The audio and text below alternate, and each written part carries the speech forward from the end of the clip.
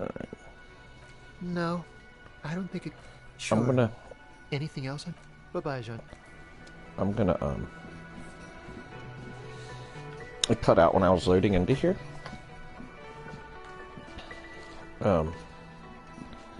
So... Hi again, gendarme. What are you doing here? Admiring the atmosphere. What about you, officer? This is where I'm gonna go down in history. So Really? Mm-hmm. Well, I look forward to that. About the hat and robe I'm wearing. You can keep it. I don't mind. I can appreciate beauty when I see it. I took it to blend in. I'm undercover, you see. Blend in where? At Carnival? I met your Sunday friend. You did? And how did you like him? He's magical. I told you, he can be very useful. Who is he? A visitor from the first world.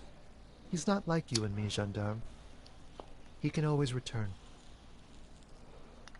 Return to where? his opportunities in Occident, sur la clé. Still, his coming and going brings some life to the village.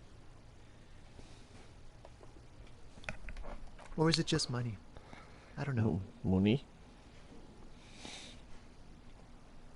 What are you Friends, two? I told you. Sunday friends. Friends who like to get together from time to time. Bet he won't be there when times get tough, I guess. Is that even a friend? It is. On Sundays. Why is he staying at your place in the middle of the night? He has keys. And he likes the view. To the sea, I mean. I don't want to talk about other people. I want to talk about you. Hmm? What about me, gendarme?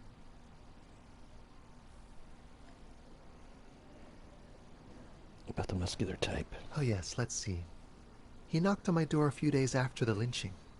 I think he was going through the entire building, asking questions.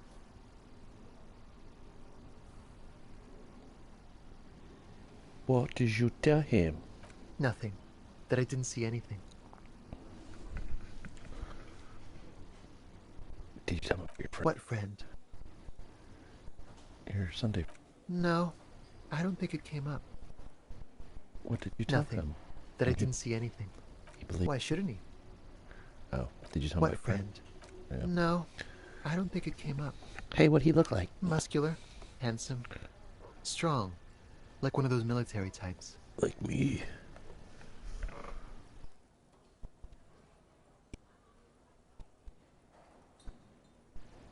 Besides muscular, did he have any other identifying traits? Let me think. He had an accent. He sounded like one of those mercenaries. Oh, He sounded vaguely Oranese. No, not vaguely, scratch that. He sounded definitely Oranese. Yes, but he was speaking to someone on his earpiece. what was he sighing? Just reporting back whatever I was telling him. Thanks for the info, bro. Sure. Anything else on your mind? Leave. Bye-bye, gendarme. Bye-bye, Buldy. Alright, talk to Lena. How are you? How are you doing, my dove? Oh, sweetie, I don't even know how to thank you for finding my husband and helping him out. I hope we haven't been too much trouble for you. You've been nothing but trouble. Just doing my job, man. Here, I want to give you a small token of my gratitude. It's a tie. Mexican origin. The pin is an antique. Quite special. The little silvery knob holding the tie together feels warm in your hand. It's in the shape of an avian skull, with 8 eyes. It's a bird skull. You could ask her about this when you get the time. It's probably a cryptid, but the phasmid, of course, is more important.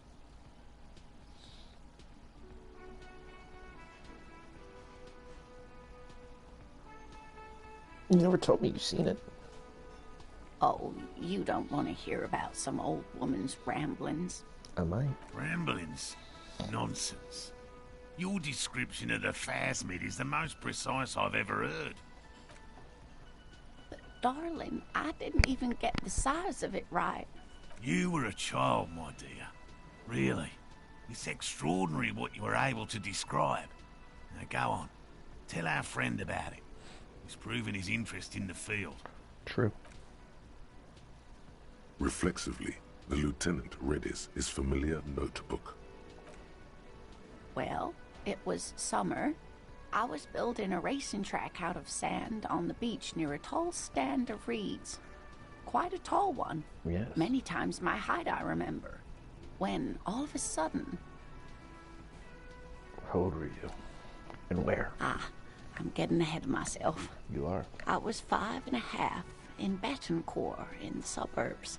My grandmother had a summer home there. Yeah. The strangest moment of my life. I looked up and one of the reeds moved. Not like a plant, but like a living thing. It stood up and looked at me. Its body unfolded like some antique toy. I didn't know this can happen, so I reached my arm and touched the thing. It felt just like a stalk of reed, but it moved, swaying, towering above me. After a while, 20 seconds, a minute maybe, it left, went into the reeds. You followed? I tried, but I was only a child. There was mud and high water. I couldn't see it anymore. I was just standing there, knee-deep in mud, looking around me. Then what? I ran back home to my grandmother and asked her if reeds could walk, and told her they were looking at me. Of course, she just laughed at me, but I knew what I'd seen. Psycho. For years, it was a story I told at parties when I wanted to impress boys. That sort of thing. Of course, most people just took it as a strange, amusing anecdote. So did I, honestly. But then I met Morel. We were on a date. Can you imagine? She tells me a story, and it's the most detailed report of the Insulindian phasmid I've ever heard. The sounds. She told me it hissed. Yeah? It did, yes. Like reeds in a gust of wind. The way it moved. Clever The colour. camel. How some of its limbs were white, like marble. It matched perfectly with what I know from other accounts. It was amazing. If it Sweet. weren't for Lena, I might have given up hope years ago. It's no exaggeration to say that she restored my faith in my profession.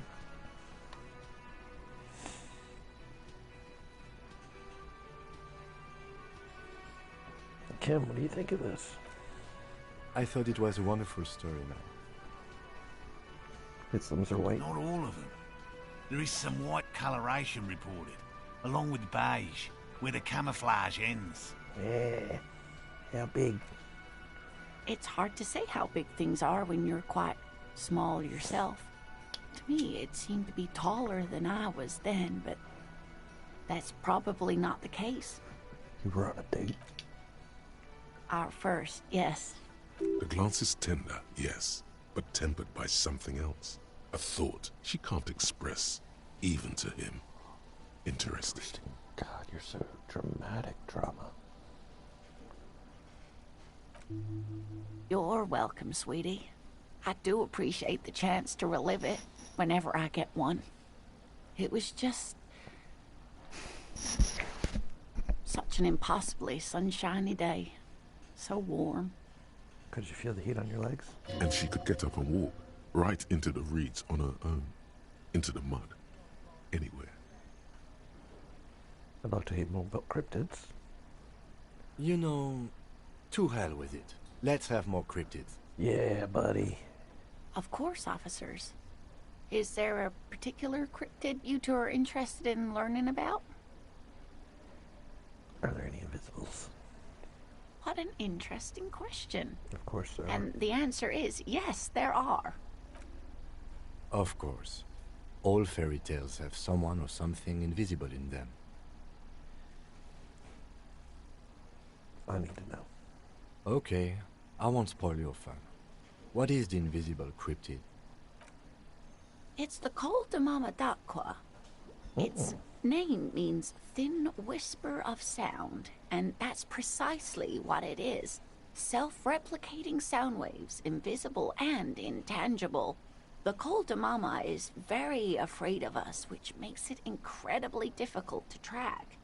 And its sound waves. Kolda Mama Dakwa can also be translated as a whisper light and low.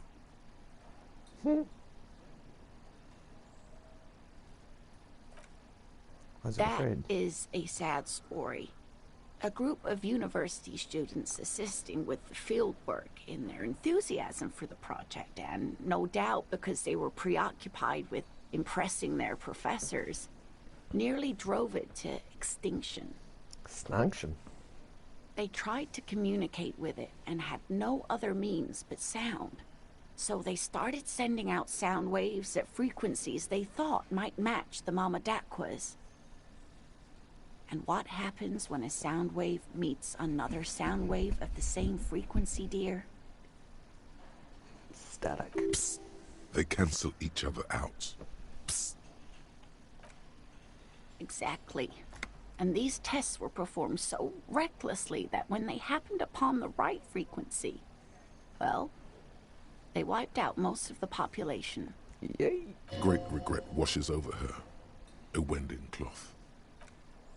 After that, the corpuscle appears to have migrated elsewhere. There have been recordings of anomalies similar to those spotted in Ea, but they've been few and far between.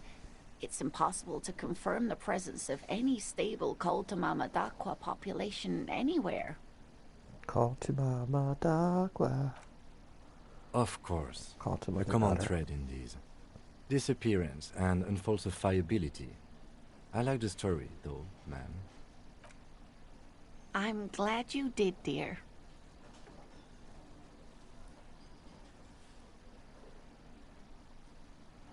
What is the evidence of this sound animal?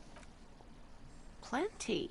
It's the evidence that led to its discovery. In the 20s, a group of Areopagi ornithologists, that is, scientists who I know study what that is. birds, were trying out a new recording technology for capturing sounds outside the range of human hearing.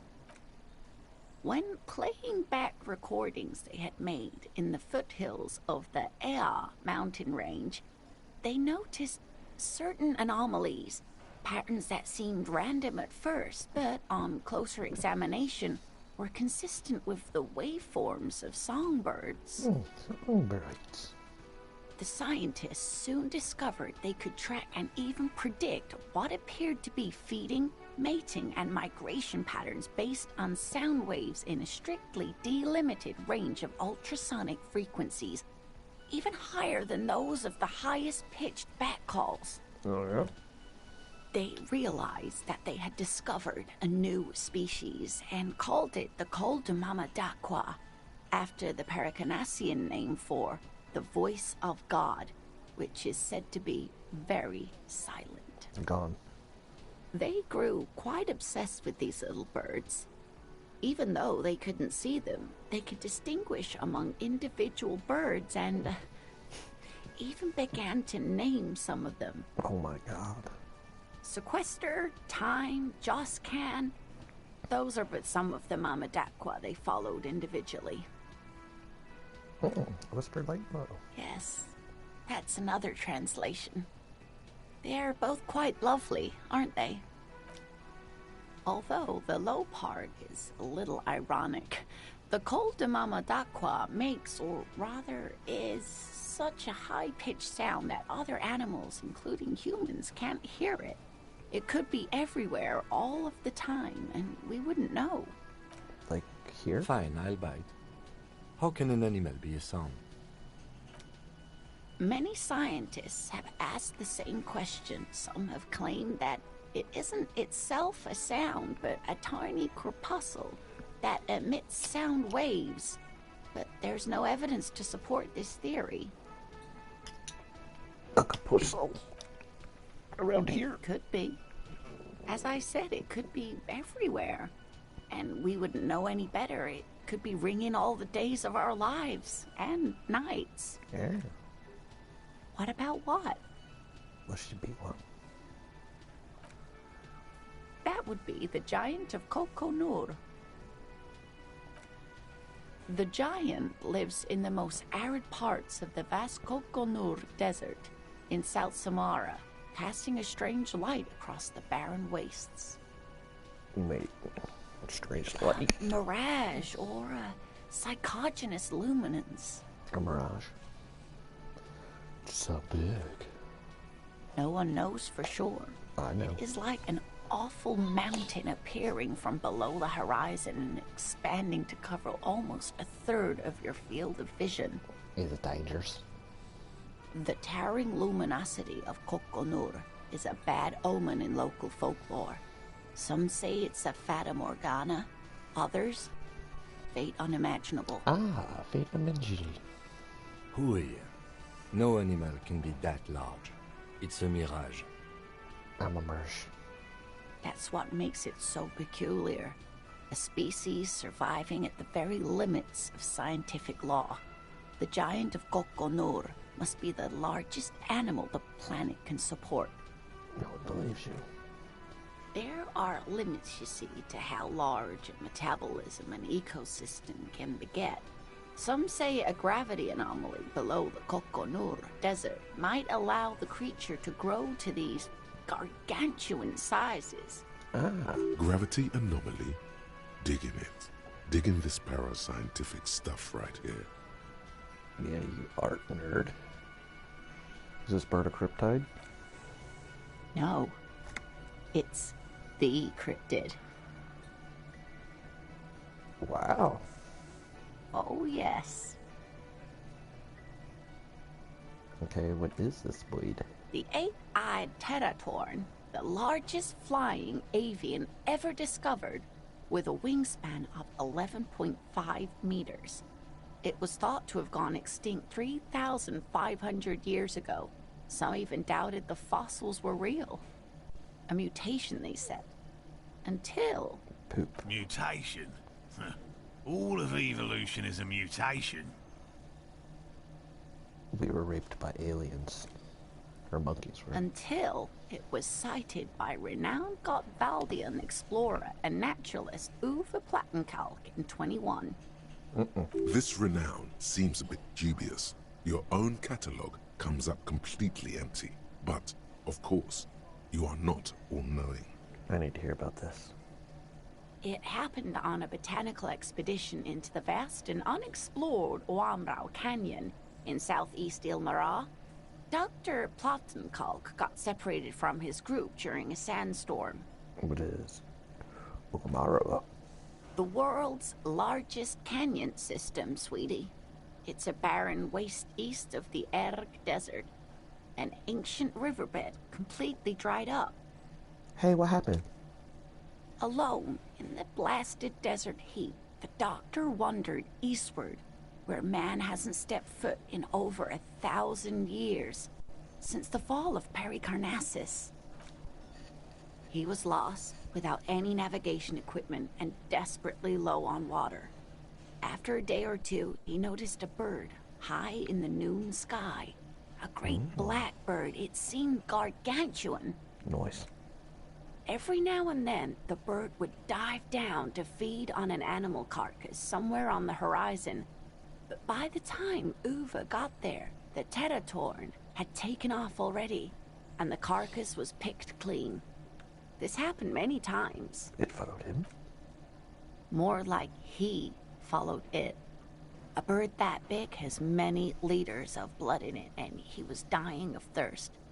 For many days, Dr. Plattenkalk followed the teratorn until they reached a great canyon wall, where the bird finally landed to rest. Good. The professor climbed up there with a rock in his hand. He found the bird sleeping with his head tucked under its wing, a great black pile of feathers on the perch. So he approached, slowly squeezing the rock in his fist. Watch out. Then, the teratorn suddenly looked at him. He could see it had 8 eyes, 4 on either side of its skull, like a spider. And the man couldn't move. He was paralyzed, frozen into place with the rock in his hand. Whatever he did, he could not get closer to the bird. Oh, man. The bird was controlling his mind. It kept him from approaching. He could step back, but every time he stepped forward, paralysis. Uva spent 3 days trying until the bird flew away. How do you survive that? The 8-eyed Tetatorn was indifferent to him, as long as he didn't get closer than 2 steps.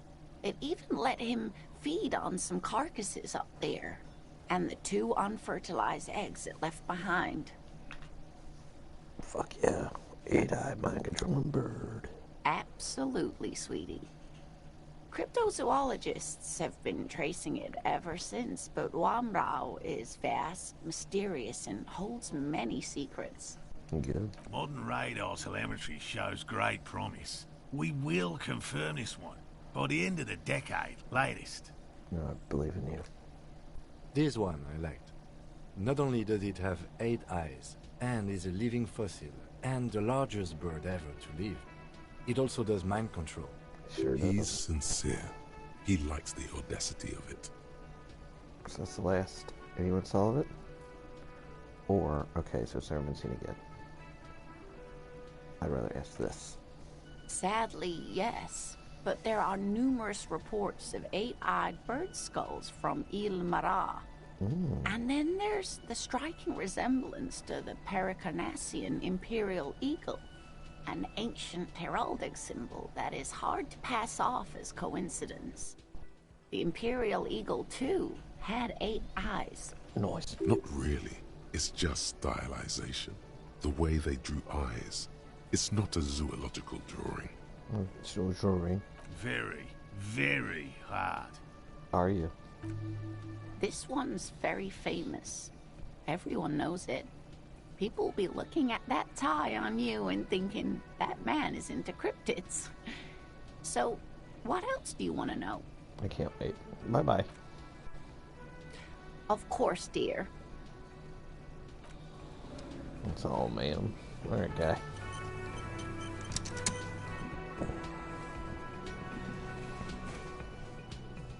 I couldn't possibly shower thanks on you as enthusiastically as my wife has. But I am grateful for your assistance, officer.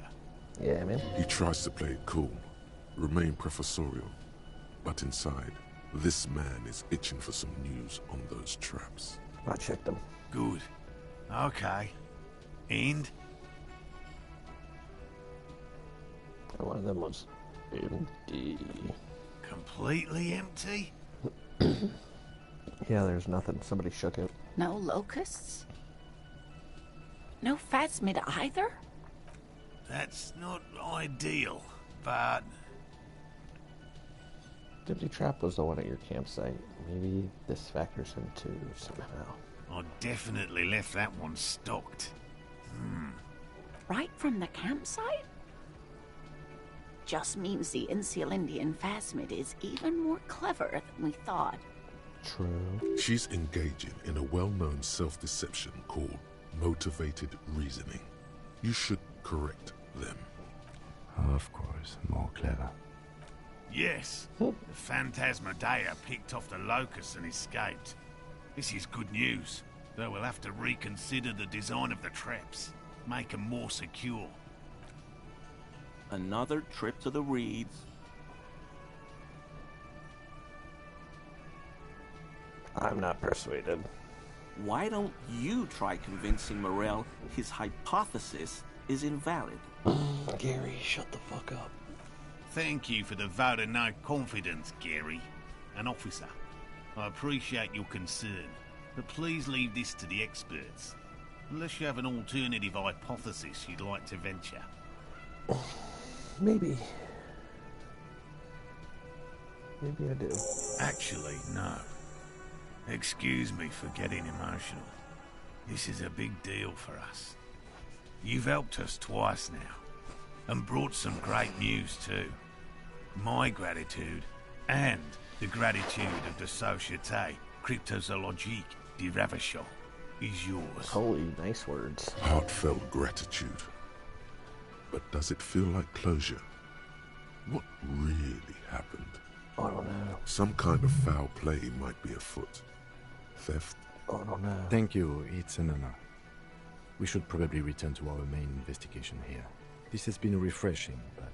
You think that's... Damn it, Lieutenant. Have you no intellectual curiosity? I could retry. Consider the way the empty trap was disturbed, as though shaken. Most likely the hands of a young person. Hands small enough to fit inside the trap, too. You should ask the red-headed boy, Kuno. Ask him about the locusts. A little hooligan. But what would a child want with bags? That's what he eats and sticks in his wiener hole. His meatus. Oh, my dear Morel. You've been an old man for too long. Kids love to torment insects almost as much as they love to torment old folks. I'll talk to the gremlin, so if anything comes up. Delinquents. My favorite. Doesn't sound like Oh, it. you've been such a dear to us. Please, let us know whatever you turn up. I have a feeling we're getting so close. That kid's a dick. Well, I see you've got all the help you need. I'll see you tonight at my place. Let's play suzerainty, but no more field trips for me. He hasn't been particularly forthcoming before. He may well still be hiding something. After he's left, it's too late. Really, Gary? Where's We're Gary? getting somewhere here. I'd love to play suzerainty, but Lena, I'm sorry, but you're not getting anywhere. It was some kids. I know the little mutants around here. Leave anything out in the open and they'll steal it, even if it's bugs. Morel, it's been fun, really, but I need a bath and I have deliveries to handle. When this tea is done, I gotta run. Oh, Reimer. No need to apologize, Geary. You'd be more than helpful. We'll have to take a rain check on that game of suzerainty today, though. We're gonna follow this through. Tell me about this. Well, first of all, it's damn difficult to find, which is why we've been knee-deep in the reeds laying traps for it.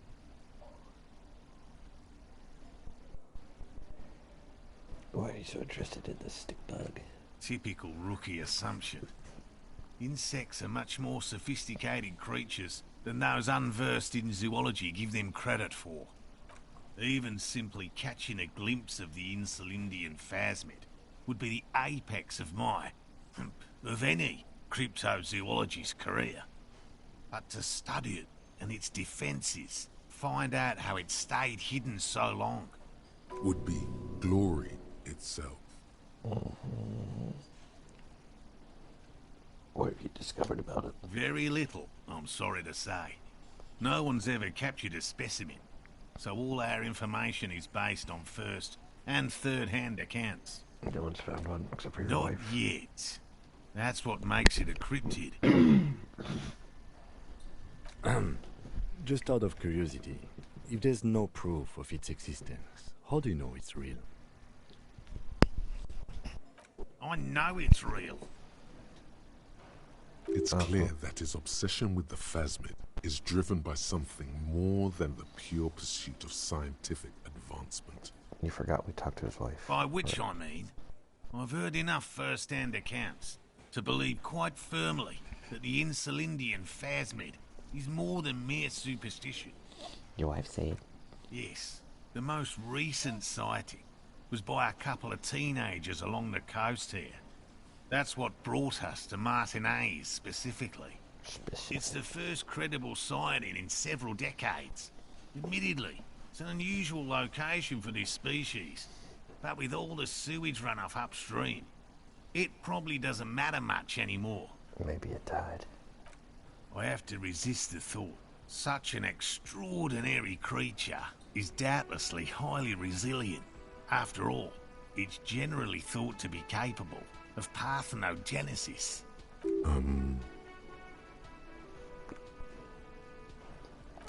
Yes, the females don't need males to reproduce. Makes it easier for a species to survive in adverse conditions. This arouses no special feelings in me. And it shouldn't. Nature does not concern herself with ethical propositions. As a scientist, my interest is strictly dispassionate. Oh, get going. Where's, Dick Hole? Gary. The woman in an RCM patrol officer's uniform winces as she notices you. I would really prefer not to talk to you right now. As Lieutenant Kitsuragi explained, a patrol officer is the lowest rank in the RCM, below lieutenant and sergeant. Why don't you want to talk to me? I don't know. I mean, why would I want to talk to you?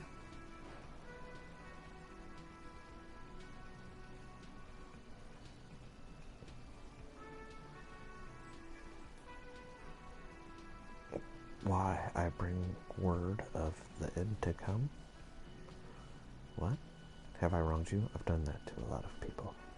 It's cool seeing another cop. I thought Kim and I were the only ones. That's only fact. No, you're not. You're not the only cop in the world. I know, I said Kim was here too. He's a cop. Okay, fine. Let's talk. What did you want? Why do you look like a horse? What does one talk about with a fellow officer? What precinct are you from? What precinct? Fucking deranged lunatic. You're getting an intellectually unsatisfying vibe from this conversation. Maybe you're doing something wrong. Cool. I don't know what to say. That's cool. Not the police. Don't say anything, Judith. What are you, the police, doing here? I'm just looking out for... You? No one. I'm just a man with sunglasses. And you are?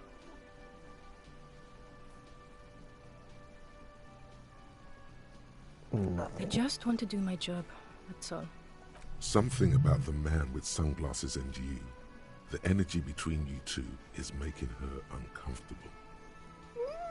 Okay. Hey, glasses. A glass hole. You look like shit. And I don't mean that as a metaphor. Oh, I just look like an actual piece of shit. You can't leave it like that. Spin it on its head. Engage caps lock. Engaged. What? I look like a burning sun. Push it more. Harder. Be more intelligent. I mean, the likeness of the holy sun in the sky. I look like it. Oh, come on, Jean. It looks like it's been a rough week on him. It's not just this week. What do you want? There's something about this guy that matches with a face in your head. A similar but different face. He might be wearing a disguise.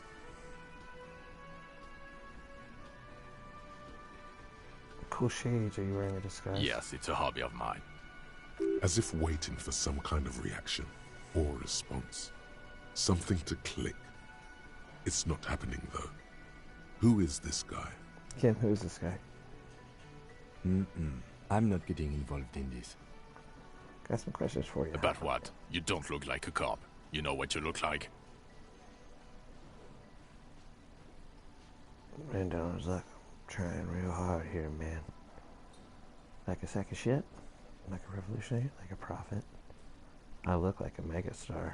Look at me. Yes, a superstar cop.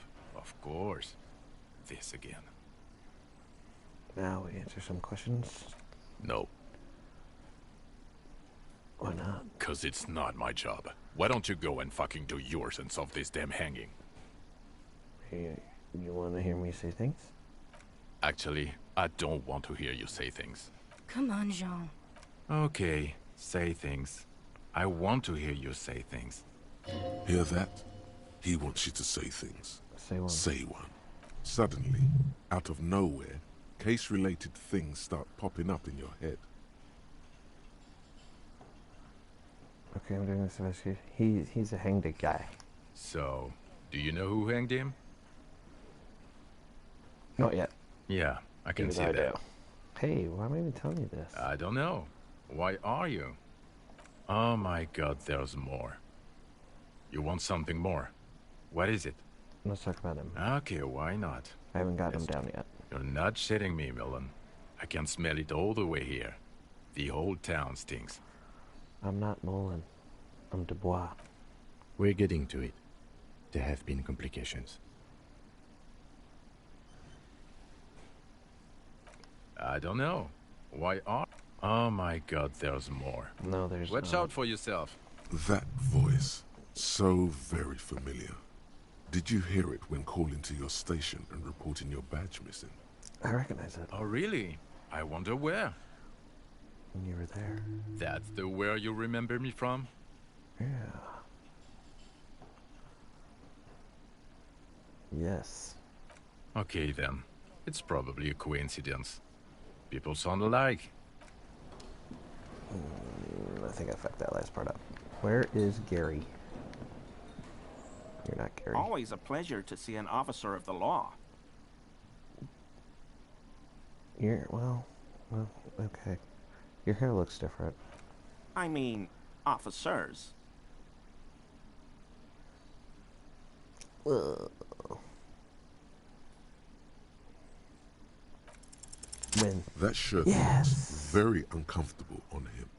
Look at the buttons, barely keeping that thing together, as if something is ready to rip out from underneath. It's the armor. It sounds like he's wearing some kind of armor under yeah, his it clothes. is. You can't tell it's there just from looking at him. Probably stolen from the corpse in the yard near where he lives. I see you're a connoisseur of high quality combat gear. I knew you'd figure it out, officer. I'm sorry I didn't tell you at once. I was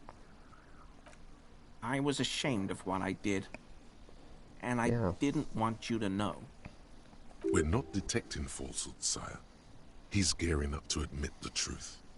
This shame is surprisingly sincere. Thank you. Gary, what's going on? He's doesn't like my partner Kim because of his skin color. I took the hanged man's cuirass. And he also stole the breastplate. I didn't mean... God damn it, Gary. Yeah, exactly. I know. Shame on you. Give the cuirass to the officer at once. Gary didn't mean to interfere with your investigation officers. He's just thick-headed and poor as dirt. But he's always helped us, given us a place to stay. And he's followed Morel into God knows what jungles. He's a loyal friend. Why did you really put those clothes in the trash? Everyone was picking those pieces off him, and I was watching them do it. And they'd scattered his clothes all over the yard. Everything was smelling. So I went there to take out the trash and started cleaning up. All those rags on the ground, him swinging up there, and I had a lapse of honor, sir. I thought, he's a foreigner. They all say he wasn't from here. Wow. Only the cuirass was left, so I stripped it off him. It was early in the morning. No one saw me. I took it with me. It was a mistake. Had I known it'd give you guys trouble, I wouldn't have... Fuck. We're detecting sincere contrition here, sire. He's not trying to flatter anyone. It's okay. It was a loose end, and you are tying it up now. I'm so fucking sorry I called you Yellow Man. Thank you. Sealite officers commanded the suzerain's navy. Most of them sided with the king when... They were thoroughly conservative men, he realizes suddenly. Why'd you lie to me, Gary? Because I was weak. I should have told you the moment I saw you. But... He's a scaredy cat. Mm-hmm. You know who killed the hangman, Gary? I always thought it was the Union. It is, they told me. Some Union hardasses. Lynched him because of the strike. But almost everyone in town knows that. I wish I could tell you more. Thanks, Gary. This is all he knows.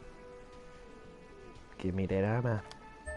He sighs again, hangs his head, and unbuttons his shirt fully. A cuirass that matches the dead man's boots comes into view. Soon it is in your hands, smelling of his sweat. Sweet Mama Jesus. But so light to hold. like a bag of cotton. Are we done here, Gary? Yes, absolutely. I will never do anything like this again. Thanks for your cooperation, Gary. Hey, that went surprisingly well. Now to give this man a fucking bird. Hello. Can I help you? I got you a new bird. What is this thing? I wanted to apologize.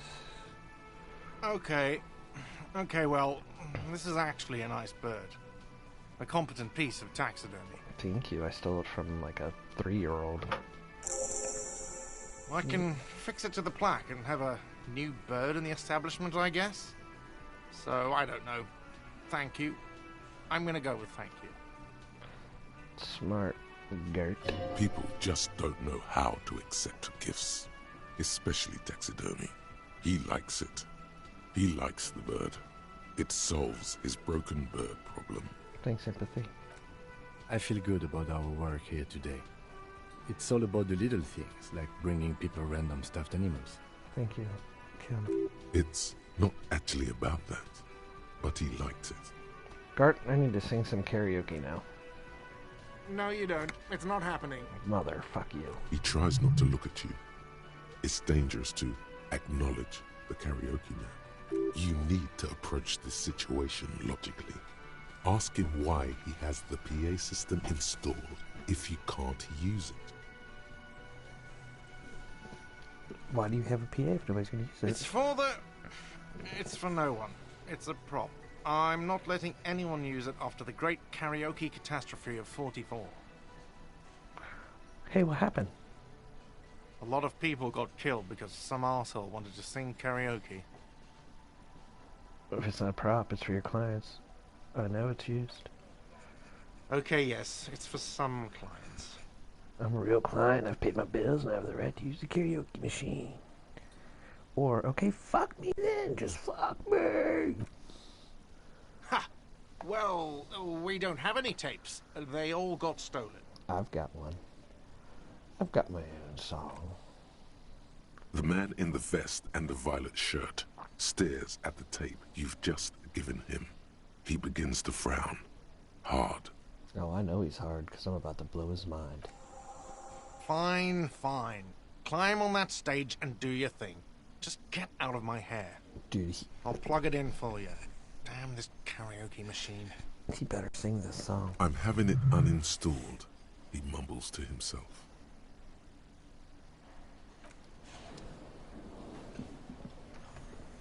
Let's fucking go, baby boy.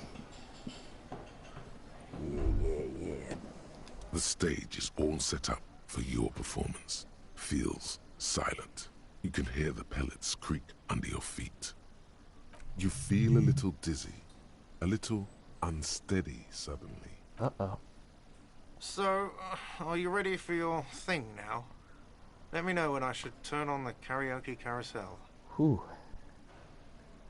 Can I test it? Immediately, a loud feedback noise startles the room. You feel like an amateur. How are you supposed to hold the mic? Should you just sing into it? Should you just stand? Where should you stand? On your feet. Hands. Where do you put your hands? Look around the room first. The bar is full and buzzing with chatter. Shh, be quiet. No one is paying you any attention. But still you feel your knees turn to noodles. Okay, now a couple is looking at you. Even worse. Oh, I'm gonna blow their goddamn Just minds. make sure you move, okay? Don't be stiff. Let's get it. The Fuck air you. is thick with anticipation. Someone dims the lights as the music starts. A lump's in your throat suddenly.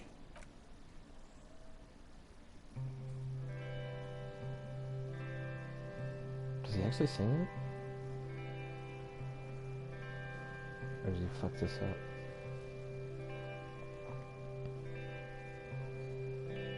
I would often go there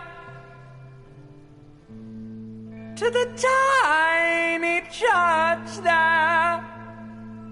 Let's It's probably better if I would have nailed that. The smallest church in Sansan. Now it once was larger.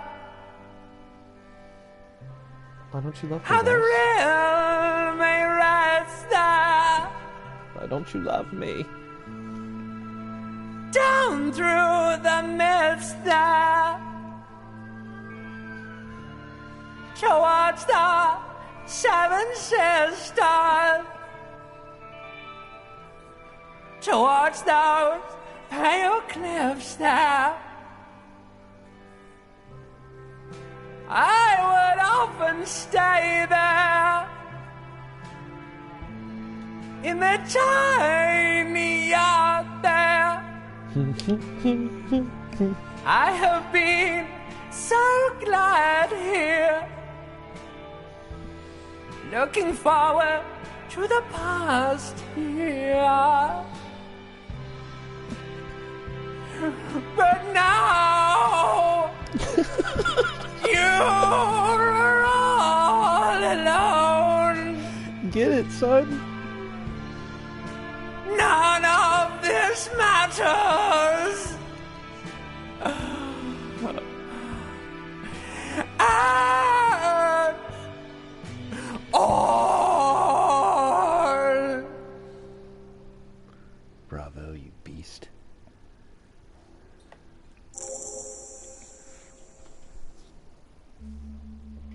New skill point. Do you hear that? It's the most pathetic applause in the world, Harry. Made of pity.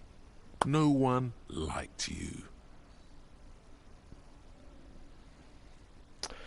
You didn't like it, huh? Your words echo in the karaoke mic.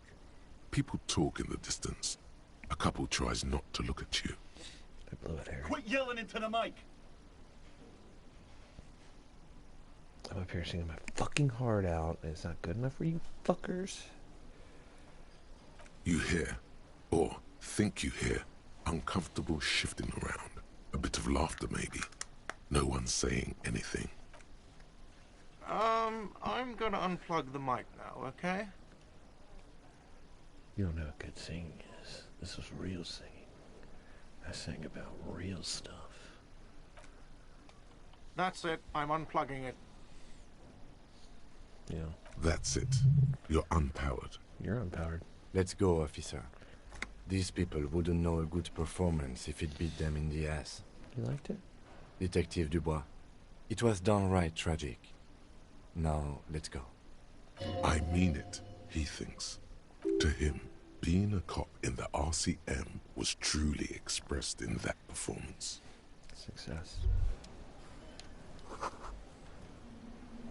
This feels right. You belong here. I disagree. I disagree. Let's break You in. see a heavy steel door with a prominent dimple.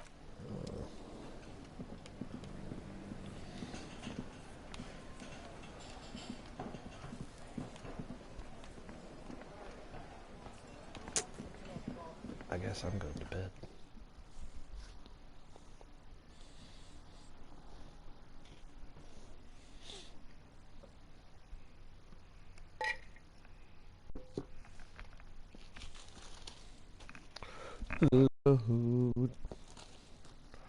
Most people go to bed at 9. 9 me. Rain, baby. You're my rain, baby. Whoop.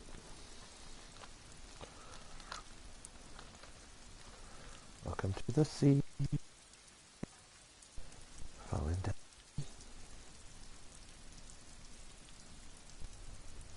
Oh, hello.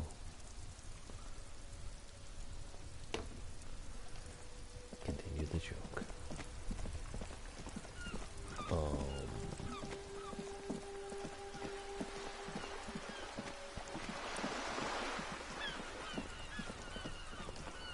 I can go this way, right? Oh, let's go. Man.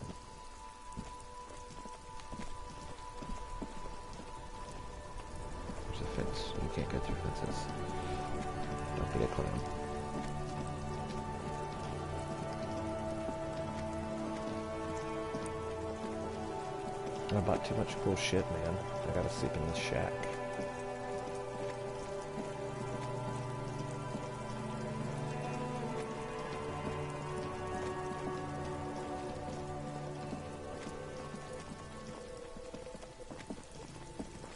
Can I sit on these swings? Oh, you don't want to look at my car accident again? That's fine. A little rude. A little rude of you.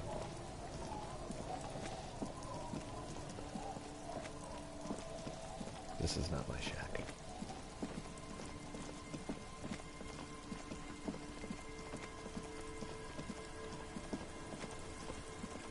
Who's got the hooch, baby? Hey, old lady. Let's talk, buddy. Yes? Tell me about this case. What do you want to know? Give the preliminary info again, please. You mean like a brief? Do you want me to brief you again? Yes, brief, I'm good. 3 days ago, the RCM Emergencies Desk received a report about a security guard who was found hanged in Martinez. An anonymous caller said there was a dead body behind the Whirling in Rags hostel cafeteria. The cadaver had been there for 4 days. No one had come to investigate. Okay. During that time, the victim had been stripped of his belongings. The caller did not identify him, but used the word lynching. There is an ongoing labor dispute between the local dock workers and the logistics company Wild Pines. I was told we should approach the death as part of this dispute. It's kinda... They didn't identify themselves in any way. The tone was muffled using a device of some sort. The desk could identify neither the caller's age nor sex. Why hide themselves? There's a strong prejudice against involving the RCM in what's seen as union matters. The dock workers' union is the de facto police in Martinez. Now it appears they've started executing too. We cannot allow that. At all? Of course. Yes, I understand everything now. Just to be clear, we are police officers. It's our job to find the killer. That's the case. Uncover and arrest the killer. Why are we on the same case if we're from different areas?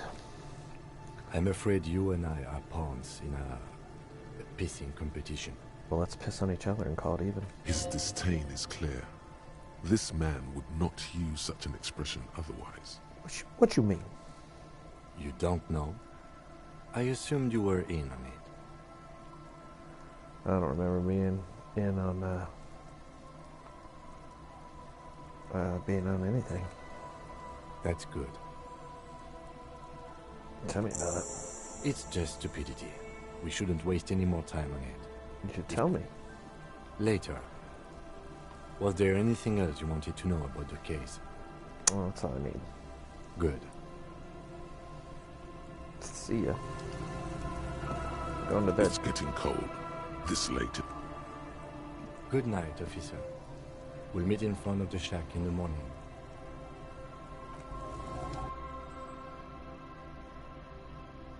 This is my shack. Fire.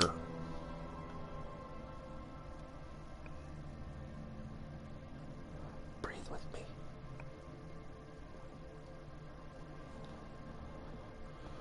Exhale that gold. I love you. That's my chair.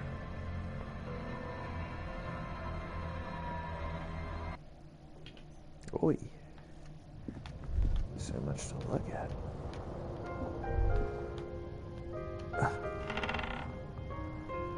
Yeah, well, he's fat. Heat engine gives me warmth. Books about birdwatching.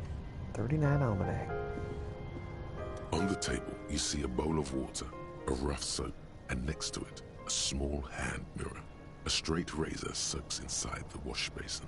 Is shaving the right call? The water reflects back a vague image of your face. Nose bulbous and red, hair unkempt.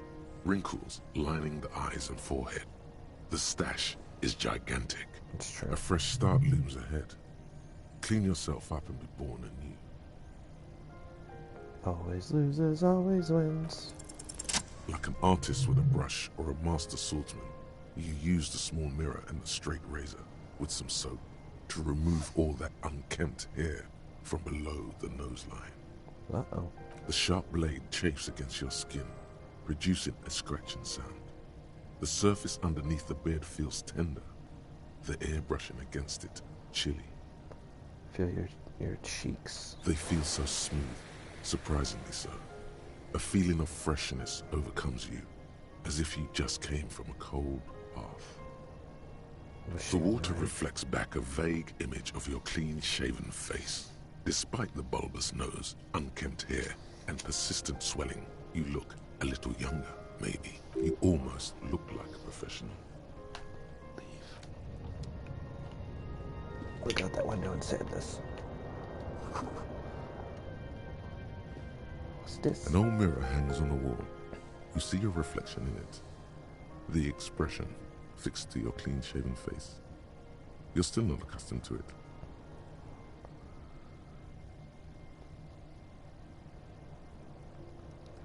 Let the mirror be for now. At least I got a mirror here.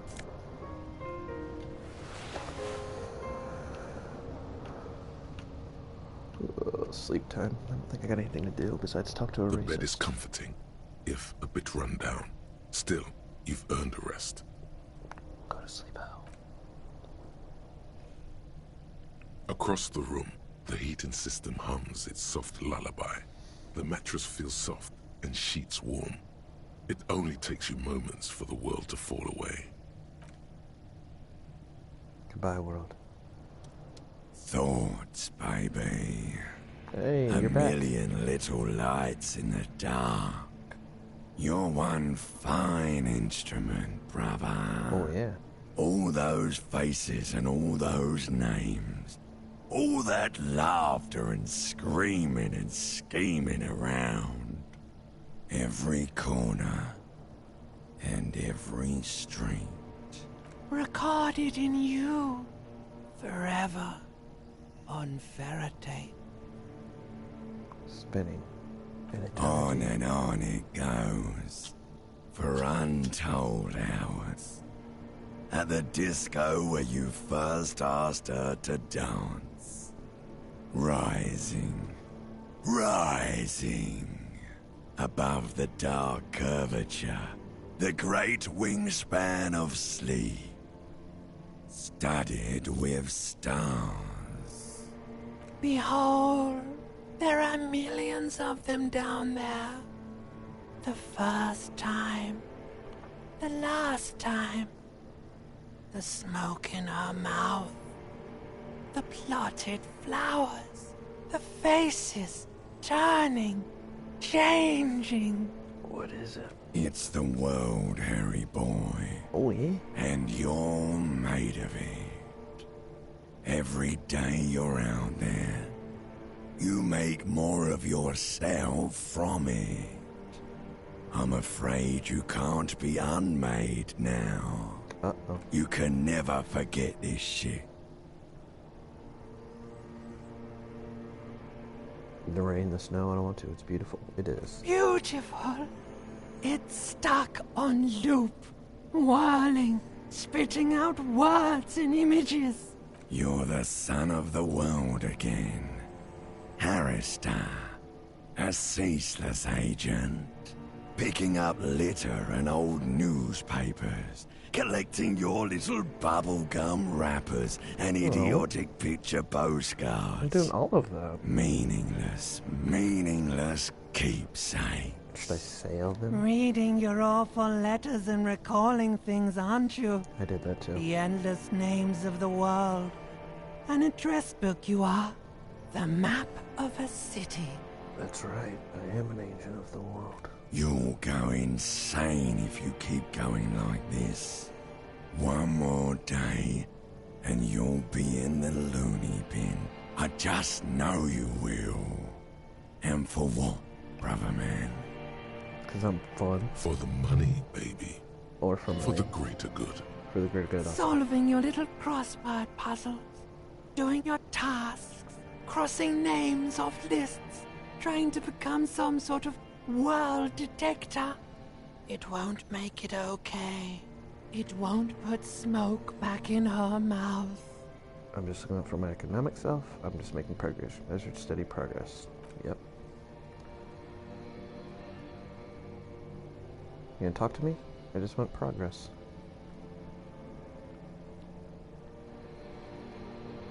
There he goes again. He's a real political animal, our Harry. He still doesn't see that it's the world that's changing him. He's got no idea what he's in for. Feel the pillow under your cheek. Why? 'Cause only love can break your heart. That's true. Feel the pillow under my butt cheeks. Beep, beep, beep. The alarm is ringing, Harry. The disco circus goes on and on.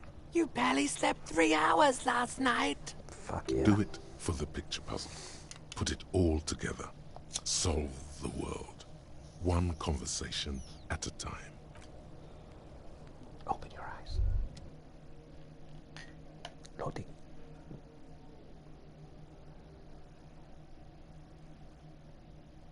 Proud of you. You had a great sleep.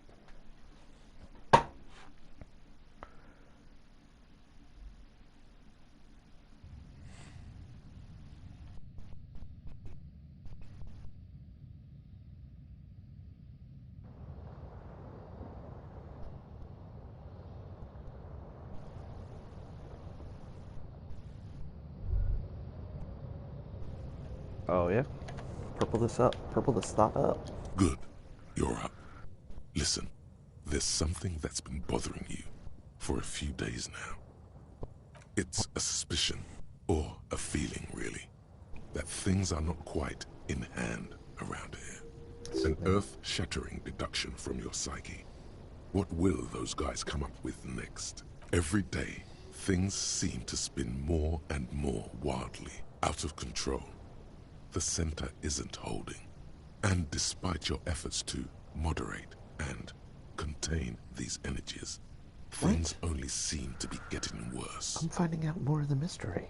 I'm building a mystery. Oh, sure. You've been making progress on your case, interviewing people, solving side tasks. Yeah, fucking nailing it. But who's focusing on the big questions? I assume the most qualified and highly credentialed people would take care of that But stuff. have you ever seen them? How do you know they're even there?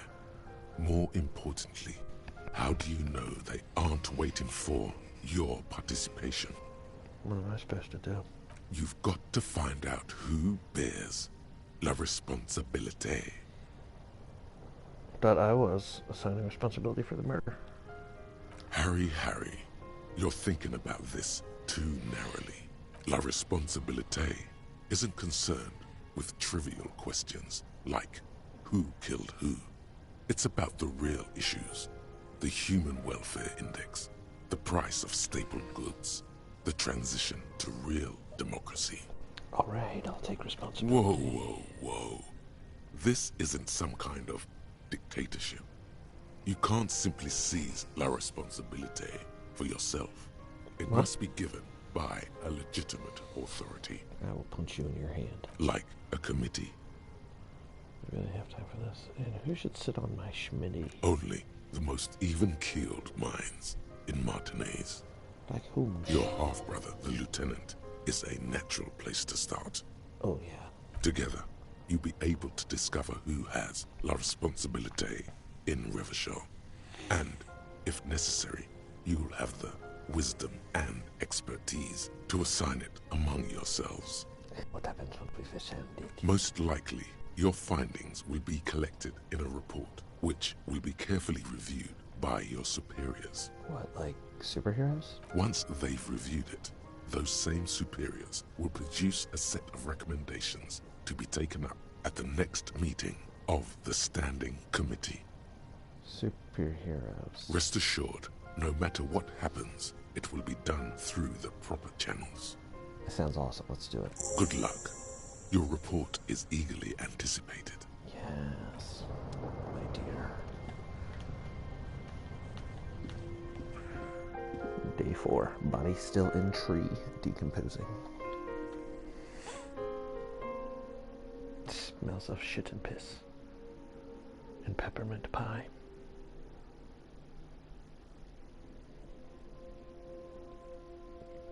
Somebody get a body bag.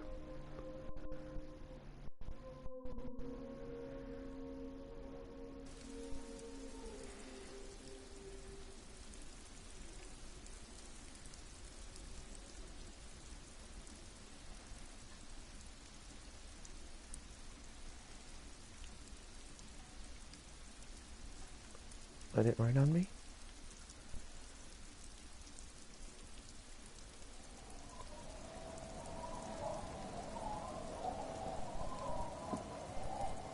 What should I do? What should I do? Hello. Can you tell me anything interesting? Yes? I pointed it in my face, I shave. Yes. I don't know what to say. Perhaps, I know, stunning. I'm really not sure about this turn of events. I may have preferred the mutton chops. They sort of seem to cover up the... Yeah, damage. He means damage. Oh, man. Either way, good on you. You You were talk saying? About responsibility, Kim. I'm glad to hear it, Detective. I was wondering when we'd get to this very subject. Good, we're on the same page. If you ask me, it's high time for you to set aside these frivolous side tasks and focus 100% of your energies on the case before us. No. I meant la responsabilità.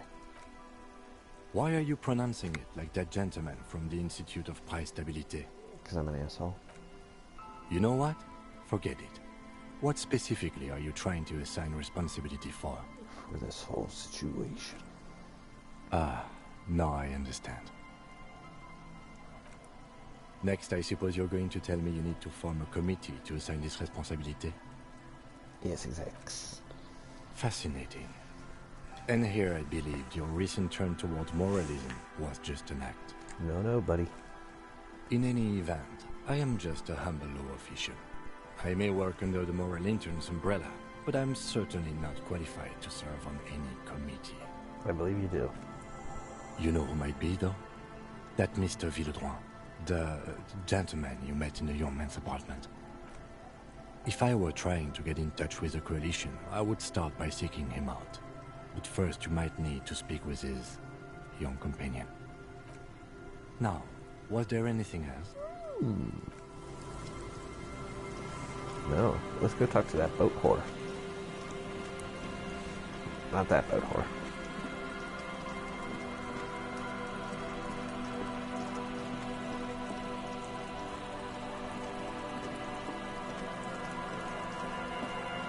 So if I wonder if I randomly check those baskets, if I'll ever find a walking stick.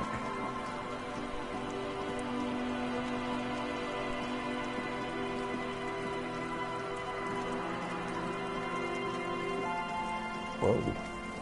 Hello, light. Oh, I only got 54 cents. Don't talk to strangers. Whoa, nice jacket. Hey guys, what are you up to? That's one brutal motor carriage. If I were a real skull now, I'd jack it, paint it in palm tree livery, then bottom light it, neon style. Oh yeah? A snazzy shit-ripped skullmobile like this would make a fine trophy. We could, like, hang fucking shrunken heads from the side mirrors. Cops' heads. Scary tribal shit. Oh yeah? Yeah, tribal shit. A cop carriage like this would have proper skull value. While I appreciate the interest you take in my brutal motor carriage, I have to stop you right there. Dude, beat the The shit out of RCM him. takes threats directed at its property seriously. It's just theoretical work, Copper. No basis in reality. Man, if we were certified skulls right now... Skulls. Now there's a strong organizational title. I can tell you who we're Yeah. not, cop. We're not snitches or skulls. Oh, okay, yeah. Which is not to say that the skulls are bitches and... On the contrary. The part of this presentation you want to take home with you, cop man, is What? we're not part of the skulls yet. Okay then, let's indulge in some intellectual exchange. These young men seem eager to share their beliefs. Do you guys know Cindy the Skull? Oh yeah, Cindy's a right proper skull. Yeah, a true artist of the future, just like Arno van Eyck. By the way, if you see Cindy, give her our regards. For all their nihilistic posturing, these young men are not lacking in youthful idealism. Yeah. The lieutenant on your left is unusually lenient toward them. I see you kids are into that anodic Oh dance man, music. yeah, we're not fucking kids, man. Be wary of the abyss. It's a Wow. threat. An impotent threat of violence.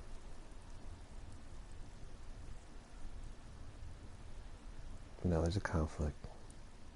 It's too much. I like those. I like threats, boys. But I don't.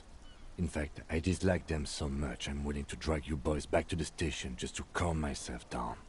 Hey, there's no need for that. We're just talking here. Joking too. Stay light, man. Yeah. Didn't you cops, like, have some questions about skulls or some shit? Why aren't there more skulls? The Union does their share of policing in Martinez, at least where gangs are concerned. That's why there isn't much organized crime around here. Don't you worry about that. We're gonna make up for the deficit. Yeah, we are. Your rhetoric is confusing. Are you part of the skulls or not? We're not No. franchise skulls. Well, not yet. Once we get our name out there, we'll have a chance to join them. And what makes you think that the organization would accept you? Because we can be just as psycho and vicious.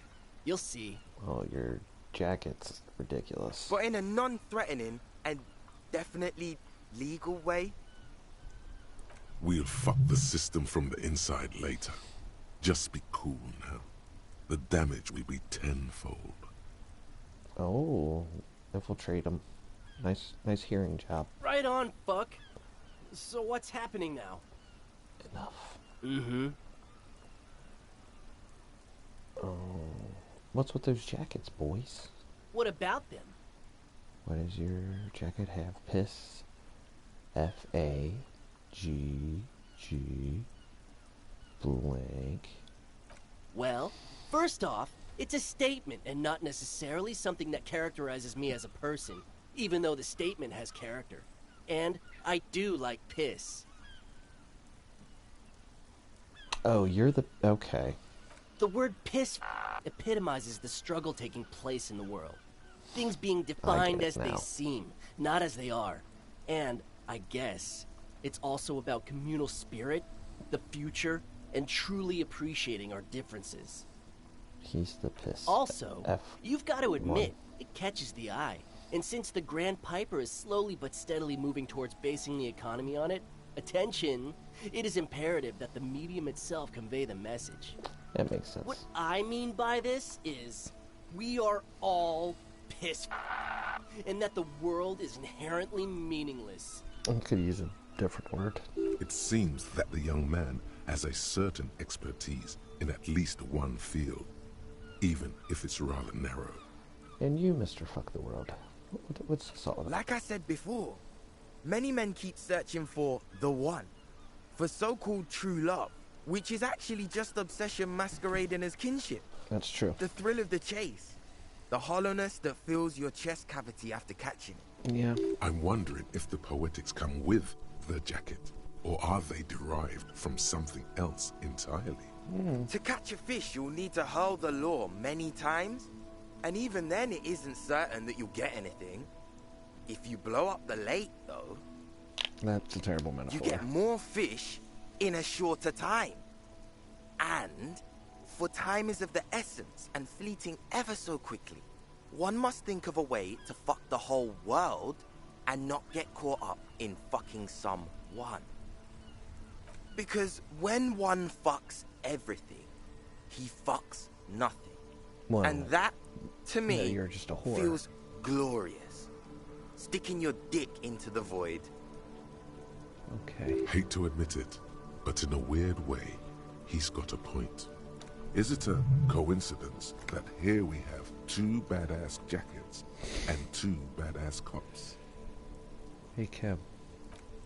Yes? Do you think it's a coincidence? What is? There are two of us in two of these jackets. What are you implying? Which one would you wear? You know what I'm implying. No, I don't. What are you implying? More of a piss or a fuck? Neither. It's a mental exercise, but Fine, if only to end this discussion. Theoretically, if I were a juvenile delinquent, if I were to already be down that path, I think piss is the stronger of the two statements. I'd be more of the fuck the world kind of guy. Seems about right, especially considering your heroic exit attempts. That's an origin story for a dynamic duo right there. So are we done here? Or you don't need us around for your secret whisper party, do you? Yeah, I do. I thought I already asked this. You don't know? What kind of cop are you? I'm a drunk. It's not a question. Don't get into it. Of course I do.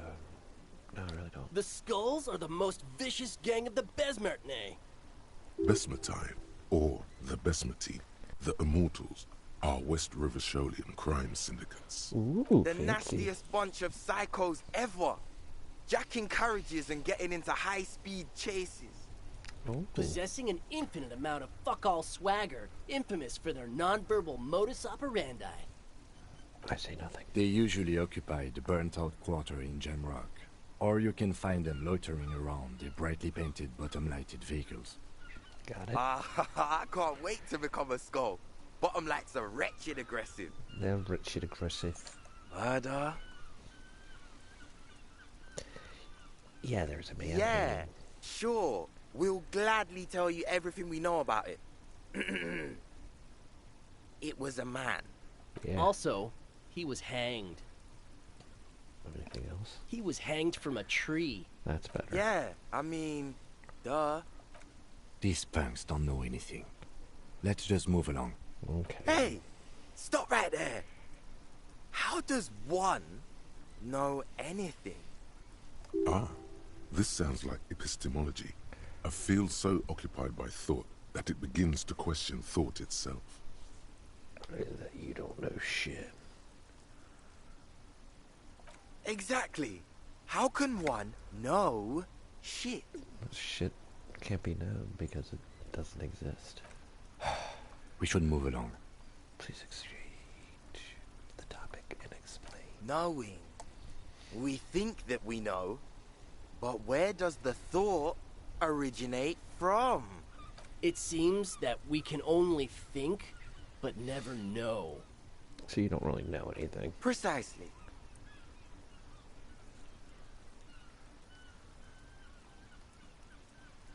This is red check. It cannot be retired. Retried. Oh my god. Wow. It cannot be retried. I was like, can't be retired. That means I keep doing it? Yeah. I'll give him the piss. One. We're gonna talk to this lady. and the boy. There. Working class drunk. You know what this means, right? Okay, so... Cracked it. All in a good day's work. Wait, what did I What crack? do you mean, what did I crack? Look at how working class that drunk is. Oh, it's the missing husband. Yes, and you found him. Now go and tell the working class woman. Protect and serve, recruit. Didn't she repeatedly tell you her husband isn't missing though? But he is missing. You heard her. The worry in her voice.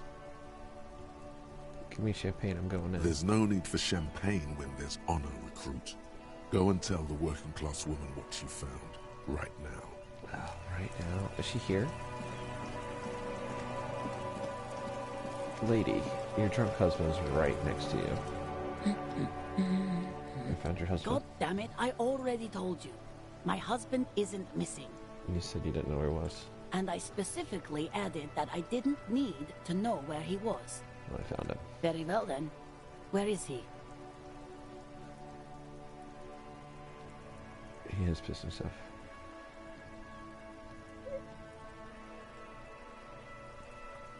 There.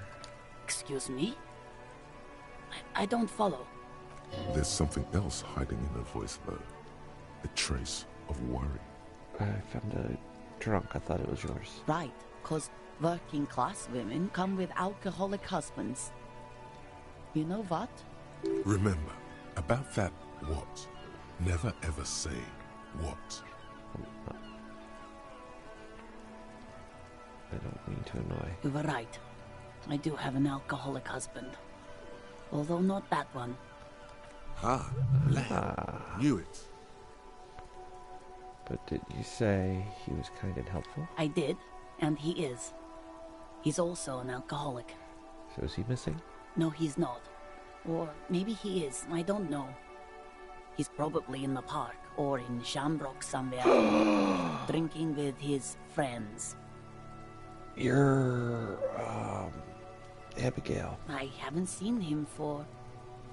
Well, to hell with him. There. She's worried now. I know him.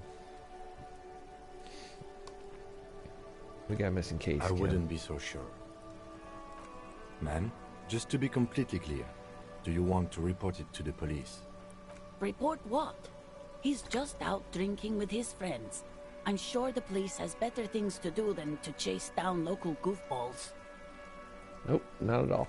She sighs, but you can detect a slight hint of gratitude and relief from her face. It's the guy sleeping in the with all the other All right, drunks. go ahead. Do you have any questions? What does he look like? Honestly, not that different from you. He's disco then. Oh, thank God, no. It What? hasn't come down to this yet. Well, why would you say he resembles me if he's not disco? Well, he's slightly chubby. Oh, fuck, you're chubby as fuck, bitch. What else? He was wearing a dark brown leather jacket with a bright blue inner lining. I'm not. The lining is hand-sewn. I made it myself. It's his cool jacket. God knows it's too cold to run around in this, but he refuses to change. Who cares about the cold when you have your cool jacket to wear? You can completely sympathize. Exactly. Good call. I even tried throwing it away once, but he just dug it out of the bin. Can you believe it? Yeah, if it's that cool. Well, what can you do? I hope that at least that extra lining helps him keep warm at night. I wouldn't like him to catch cold. She's thinking about him out in the cold, in some park, or on the coast. And it's making her more and more worried. When did you last see him? Yesterday morning, he went to the library. He went to retrieve my book, and he promised he'd walk straight back home. Because we talked about this. We talked about not wandering off again. I don't know what to do. I honestly don't know what to do with his addiction. Just makes me feel weak. And the niece? Gone for around 36 hours then. Damn, This is a missing persons case. Punch you in your face. She turns away from you in an attempt to recover. I think I got it, thanks. So you are going to look for him? Mm-hmm. Thank you. Please do. Okay. I'm sure he will too. When he does, would you let Precinct 57, Kim Kitsuragi, know? I will. Of course, officer. As I said, it's probably nothing. I'm going. Bye-bye. I know where he's at. Calm down, autosave.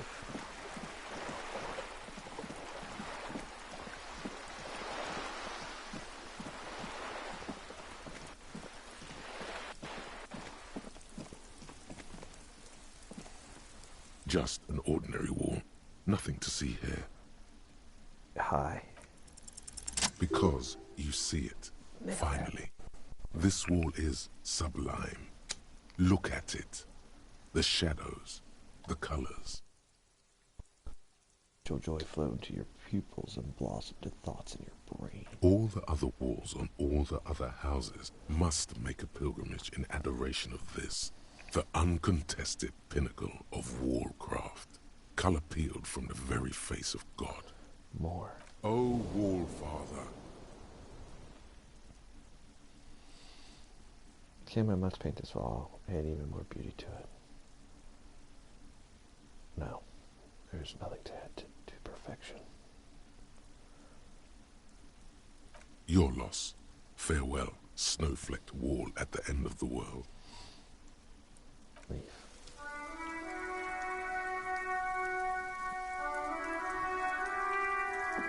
Can I paint on it? The pastels of the wall seem still more luminous. Huh? He sounds tired of it all. You already have the heavy fuel oil to use as paint. It's red. And Cindy the Skull has a paintbrush. This is on.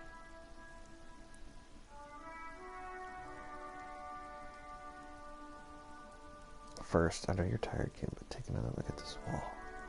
Draw nourishment from its beauty. Mm-hmm. Sure. I already have the paint. Just need to get a paintbrush from Cindy the Skull. If you must. Man. Cindy's gonna be...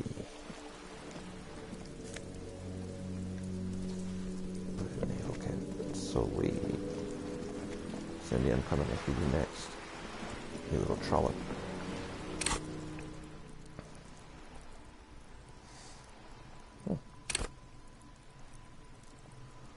Whatever should I do?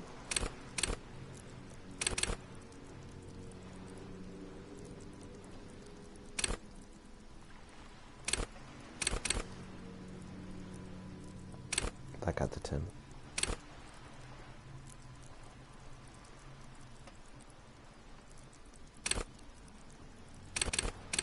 I wish I could get a little bit higher with you.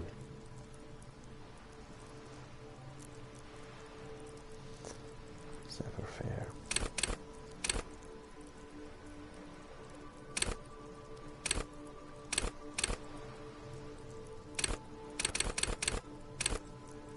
Or 2.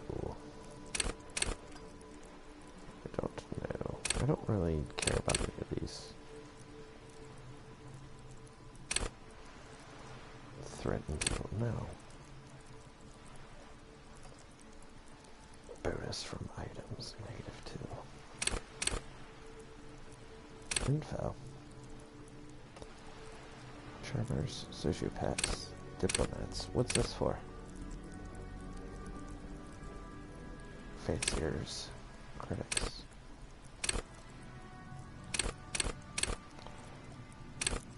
Oh wait, what?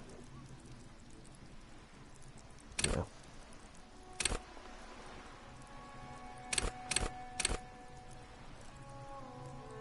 The non-suicidal? Well, yeah.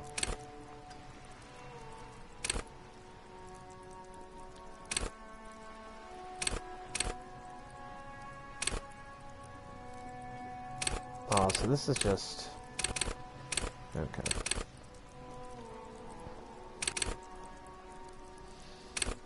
I got you.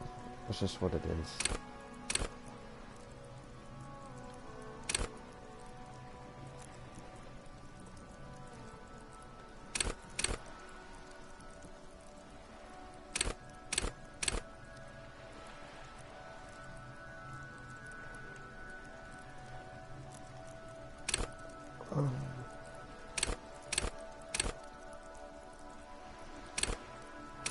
I need more logic.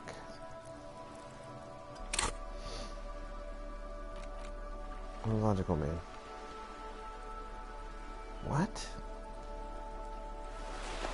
That's a bolo tie. That's fancy. Fancy pantsies.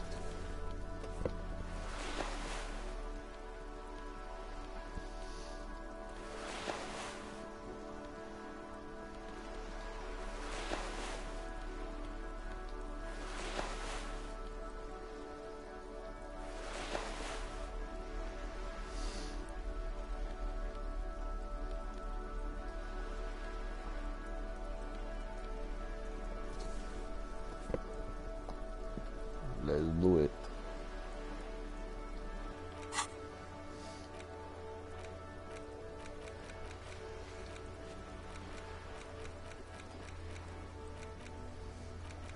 Pissing.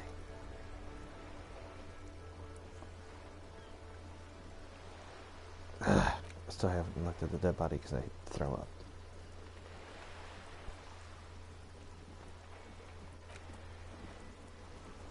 Find him. I know where he's at. Get a paintbrush. Find that boy.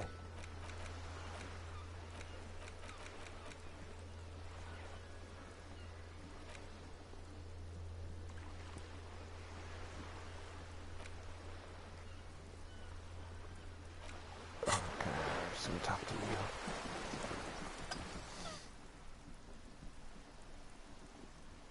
Found my badge. You're back. Bitch. I love you did. Fast, observantly, like an electronic printer. She is memorizing your badge number. Pleased to meet you, Lieutenant W. Frater Dubois. I am glad to see a man of high Challenging qualification. Nice. The situation is precarious. What can I help you with, Lieutenant Frater?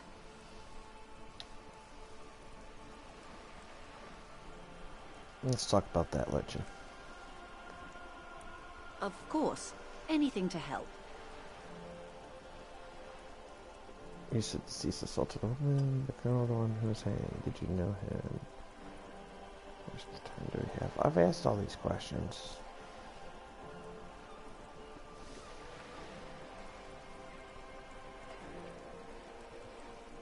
I've asked all these.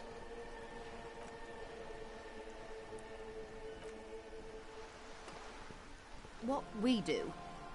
I'm afraid I don't speak for Wild Pines as a whole. It's a giant undertaking. There was a touch of discomfort there. She wants to merely represent.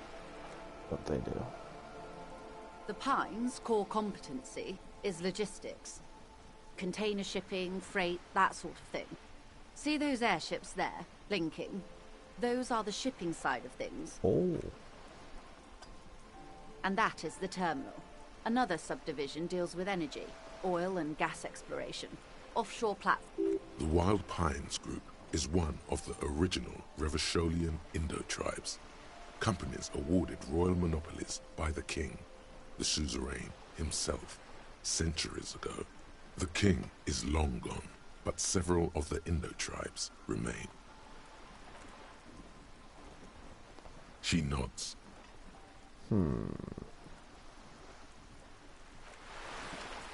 She had nothing for me.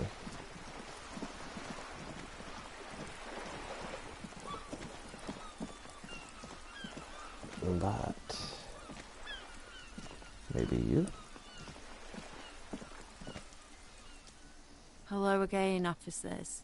Have you come to admire my mural? I'm gonna need your paintbrush, Sydney. What for?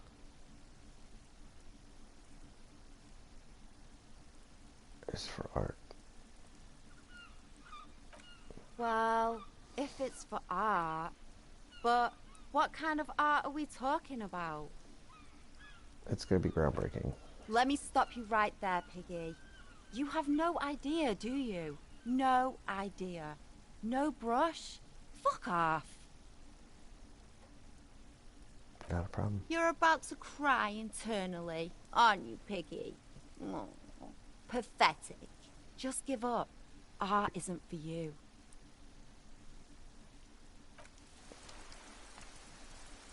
Hello again, officers. Have you come to admire my mural? Piss and fuck. Say hi. I don't believe it. I've never known those boys to have manners. The bemusement in her voice doesn't fully mask genuine tenderness. I hold you in high esteem. They'll never be skulls, but their hearts are in the right place.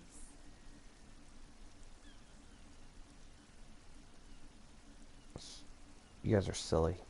She throws you a conspiratorial glance, then presses her finger to her lips and squints up at the sky, as though straining to hear something in the distance. Like twat. Have you noticed the quiet? Mm-hmm. Every so often, you might hear a gunshot pierce the air somewhere in Jamrock. But in Martinez, no gunshots, no sirens. The people are languishing in boredom and complacency. This place is a sepulchre. We'll paint it red. We bring the raucous. You bring the sirens.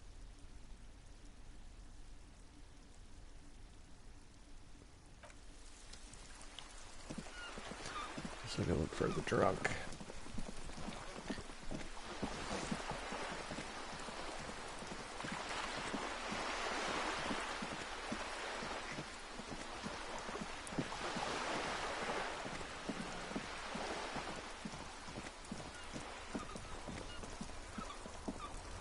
Hi, boys.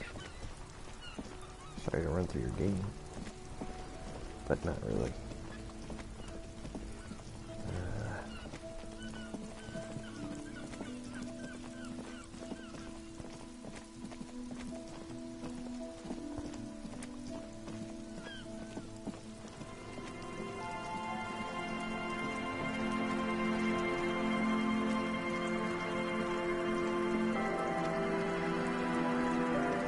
Come on.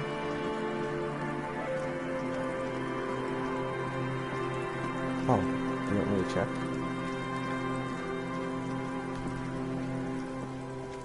There's nothing else to do with the traps at this time. Oh, I gotta talk to Kuno.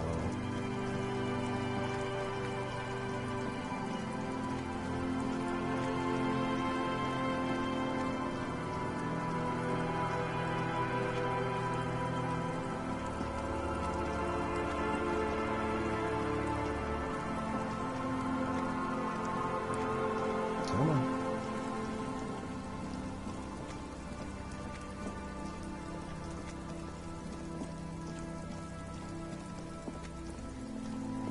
I gotta remember how to get to the trunks. This is all new to me-ish.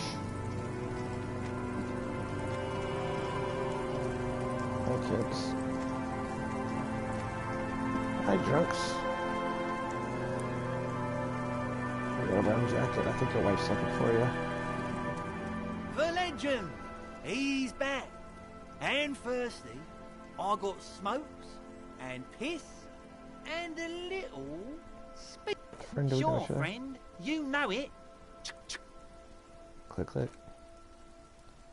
Don't mind old Rosemary here. He's a buffoon. Let's have a word after your high-concept transactions. I'll give you the lowdown. You give me all the ways. Don't call. Don't call. Yeah, there we go. There's no waking him from... I mean, it's 8 in the morning. He probably just went to bed. Don't call. There's no... Hey, talk to me about your buddy. Tequila Sunset.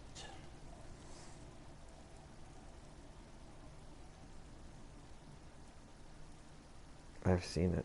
Tell me the story of Tequila Sunset. Mm-hmm. Let me take a sip to moisten up my cords. Tequila Sunset rolled into Martinez last Friday. And by Tequila Sunset, I mean you, the man, the myth. Was I alone? Hey, let's not jump ahead of ourselves. This is your story. Stop interrupting. You got here on Friday to solve a case, hoping to be the early bird who gets the worm. And by the worm, I mean the buzz. Because as far as I know, all you did was get piss drunk. Yeah, baby.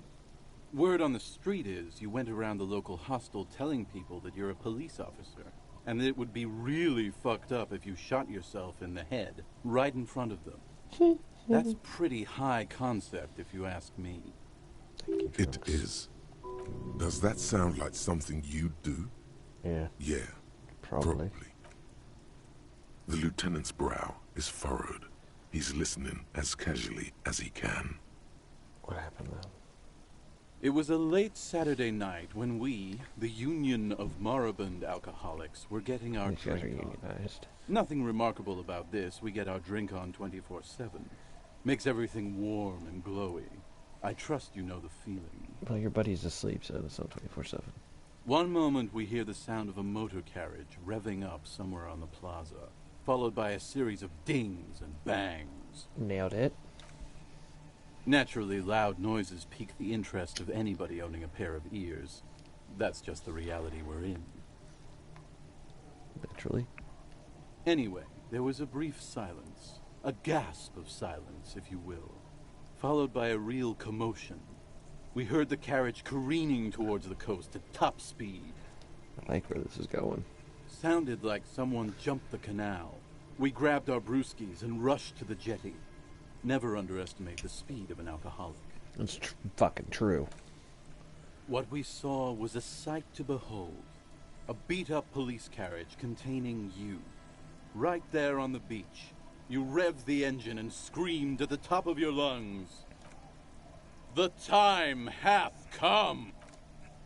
So, naturally, being the curious cat I am, I asked what time hath come. To which you replied, "The time hath come for Tequila Sunset, the end of all things."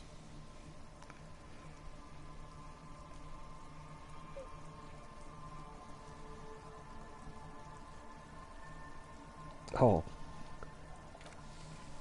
Yeah, loons. Why not? Then you jammed the pedal and plowed right off the jetty and through the ice. Nice. We ran towards the ice whilst you crawled your way out, miraculously unhurt, covered in seaweed and shit, like some kind of sea monster. Nice. When we finally got there, you were sitting on the beach crying. You said that your badge and uniform were in the car. It was too late to get in there, though. The carriage had sunk too deep. Not nice. In this way, you and your motor carriage have a lot in common. We're reckless. Recognizing a brother in need, we offered our condolences and invited you to party with us, which you naturally agreed to. Fair. We asked about the whole Tequila Sunset thing, and you told us it was your name now and insisted that we all call you that from then on.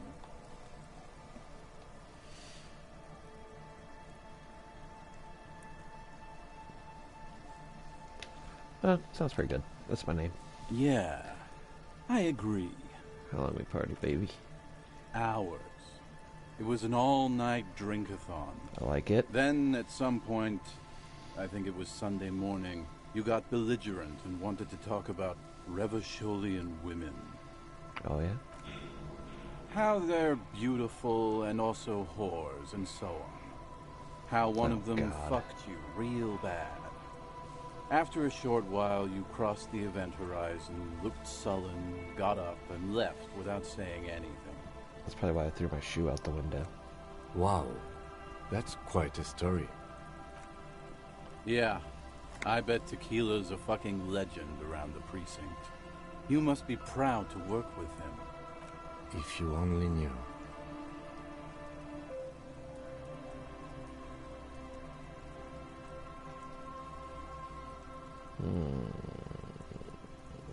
Let's say anything about my colleagues. You told us that they were a bunch of fucking losers whose main interest was cramping your style. It's more like you were cramping theirs. Oh, come on. No specifics, though. It was more about you that night. You were the star of the show. Did I mention me losing everything?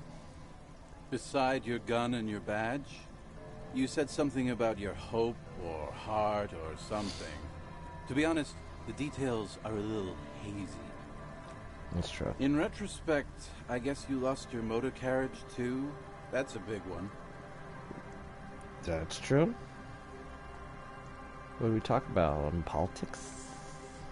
Yeah, you said that it was okay that you crashed your carriage because the spectral hand of the market was guiding you. That seems about right. This was before you started talking about how the Pinkies were always trying to fuck you. That sounds bad.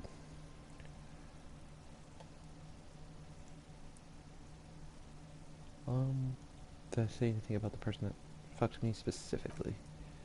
You were pretty vague about it, but you kept saying you got fucked real hard, and that we've all been fucked too. Oh. No one's fucked me. I do the fucking around here. Yeah, I can tell by your face. Abigail. It seemed pretty painful, to be honest with you. If I had to guess, I'd say you're still working through some shit. Yeah, a little bit. Did I tell you about that case? Yeah, you said it was no biggie and that you'd solve it in no time. And that you didn't need anyone to do it. You're doing it solo now. A lot of cops go solo and hermit once they reach that level of alcoholism. That's true. It's not meant as a joke. He's sorry for the hermit cop.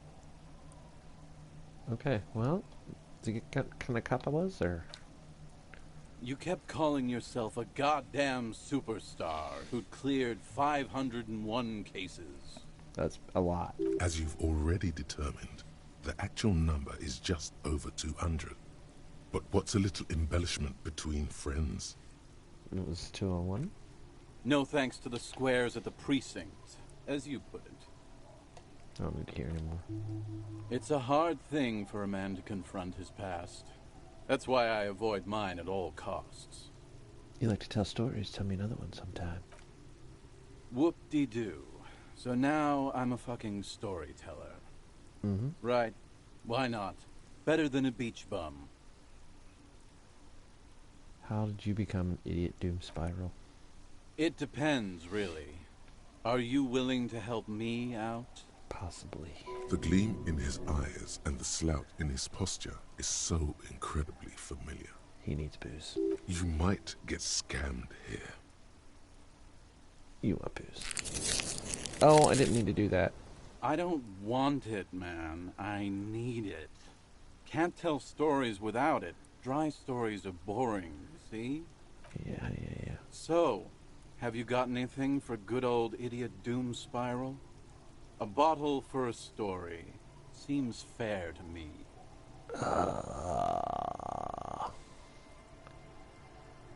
I'm not an enabler, bro. In that case, I'm not a storyteller. Be seeing ya. Hey, this jack off. Is it that jack off? She said brown jacket. Danko. Doesn't look brown to me. Danko. There's no waking. I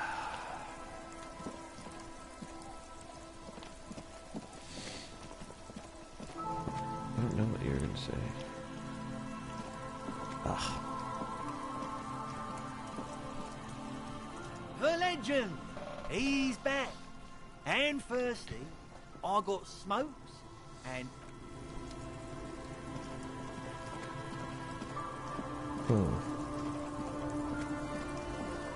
I guess I gotta go talk to that fucking little dipshit.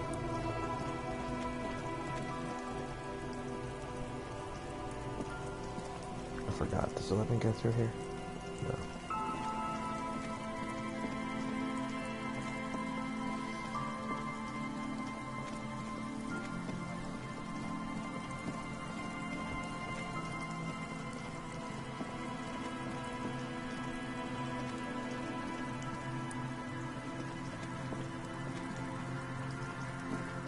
Let's go talk to the little guy.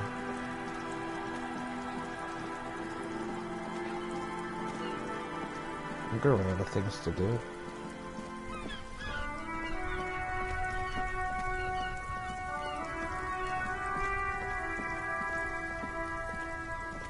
Let's talk to him. Anything new? That ride is fucking lightning. Hey, piss. Look who it is.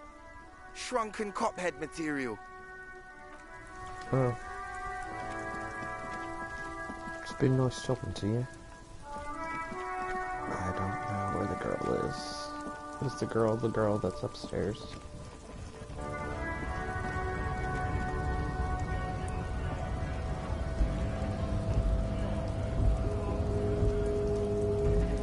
Oh, I was gonna talk to the kid. I was like, what was they doing again? That's not the way.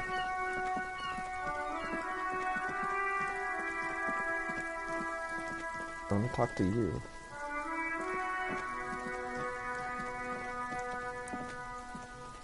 Hey, kid.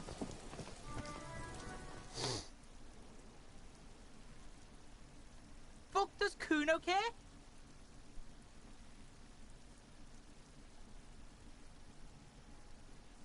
Back to them. You wouldn't know anything about any Miss Locust, would you? Big ears? No, Kuno doesn't give a fuck about bugs. So he knows locusts are bugs. He does, Rhetoric. Oh my god, I told you that shit is lame! Shut up, C. Now they're gonna take you to lame prison! She sounds like she's about to cry, out of disappointment at Kuno's newfound lameness. You kids are in trouble. Deny everything, Kuno. You need to lawyer up. Kuno's not gonna say anything without his lawyer. Lame. That rings some bells. Could this be connected to Night City? AKA, the City of Rage. Is this about Rage City, buddy? Oh god, Kuno, no! It's gonna happen now. They're gonna make you lame. Stop it, C. No one's gonna make anyone lame. Kuno's got this under control. That's not true. There's definitely something going on here. You should check out Kuno's shack, the one with the pig's head.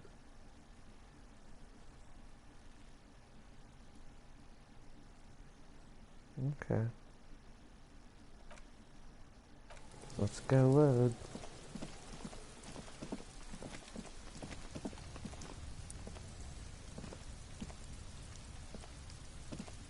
I just want to go say hi to her.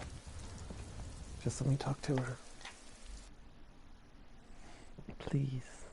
Just want to say hi. Bye-bye.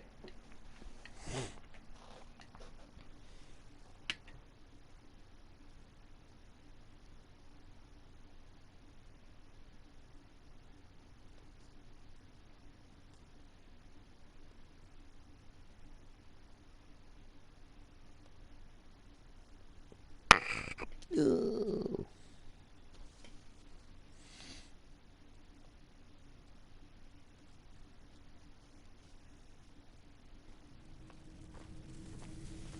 Jackpot.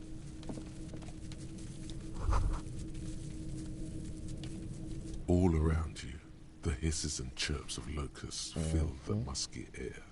The earthen floor of the shack has been shaped into mounds of mud, dotted with little holes for windows.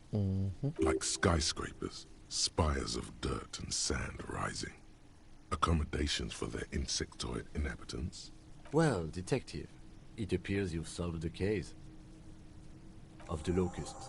For the missing locust case, which is a sub-case of the imaginary insect case. So at least that's going well. That's what I was thinking. Yes. I feel we are nearing a real breakthrough.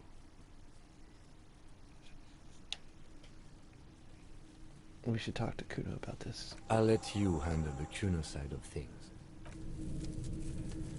Why are you such a butthead right now? Oh, do you think I can go get my jacket? Let's try. Let's give it a whirl. Let's see.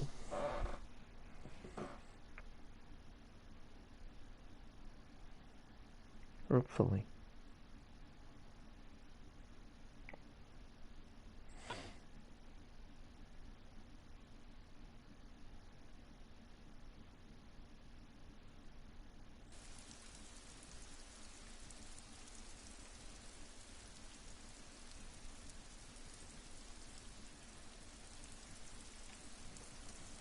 Come on, man.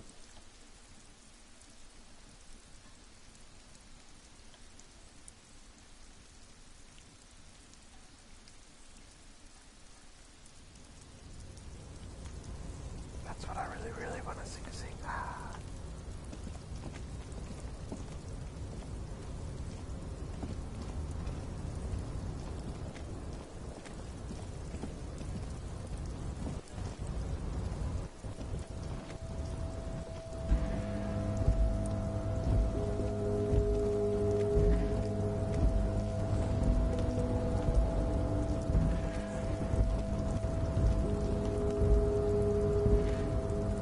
Tarpaulin cloak with possible RCM markings is still caught on the railing. How do I unlock it?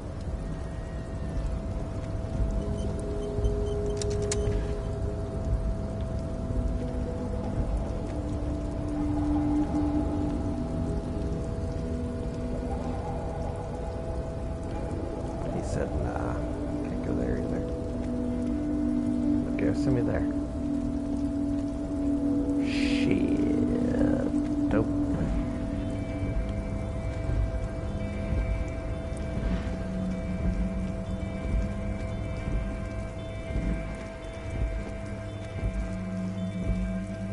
Piss.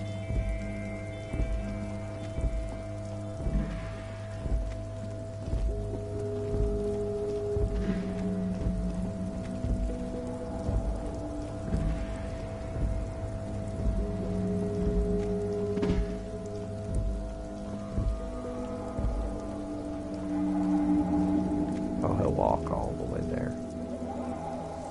Well, that sucks.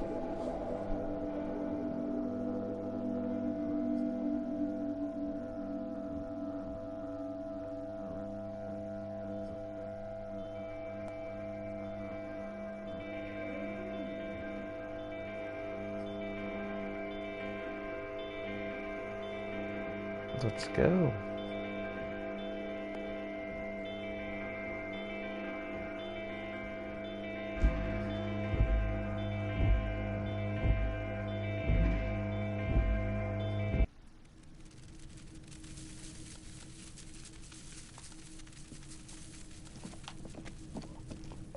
Come on, you lame nerd.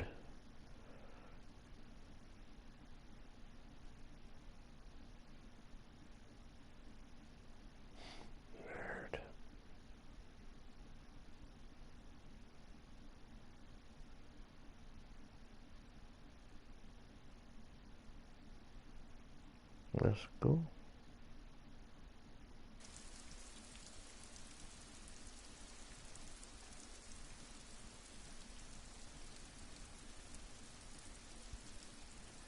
Look, Fisher.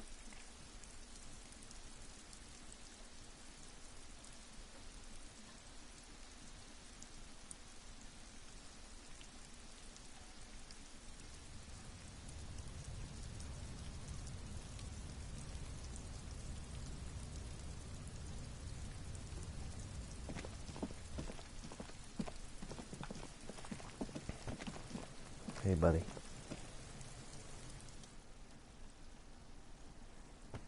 Oh, does Kuno care? He took those locusts from the cryptozoologist, man. Yeah. Kuno took the bugs. So what? He didn't give a fuck about them. Now you got a whole village. It's not Bugtown. It's the city of locusts. Locusts aren't just bug shit. They come out of the sky like a fucking shadow. Shit descends. Stop! Locusts coming down like a shadow. This must be the night city he mentioned when you asked him where he's been. Oh, you're lame, bud. Yeah, That's Locust Night City in City. there? City of rage. City of lights. There's a tug of war over the name of his fantastical city. It's almost too big for his imagination. Let's pick on this kid. The girl forces herself to watch again, the corners of her eyes twitching from discomfort. Are you an artist now? Maybe I am. Did he just say I? Kuno usually calls Kuno, Kuno.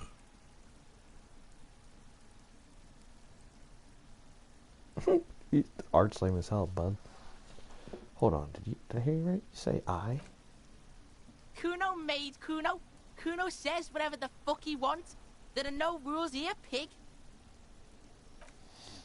I fucking say I when I wanna, and Kuno when I wanna. Kuno's free. Kuno's free to fucking die, bitch. I wish I had my gun, kid. This is what he sometimes does when things get tense. Making art is a worthy calling. I'm something of an artist myself.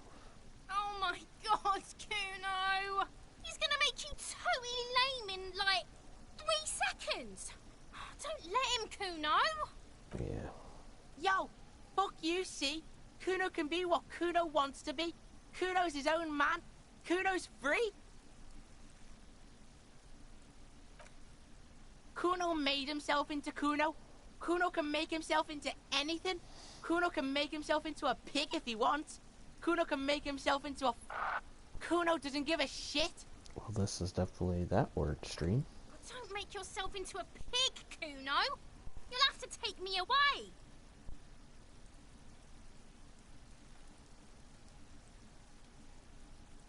It depends on your choices you make, young girl. Without a word, she disappears entirely behind the fence. For once, the boy is lost for words. He turns completely red now, with splotches of white beginning to appear across his face. You got him. Now convince him to leave the cryptozoologist's traps alone. I need you to stop. Take it from the traps. They're trying to find something very important. I don't give a shit. I don't need the locusts anyway. Shit is all lame now. C was right.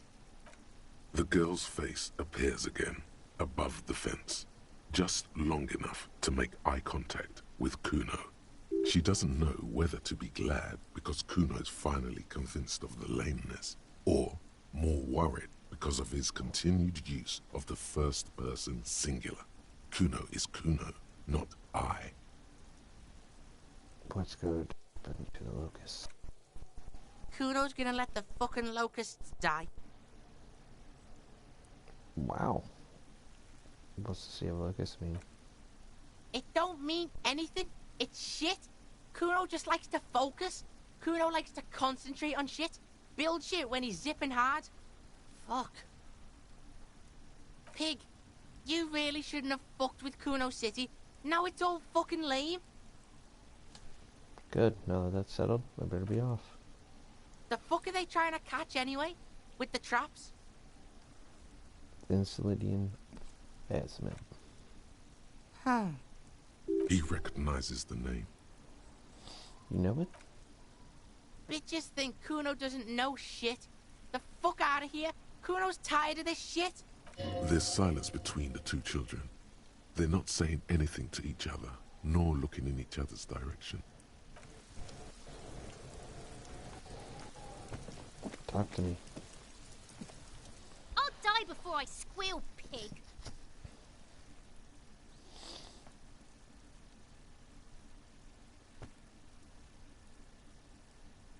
Hey, kid. Child convinces me. When she's seeing Snoop Dogg in my face. Do I gotta go tell him?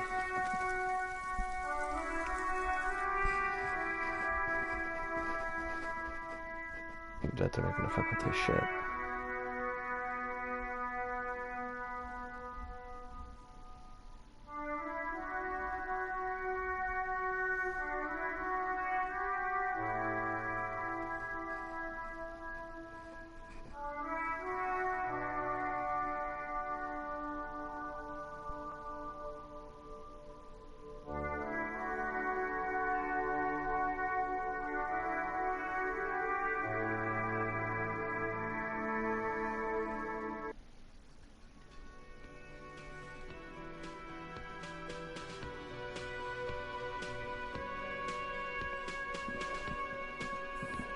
I need to talk to your buddy.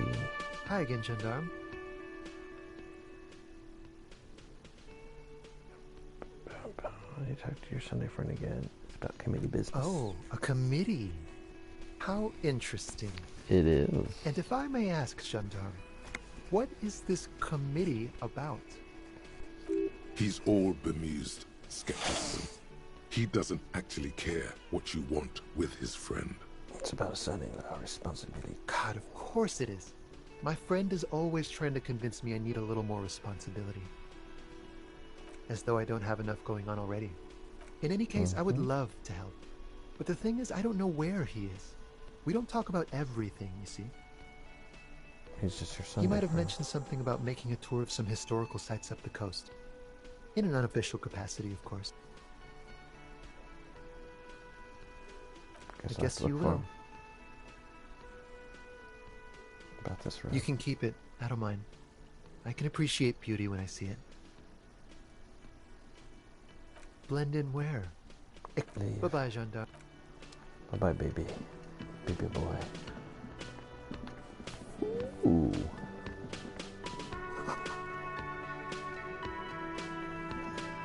I want to piss on your pants. Hey. Hello, officer. I think I almost have it. A new trap design, that is. I know you're skeptical, but I have a good feeling about this. Gary's a dick. Hell no. I had no idea. And I'm still cross with him, to be honest. It's not like him. He's got his quirks, but dishonesty, disloyalty are not one of them.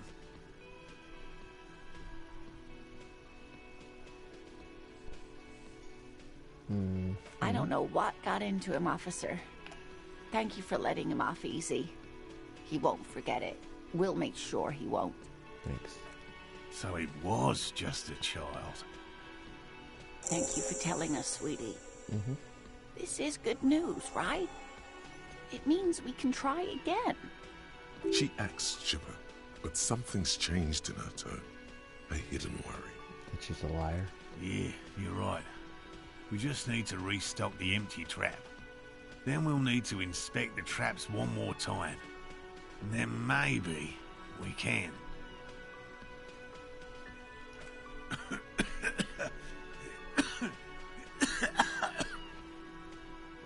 He has a 38-degree fever. His resilience has given way. Darling, I told you to take it easy. You're getting sick. Maybe it's time to go home.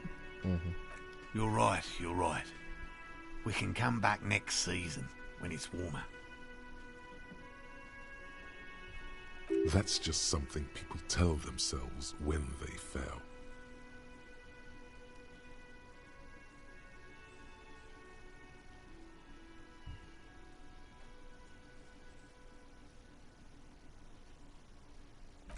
We are getting really carried away with this, aren't we? Oh, we are.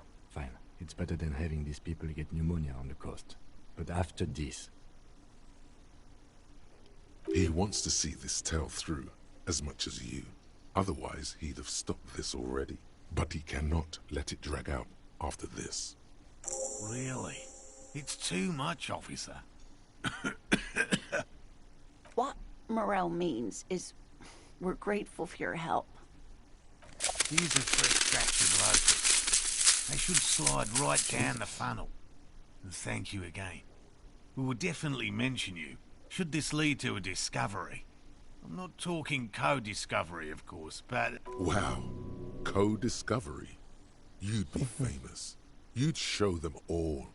This does tingle the pleasure center.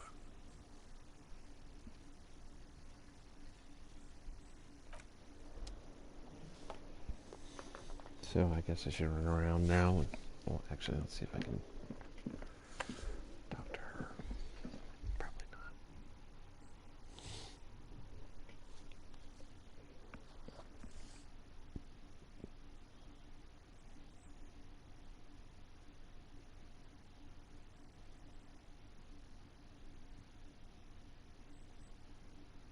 Come on, man.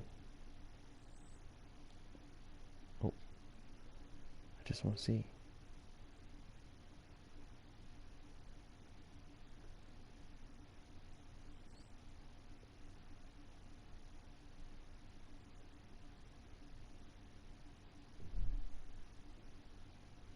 Let's go.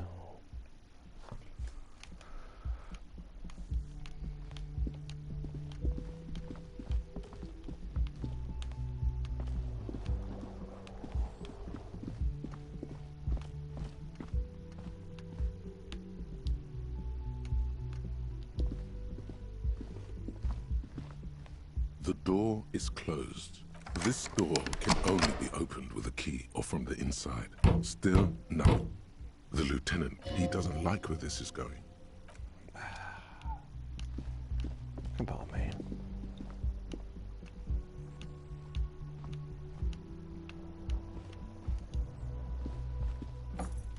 At least it lets me in here still.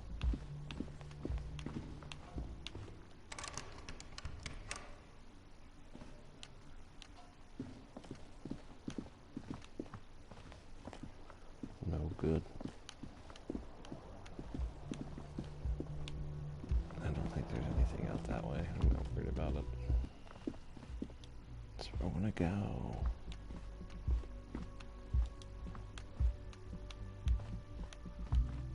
Jesus.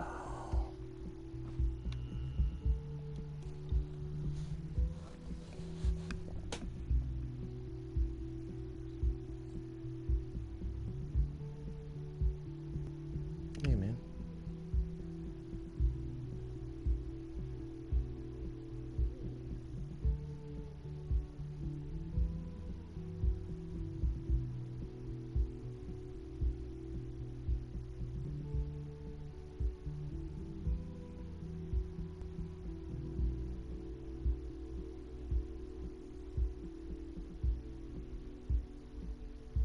Let's go.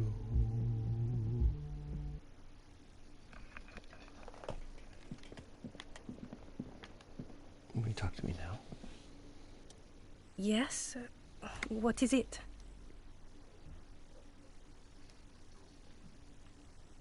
Did you like that karaoke? Okay. Yes.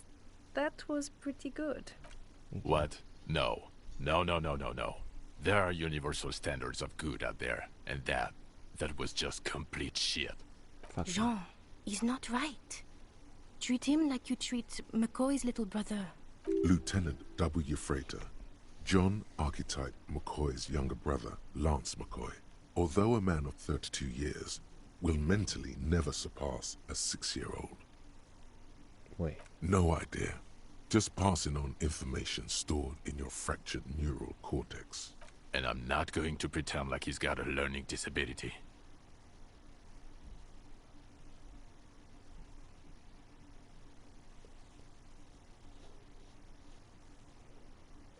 I'm not handicapped. Now he's got a problem with learning disabilities. Is that supposed to be ironic? Mm-hmm. Jean, detective, I don't understand what you're talking about. Are you with him? Of course I'm with him. Why do you ask? He's an asshole. You're an asshole. You know what? Maybe we're both assholes. Everybody's got an asshole. Please, Well, let's not turn this into another exchange, okay?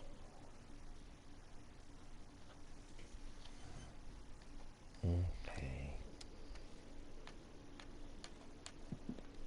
I'm gonna try to talk to her from the balcony, see if that works. It may or may not.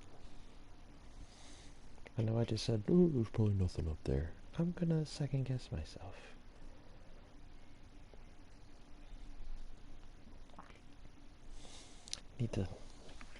Need to stab the day. Keep the pain in my heart. Let them know.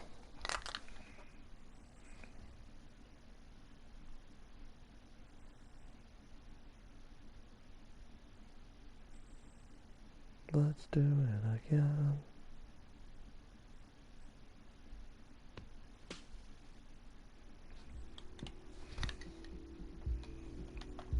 They won't let me in. Let me in. Let me out. Let me into a loading screen, please.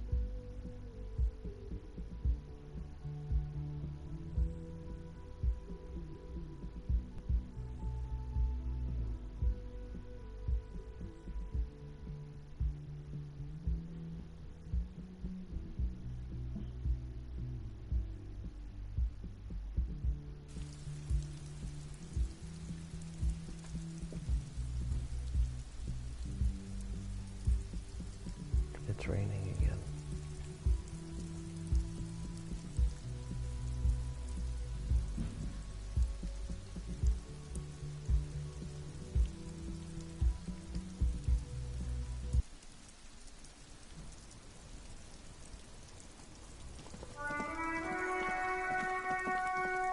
Talk to me.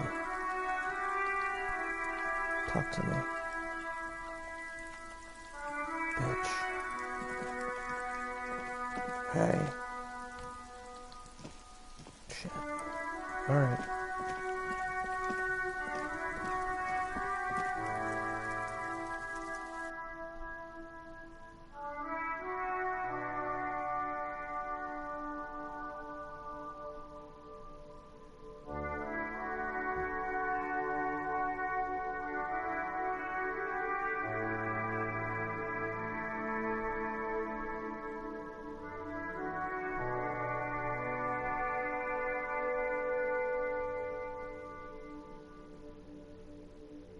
Mm-hmm.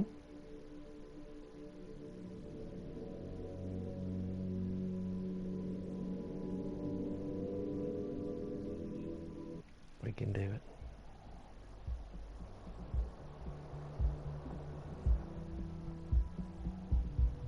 We gotta leave.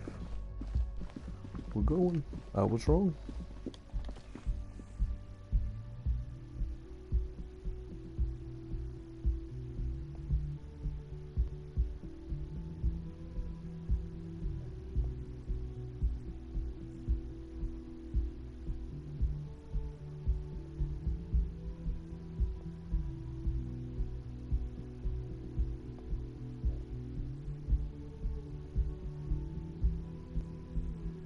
Mm-hmm.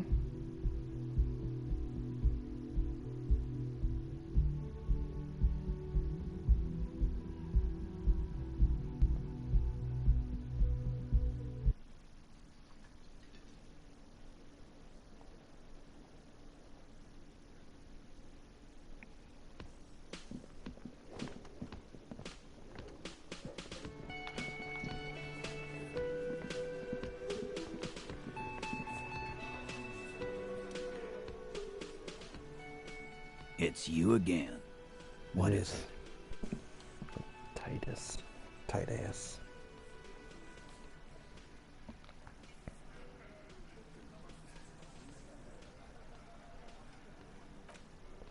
It's also A witness? you. You ain't got shit. The locals would never come to you with this. That's just a practice, Titus. Next, he's gonna tell you one of us already rolled on the others, and is in witness protection.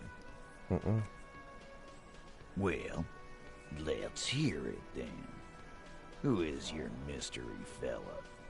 He's not alarmed by the sudden appearance of a witness, but he is surprised. This goes without saying, but nonetheless, don't give out his name.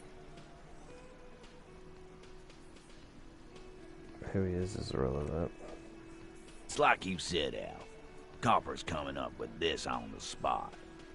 There is no witness. I've seen this shit a million times, Titus. Fly fishing. They are desperate. Tell us, Copper, what wacky claims did he make?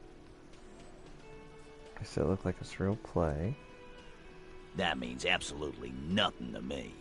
Sounds like some made-up horse shit. It means the whole scene was long and drawn out, like it was from a film. What is this fella's problem? Sorry we didn't make it more action-packed. It wasn't the first thing on our minds, you see? Shanky. It's Shanky, right? I thought there's something wrong about the lynching story.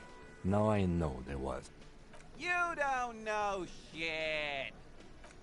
I know you are lying, Shanky.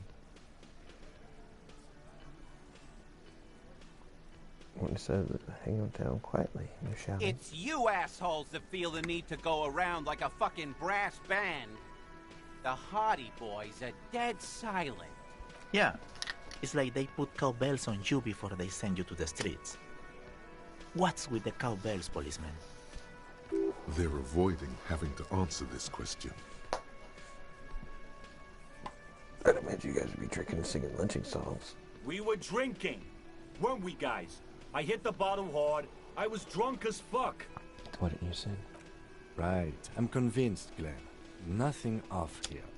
Just a regular hanging. Bullseye. Glenn looks around uncomfortably. The lieutenant hit a nerve. The witness said he saw two people. Arab guy? Boss, I think he's trying to save me and Theo. Well, yeah. What is confusing you? Eugene, Theo, and Elaine were there, too. I already told you. We were all there. Nothing. Great witness. So much bluster to hide the fact that they're uncomfortable with you having this info.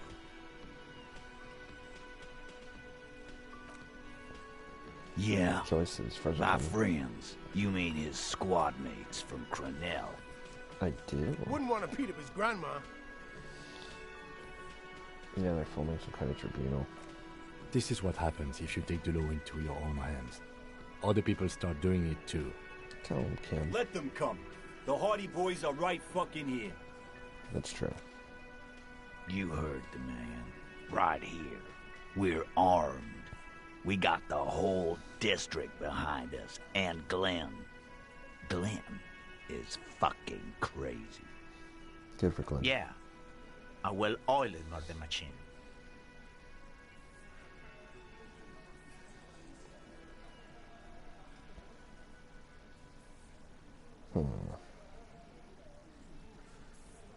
Did you know that a single series giant hornet can kill 40 bees a minute?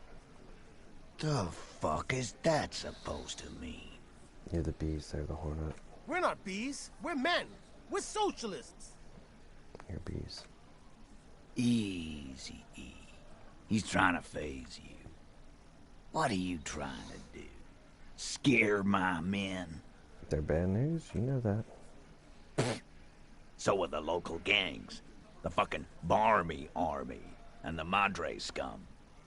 You've been out there. Seen any around? Yeah. Where are they now, huh? Sent back to Madre in an airtight cargo crate. Ooh. These people are trained military professionals with decades of combat experience. They are not a gang or a barmy army. No, they're not. They're uncoordinated and drunk. We know more about them than you think. Joyce said they've gone rogue. Nobody's controlling them. Big fucking surprise. They hire psycho scum, arm them to the teeth, and let them loose in the city. What do you think is gonna happen? They're armed with automatic weapons, Titus. We got weapons of our own. We got Ister 50s, Zeelagers. Glenn's got a knock cannon at home. Will they pierce ceramic armor? I guess we're gonna see, aren't we?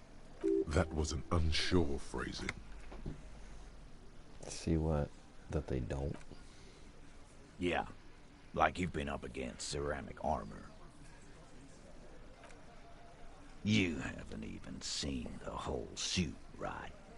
I've seen the whole fucking thing, and it didn't make him immortal. Okay. What do you mean, okay?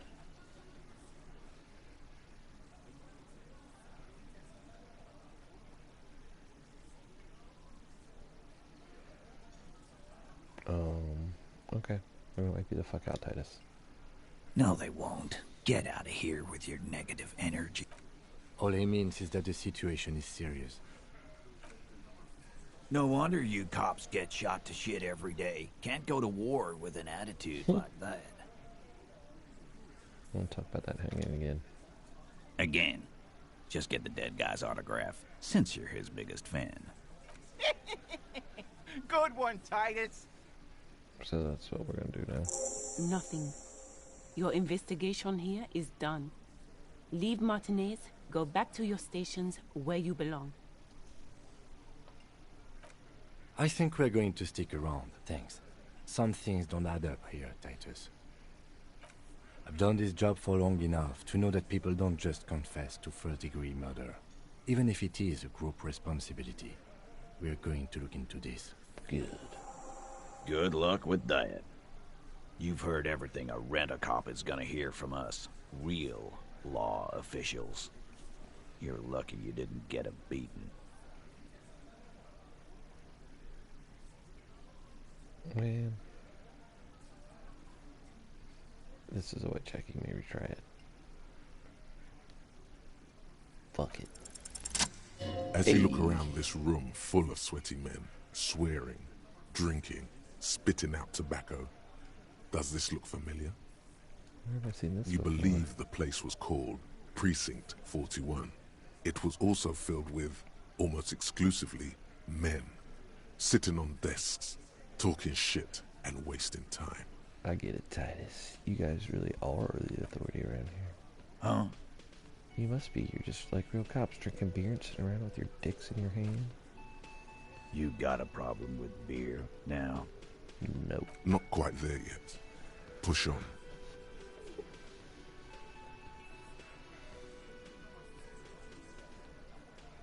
No, I'm also a big fan of beer and jerking off instead of helping people. You saying we don't help people? I've been doing this job for 10 years. Martinez was a dump before we put this outfit together. They don't know, man. They weren't here. We had 3 shootings a week, kids dead, fucking graffito everywhere. You cops haven't shown up since the 30s.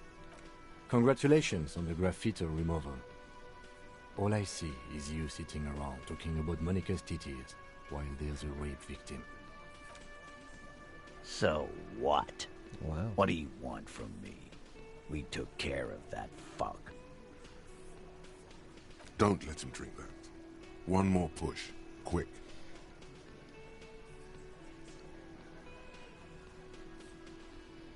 Titus? She stops mid-sentence. That's it. You got him. He's going to give it up, but on his terms. Uh-oh. You wanna help her, cop? Fine. I'm gonna let you help her. But you treat her with respect. R-E-S-P-C-T. If you don't, if you question her, harass her, a freight train of pain, buddy. What is her name? Claudia, I'm on due. She's staying here at the Whirling in Rags, a real pretty one. Silvery jumpsuit, blonde. That's I'm on due with an O-U. Mm-hmm. Sure Shit. do. Oh, me. The girl upstairs? That can't be her. She knows you drank so hard you forgot you were a cop.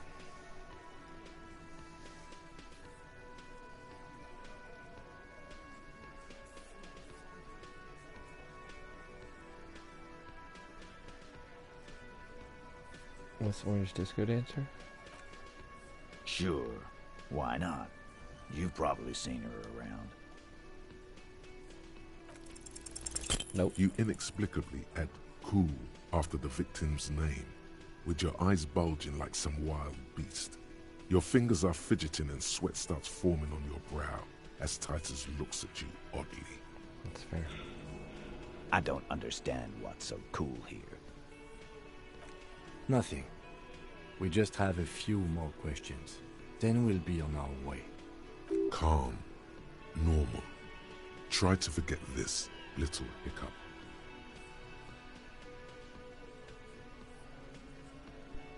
So what's your relationship with the mercenary? Relationship? There was no fucking relationship. He raped her. Something is off here. His anger is possessive. Was like that karaoke incident all over again.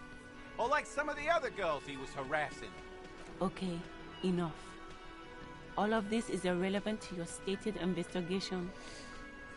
So, what was the EPAR?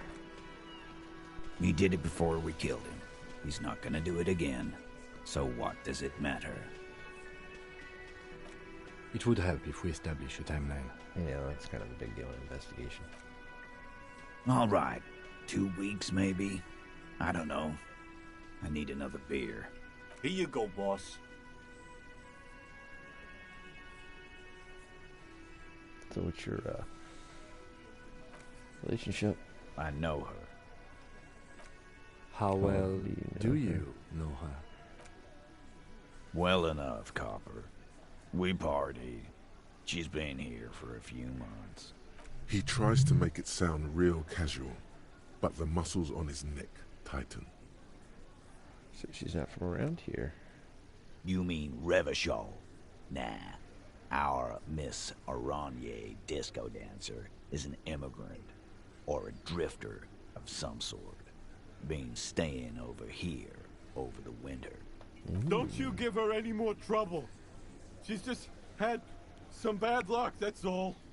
Shut up, Angie. She doesn't need your help. Titus gives them both a look. They fall silent. What's with all the silences? It's like these guys don't know how to feel about this. You should keep picking at it. And what was up with the partying she and Titus did? It sounded fun. What do you mean about the party? What do you think I meant? Sex, drugs, and karaoke, right?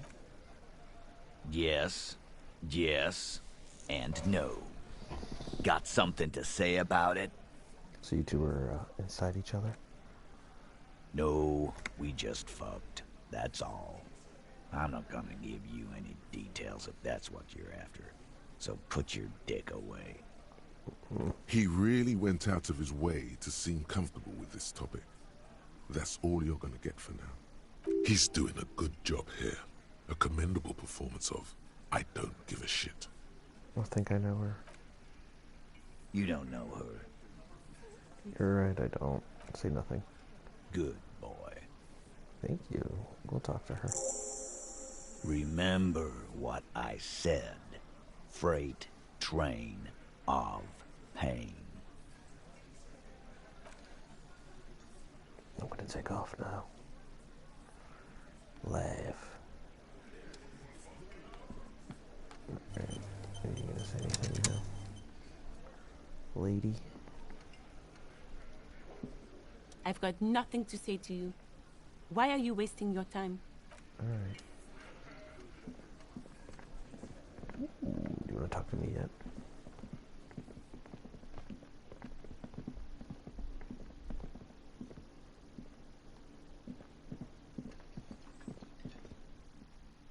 Now can I talk to her?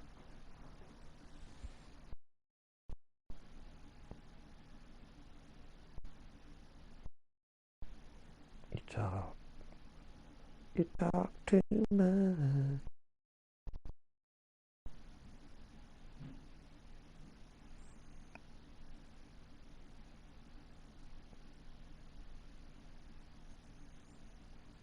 Let's go. Can we have rain or something? Oh wait, no, we're in the building. I just like hearing the rain.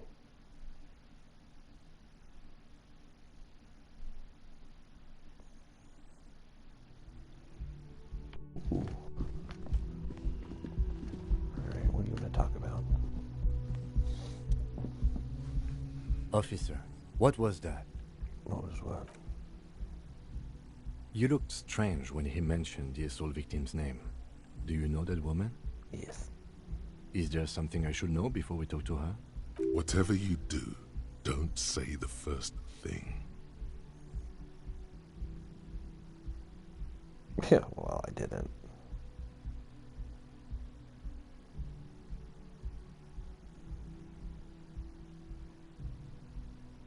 She knows I partied pretty hard and waved a gun around and claimed I'd shoot my brains out. So she overheard you? Or did you party together? It's the one next year. She heard me from Anything else? I met her in the hallway after I woke up. Understood. You were not in good shape on Monday. She knows I don't remember being a cop. Okay, that's manageable. I asked her a bunch of shit. That's clearly your interrogation technique. Anything else? Let's move on. We'll be all right, Lieutenant. This is nothing. Is it, though? Nothing?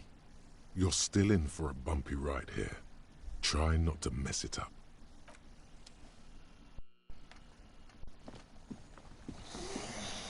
Oh boy. The door is closed. Who is it? Tired. Controlled. This is the police. Can we come in? You know, like that one guy. Come on up. The door is open. I'm drying my hair. Ah, hello.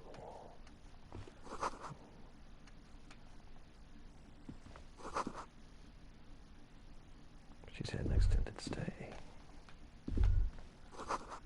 She's made around 4 months of payments for this room. Ooh, a window. Oh, there's a corpse. This medicine cabinet is full of wares. Sheets of pills, haphazardly stacked, one on top of the other.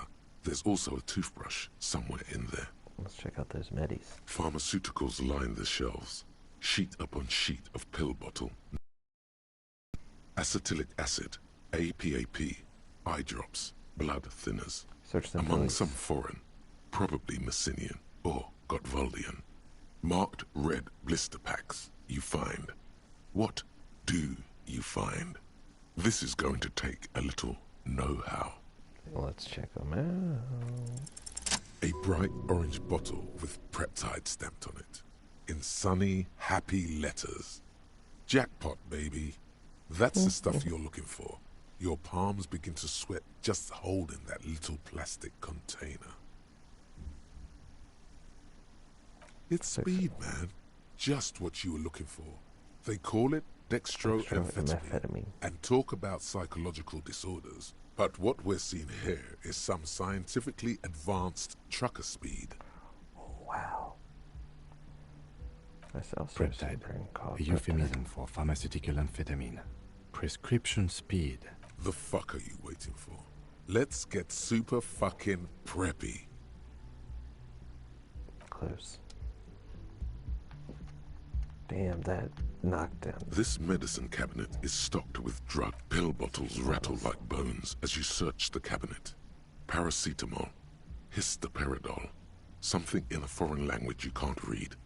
Behind them, an unusually shaped nasal spray. Its label reads, Necra. Necra. This is used to treat opioid overdoses. Always handy to have around. Whisper. Interesting. That's used for diamorphine overdoses. You could say he's on the lookout.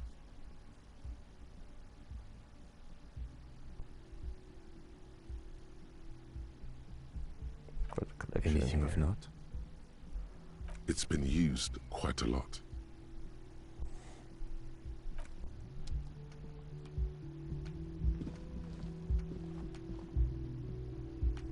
Oh, that's why.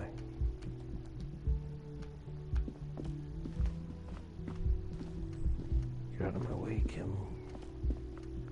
Kim, you need to move, bud. Thank you. My word. My word, was it that hard? Kim.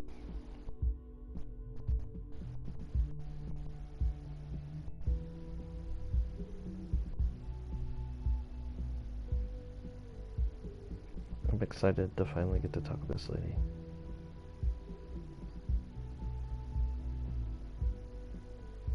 Said to talk me into Titus. I can't believe I've won 2 really shitty ones and I've lost like 5 big ones overall.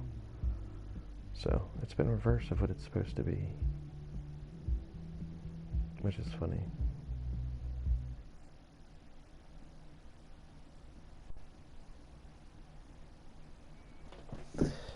Take a look at that bed. It's made with haste.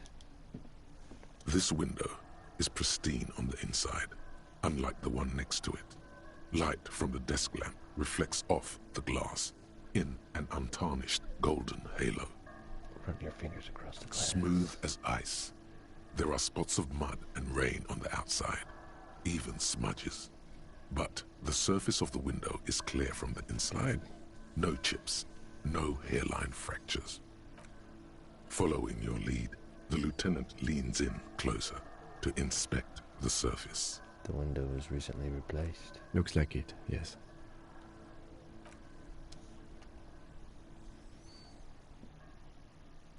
Uh-oh. Uh-oh. What are we gonna talk about upstairs?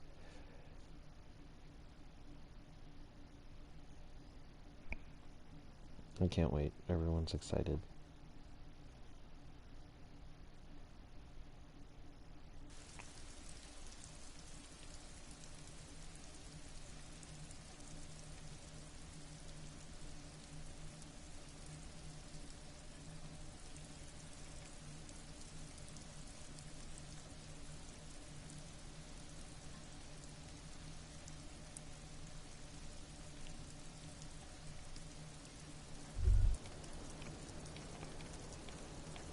Yes.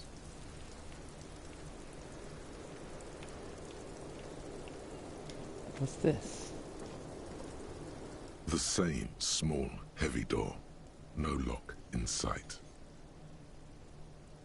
Where does this lead to? I don't know, Lieutenant Euphrator. Oh, is it the kitchen? It is not the first closed door we found in this building. There is also your mysterious blue kitchen door. Yeah, that's what I was thinking. I don't know. The further we get, the more this building seems to be tied to the case. The vigilantes, the cadaver, and a number of people connected to the case are in or around this building. This door is part of it. It's not unimportant.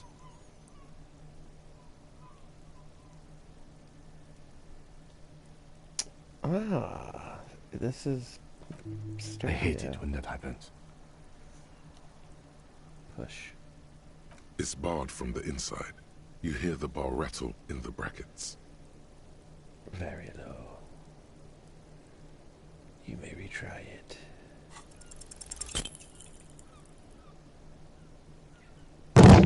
My toesies. You kick it, gung-ho style. Entering the premises style. But the door fails to respect the force. All you hear is the bar rattling inside, laughing at you. Fuck. All right, let's trash the place. I like it. Let's not. Bent metal, broken glass. Your path lies strewn with the broken forms of everyday objects. You are the destroyer, the bane of inanimate matter.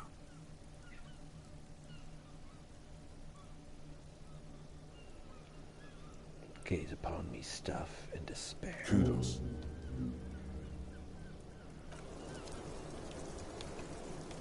He approves. Just as you look at the flowers, a gust of wind raises them from the roof, picking them up in the air. Uh-oh, grab them. You catch a single white flower between your fingers. The rest fly off into the wind. It's a Maybell. The young woman looks at the Maybell in your hand. Just a glance, then takes a drag of her cigarette. I'll give it to her. The lieutenant gives you an acknowledging little nod. Don't snap fingers at Probably all. for the best. Your 9mm semi-automatic finger pistols are not a toy to be waved around. Thank you.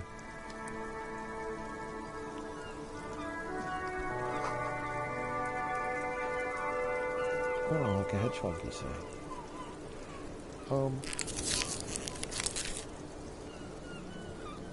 now I'll talk to her. Welcome to the roof. Below her silvery jumpsuit, An athletic young body, built long and lean. Hey there. I'm sorry for the mess down there. The cleaning lady hasn't come by in days. I'm beginning to wonder if she ever will. I think I need one. Nice of you get here. Nice? I don't know about that, officer. Where a ripe corpse still hangs from the tree, spotted with green and purple. The woman doesn't flinch, but there is something in her light brown eyes. A sadness. You mentioned a cleaning lady. I think I need one. Oh, yes. Legends of room number 1 have made their way around the building. They say a portal to hell has opened in there. That's my room.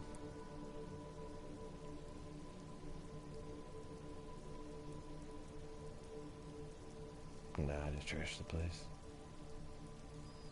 Disco Infernum. They also say that's why the cleaning lady quit. Because of the Infernum. I'm Kim Kitsuragi. I'm a detective from Precinct 57. I believe you have already met my colleague from Precinct 41. Have I ever? This is the biggest fan of ostentatious orchestrations I have seen in my life. And I have seen a few.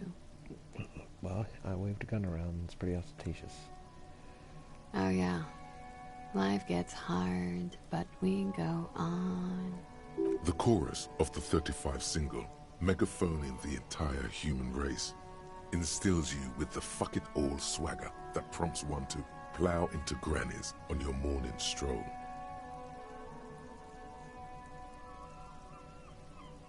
Got pretty hard in the meantime, but I go on. I can see that. I'm glad all this onward going has brought you to me. Yeah, no. Miss, we are investigating the murder of the man who was hanged. The people responsible have asked us to talk to you. Huh. I see. Be careful. Ask something else first. When you go there, use words like, I hear you have been through something difficult. What is this flower? She looks at the dried petals in your palm, then lightly touches one with her fingernail. Pretty. Looks like a dried maybell. Is that the one you caught? Sambo style? What's Sambo? A martial arts, I figured it was. Is that it? Samurai boxing, or Sambo, graceful martial arts stuff. Sambo style implies stealth and cool. Yeah. Why was there a flower on the roof? I don't know, officer. Because of the wind? What's your name? Nice room you got here. Yeah. It's pretty deluxe. Where does that one lead? That window is new. It is. The lieutenant makes a note in his notebook. He finds the answer unsatisfying.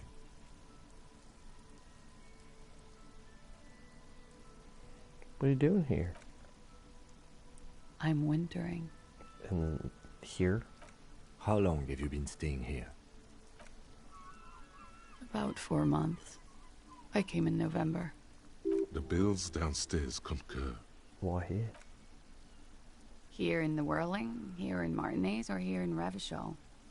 Here on the Insulindian Isola. Came to see the new world. It's a tourist thing. This is by far not the only reason she's here. She isn't overtly hiding it either. What happened to the old world? The old new world. It turned out to be a Zarath-infested third world slum. Called Ilmara. And it didn't. Even after the Mesk colonized it 7 ways from Sunday, it's an industrial powerhouse. Was the door lead to?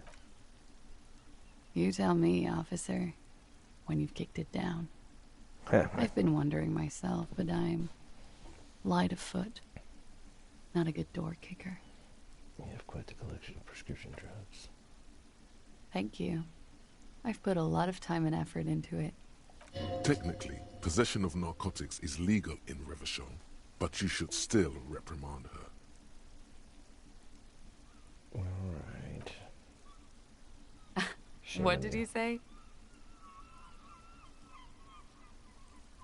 It's nothing to scoff at. Oh my god. Now it's turning into narcomania. It's got to be serious if it's 2 words. I'm sorry. You seem to have peptide. Oh, yes. One of my favorites. It cures many ailments. Like overdosing? Like not being able to stay up for 36 hours. Not being happy. It cures those ailments. It's just a mirrored speed molecule, basically. You got an opioid antagonist. Comes in handy when you've done too many opioids. That's true. Is that something that happens to you often, miss? Better safe than sorry. Well, as far as that goes, then. Very funky. What was that? Funky Town? What's funky? Believe me, you don't want to get into that shit. Oh, I do. No. You've got it bad as it is. I shaved them. I've got some questions. Okay.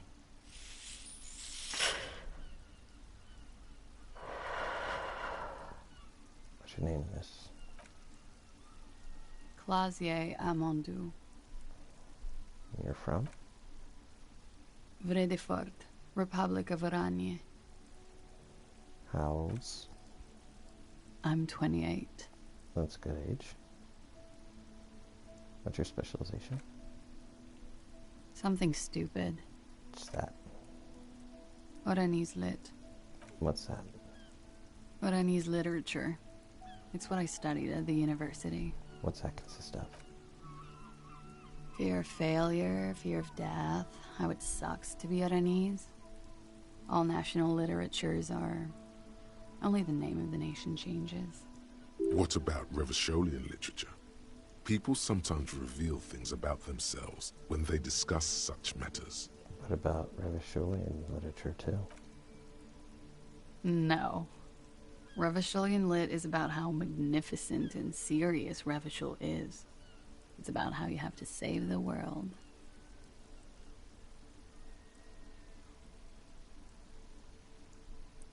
The road is an important note to hear about you. I have no intention of doing that. That's why I'm on this case. I want to hear about you. Strange. Usually the Revacholian hero does not save women. Ooh. It's a frivolous pursuit. He saves all of mankind instead. She seems quite relaxed for a victim of assault. But, of course, what seems should not be your priority.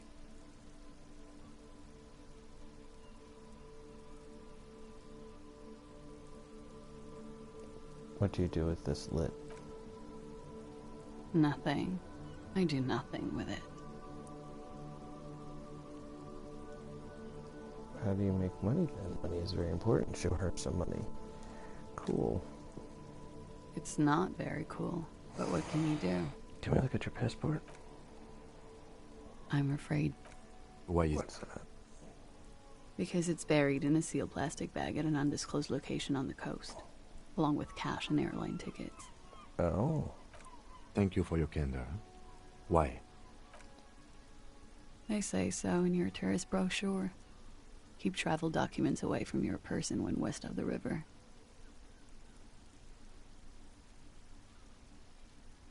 How do I know you told your own name? If I were to lie to you, I would come up with a more mainstream name than Clausia Mondu. It's a weird name. Well, you are probably the lady involved because you have a lot of collection of drugs. She seems to be telling the truth, sire. Okay, then. Okie dokie. If any of this made her nervous, it certainly doesn't show in her expression or her movements. Thank you. That's it for the record. The record? So official. Can we talk about your room again? Yeah? I have more questions for you.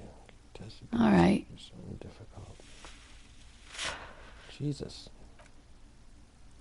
Something difficult? I've been through at least half a dozen difficult things. Which one do you mean? I don't want to talk about this shit. I don't want to talk about shit either. What shall we talk about instead? Were you sexually assaulted recently? It's a bit early in the morning for rape, isn't it? She sounds positively buoyant, vivacious, totally unbothered. I mean, it is kind of early. And what does that mean? Were you? Yeah. I'm gonna go with not raped.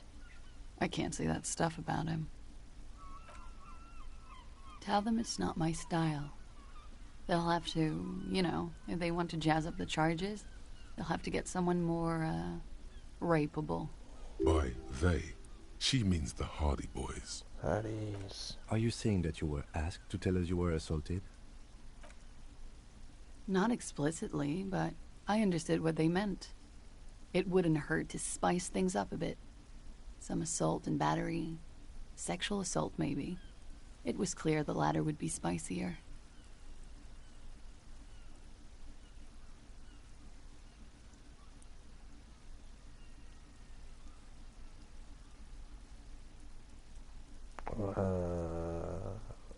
He wanted you to spice things up for us? Pretty much. Warming them.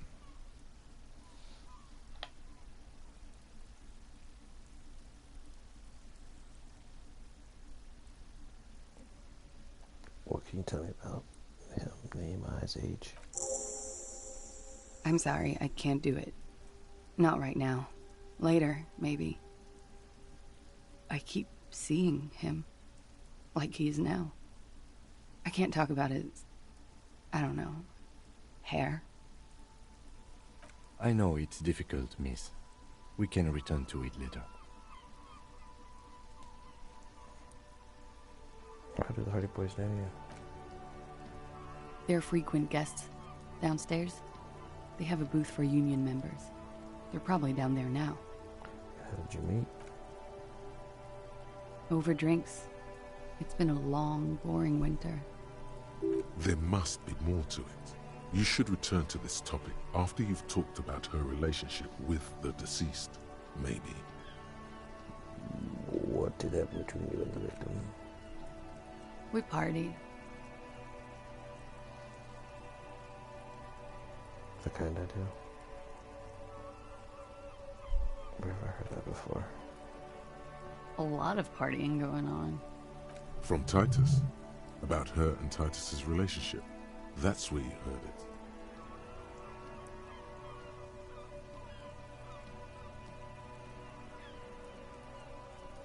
We partied. We drank, sir. A lot. For weeks, basically. We had that effect on each other. We made each other drink harder. That's why I liked him. What else? What else? Stimulants. Speed also has that effect, making you drink harder. And then drinking harder makes you do more speed. It's quite the combination. We also had sex. Were feelings involved?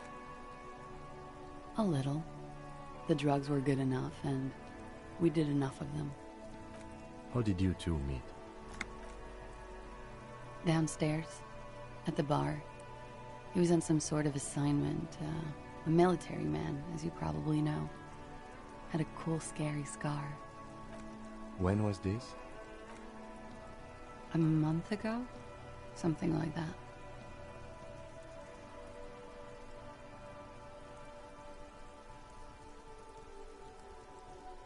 It must be hard for you. Oh yes. I have multiple viewpoints. From the roof, out of the bathroom window, in my dreams. A bitter cringe. It hurts. You look to the lieutenant. He takes a small step closer. Uh-oh. You called us, the RCM. Yes.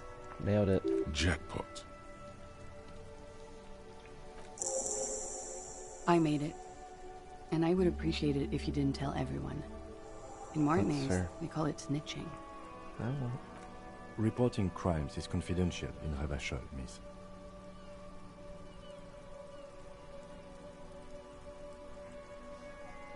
Caller's voice was disguised.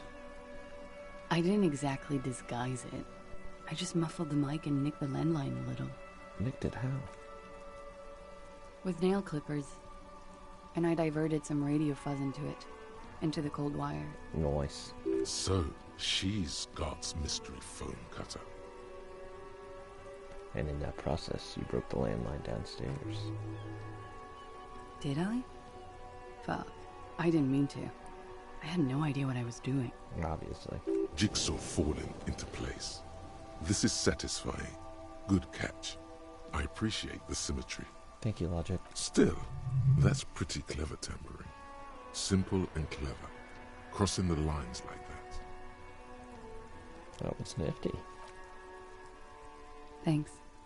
She looks a bit like a little girl who's just been complimented on her bike repair skills. Why do you throw all the trouble? I don't know, sir. It was stupid. I was drunk, too. I was probably afraid the Union was listening in. Locals say they have ears in the wires. Thank you for making the call, miss. It was the right thing to do. I didn't want to, sir. And he's still hanging there. We will move the body to the morgue today, miss. Don't worry.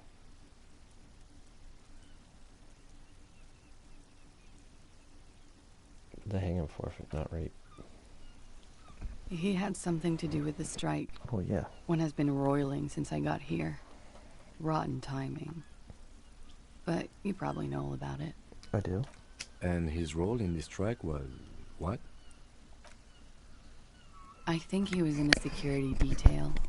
He was ex-military. Worked for Wild Pines. And against the Union. We didn't discuss work much, if you know what I mean. But I understood it was dangerous. And they lynched him for... She nods.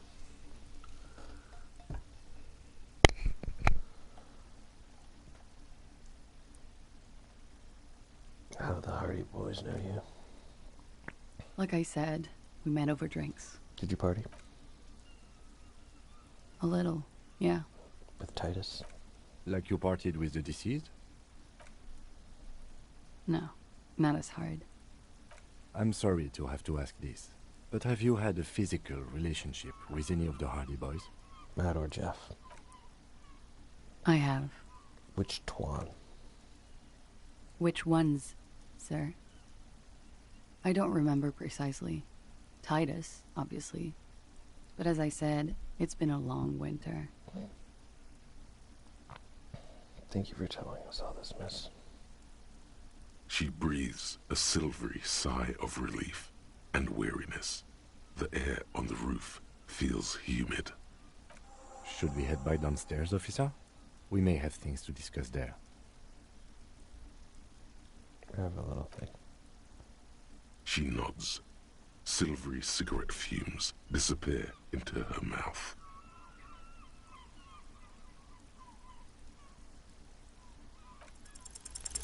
She looks... Don't worry. We will protect you from her beauty.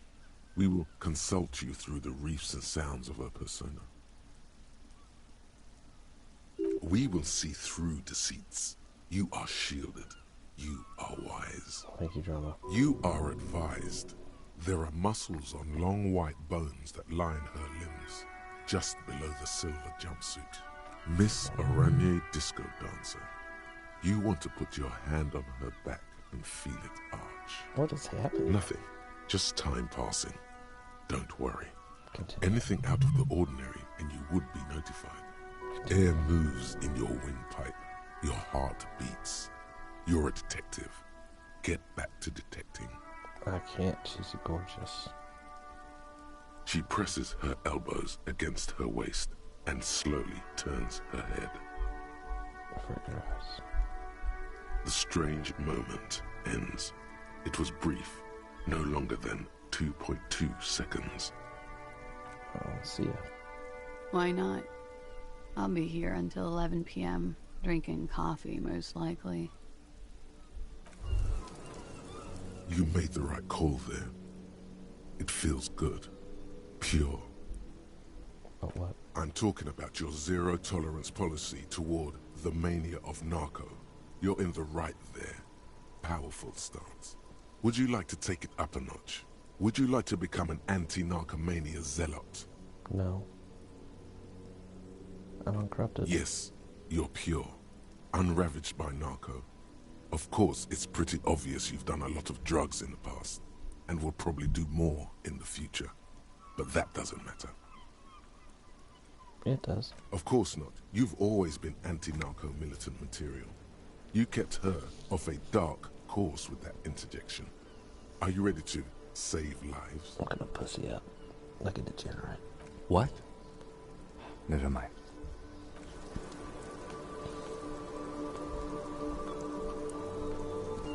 Let's talk about it. Looks like we have more to discuss with those so-called Hardy Boys.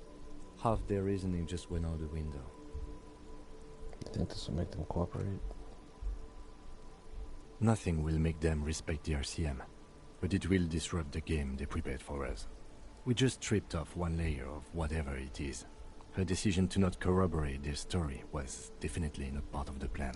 Why did you tell us all of that? What else could she have done? Lie? She saw there was no way to lie and get away with it. I'm not sure she had to lie. I wouldn't have known. If not you, then me. It was a smart move from her. She seems candid.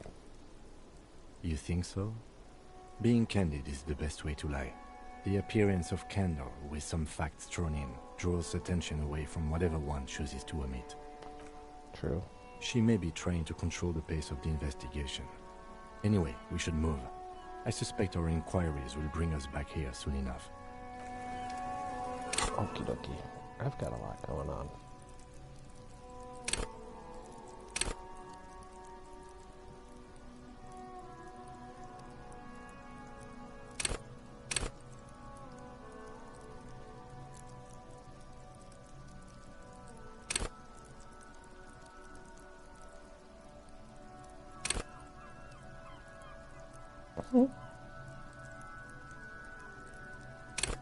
Oh, it can only be a 2. I've never weakened that door open with a 2.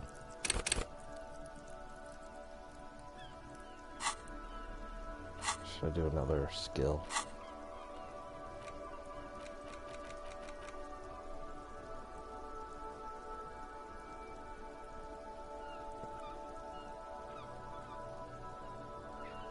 Adam themselves are in all conspiracy forming shapes and structures that you hate. You are energy stuck in a body, your spirit trapped in the matter. Break free, beat up the lamppost, let it know just how much objects suck.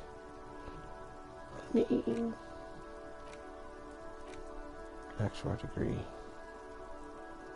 We'll get my perception up, my authority up,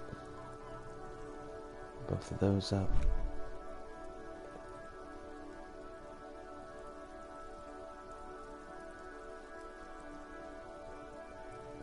When it rains, the rain is one where democracies come to the administrative region. Yeah, okay.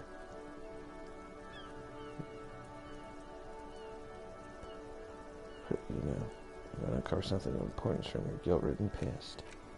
I think I want to learn the anti-object task force.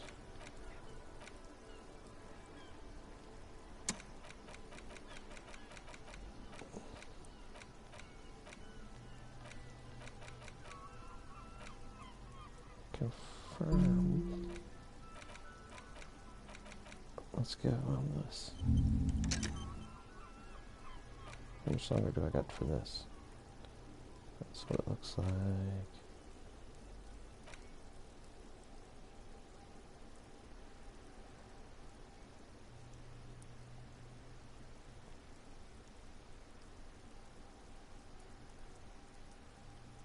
You know what? I should probably forget this one.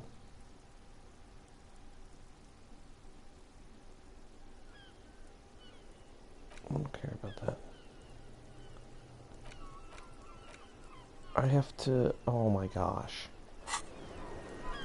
Oh my word.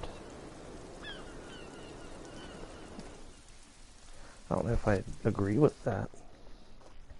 I have to pay to get rid of it. That's no good.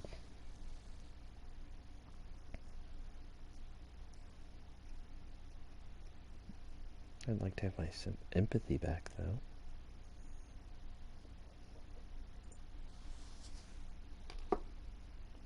Teach us wisdom. Teach us love. Empathy. Don't rock the boat. Don't tip that boat over.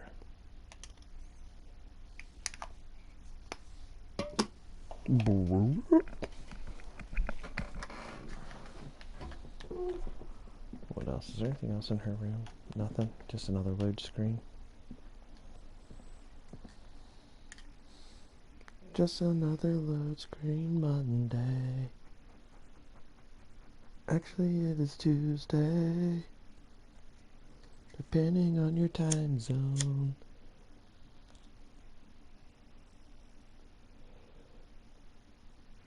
So she drinks till like 11 at night. I can't remember, something like that. Coffee. She likes to party coffee and do pills.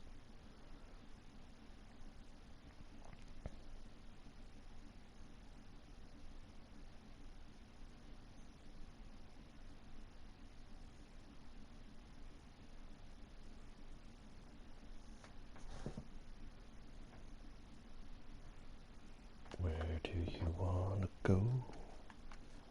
Are we getting the body down? You said you want to get the body down. You think you'll be able to get that body down?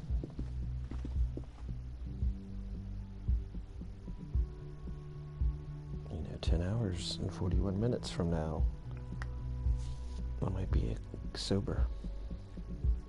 In real life, I won't be. I'll be drunk as fuck. Oh, in 10 hours? No, I won't. That's a lie. I apologize for lying.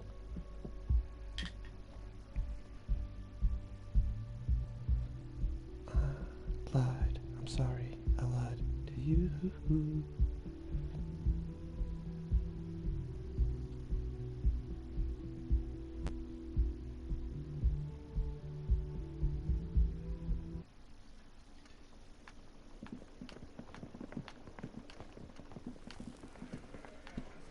Hey. So why did you want her to lie about the rape?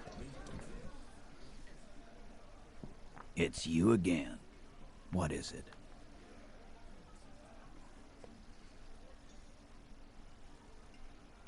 She said she wasn't right. Fuck! I knew that fucking whore couldn't be trusted. Whoa. For the record, Titus Hardy did not explicitly specify the victim as a whore, nor did he say anything about trusting her.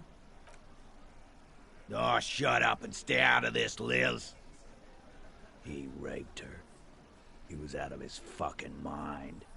You have no idea. Oh, she said he didn't. She's just in denial, asshole. You don't understand the traumatic experience.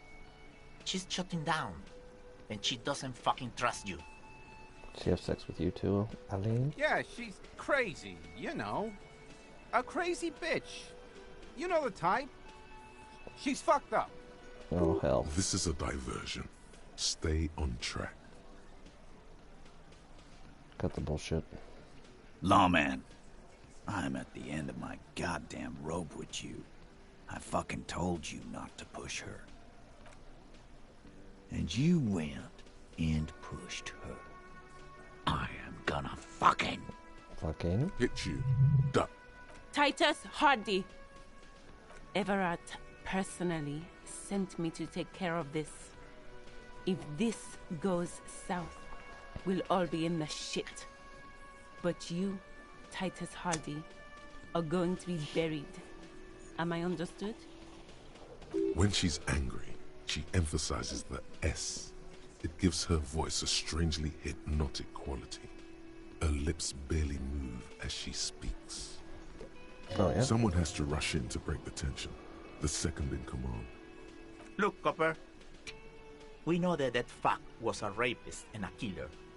We got him confessing to it on tape. Where's the tape? Show it to him, T. What's the harm, right? Here, jerkwad. Listen to this shit. And then come back and tell me the soldier of the apocalypse was an innocent man. This is their last play, this tape. Their story is in tatters, a mess. It might be nice to listen to, but at this point, you don't need to. You lied to me. You don't care about evidence. The fuck are you a cop for, then? Pigs, T. They don't care about getting the truth. They care about getting convictions. They are fucking keeping a score on their bulletin boards. I won't be on your bulletin board. If you don't listen to the tape, we got nothing to talk about. There's a lot of questions. If you ask them now, they'll just keep bringing up the tape. Listen to it, and they'll have nothing to hide behind. Where can I listen to this? I'm sure we can find a tape player. Where can I listen to this? Why don't you try shoving it up your ass, genius? I would ruin the tape. You're the genius. That was a dumb suggestion. Yeah, play it with your ass, cocksucker. I mean, geez, is everybody homophobic in this? I'm sure we can find a tape player. It's not a problem. Your room had one. Or maybe it's too broken. Don't forget your tape, lawman. Compliments of Titus Hardy. Thanks.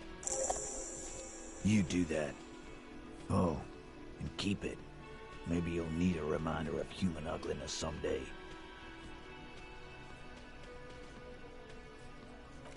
Okay.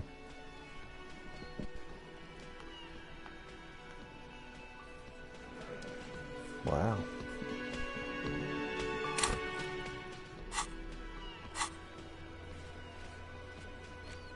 It's like locked.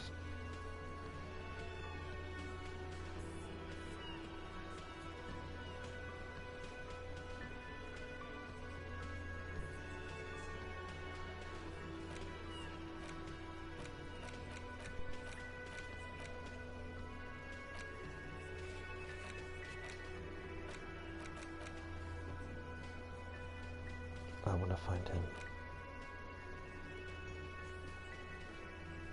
Want to find him? Oh yeah, I gotta restock the traps.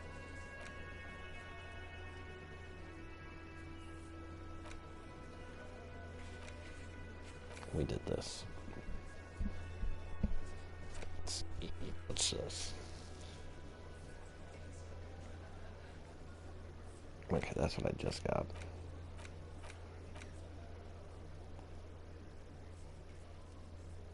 Okay, that's after the nightclub.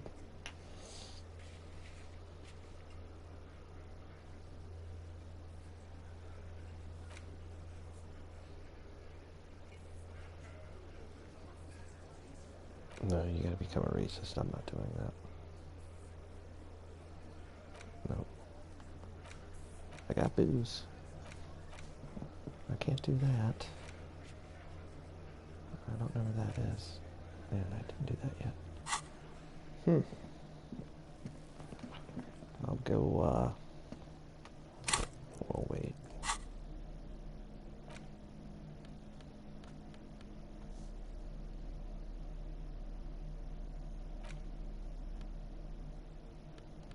Six crumbling petals rest on your palm.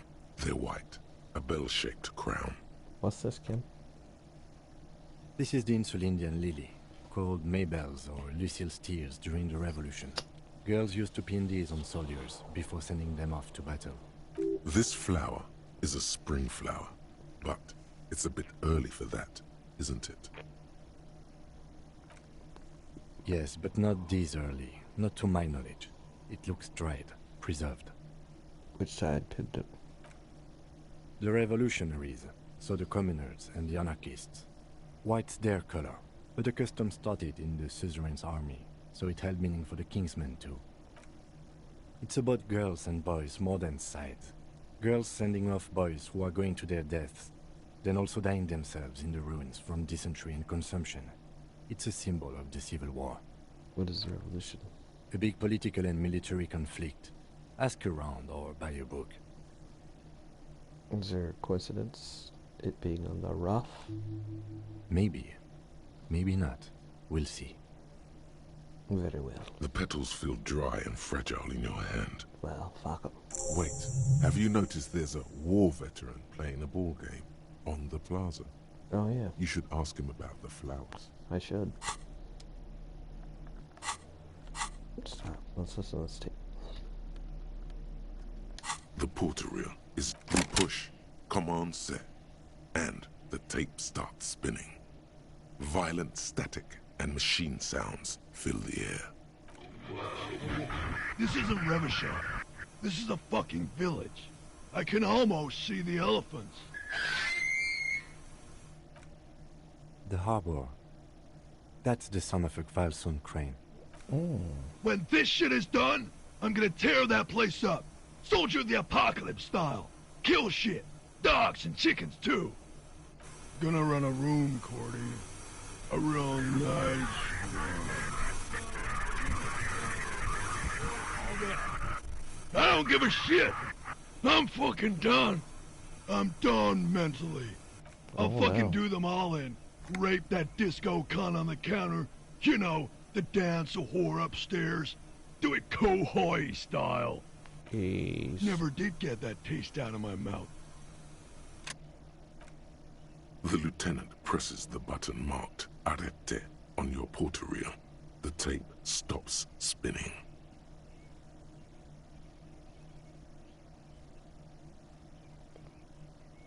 Who's this Cordy? Corty could be short for Cortenar, one of the other mercenaries, the one he was talking to. The third one must be relaying the signal. It was at the very end. Silence. End of recording. What's Kohoi? A village on the Samaran Isola, in South Safre. Grad committed war crimes there, the kind of thing he talks about. You think he was there? Who knows? Maybe the tattoos would have an answer. Or maybe Kohoi is just merc talk for atrocity, slaughter. A symbol of soldier of the apocalypse style conduct in a civil environment. What do you think? It seemed authentic enough.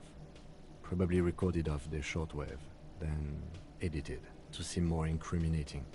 He sounded like he was on patrol around the harbor walls. He said her pussy tasted bad.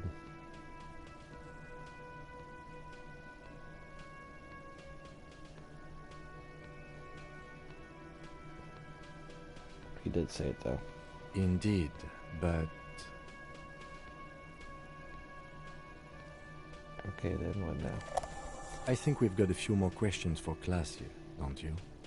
This seems to contradict her testimony, at least to some degree. True.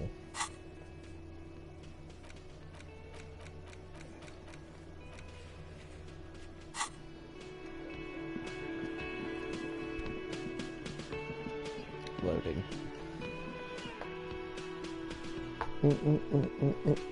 Do some loading.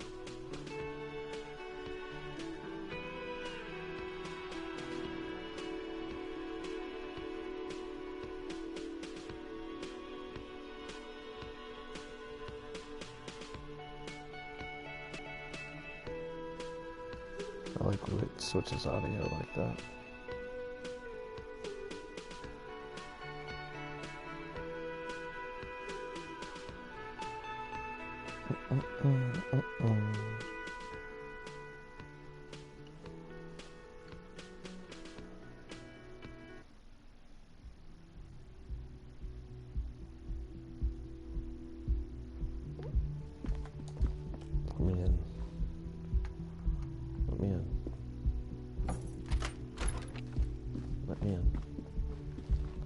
went back into that loading screen. Thank you. Appreciate it.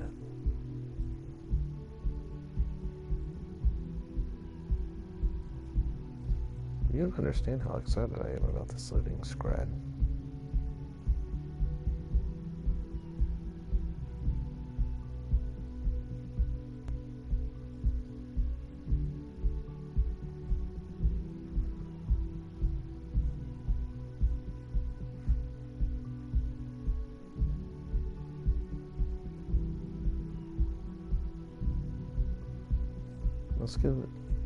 Let's keep going. Well, that was abrupt. Back to loading. Yeah, I don't understand the point of that room.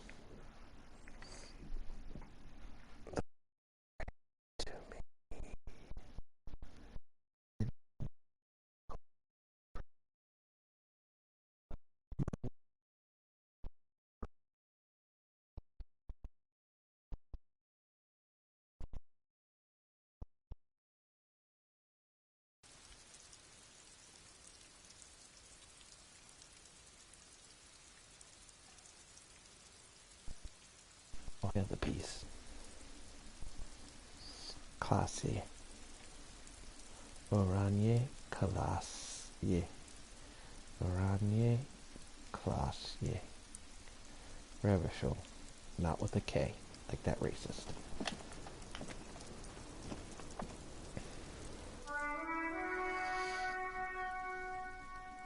Hello, officer. What brings you up here again? It's, his intentions to commit the EPAR. Titus gave us a recording. She puts her coffee cup down with a soft ring as the porcelain meets the metal table. This does not surprise her. Did he? I never said he was a good man, or that he had good intentions. Only that he was never bad to me. She doesn't care. If anything, she sounds amused. He says bad things about you. Where did they get this recording exactly? It's intercepted radio chatter of the deceased, recorded via a de-encryption station. It's authentic enough. Thank you, Ken. Does he say he's gonna do it Soldier of the Apocalypse style? Those are the exact words. Yeah. That was practically his pickup line. A memory surfaces in her tired neocortex. It's not entirely unpleasant. Did he say whores a lot? Was he pretty much on the verge of doing it Kohoi style? Kohoi was mentioned? He wasn't actually there. He didn't do a tour, or at least didn't tell me he did. Would have been overkill anyway. He lived his own little Kohoi. It wasn't his everything. Do you think he was trying to scare people? No. I'm pretty sure he did all those things. And then had to internalize them to keep on living. Until they just sort of turn into his, what's the word I'm looking for? She's quite observant about the human character. Trained to observe, even. Coping mechanism. Running joke. I was gonna say running joke. Oops. And it sounds like you didn't even get the good bits. Lely's punchlines got way, way funkier than that. He was like the Seminoles conflict, the Kohoi massacre, and the 36 famine in Yezut all rolled into one person. Wow. Then cast in Orani ceramic armor, which he wore in bed and in the shower. And you spent time with this person, and you like this kind of stuff? We're all scraping up any happiness we can find, officer. Going around with our little scouring sticks. You, your first love, Mr. Kohoi here.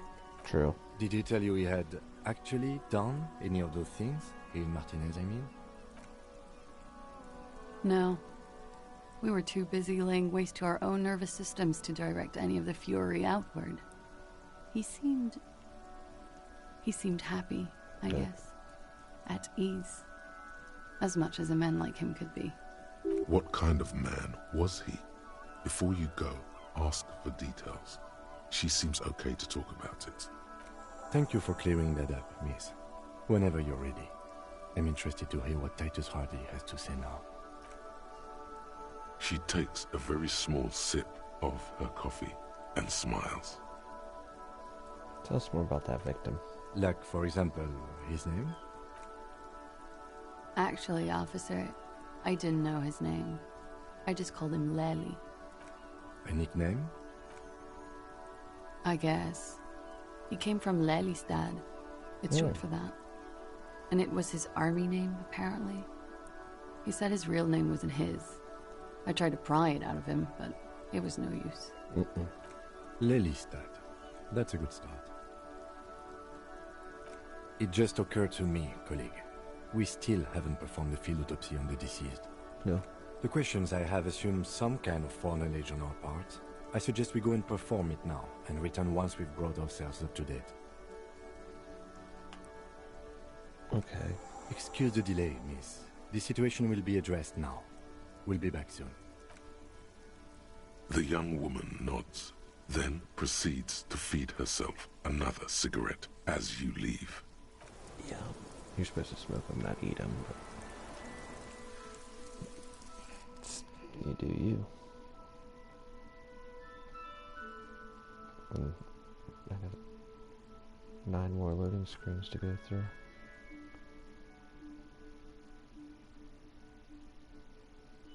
I should be learning that skill soon. Not the drunk one. The drunk one's not till like 9 o'clock at night, 8 or 9. The other one should be around here. Maybe 12:30, 12:45.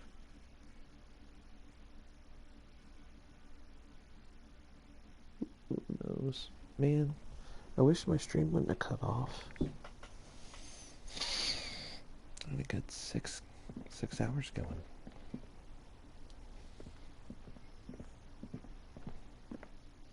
Now it's broken up into 4 hours and like 2 hours. So this one's only going to be like 3 hours instead of just having a 7-hour one. Sod.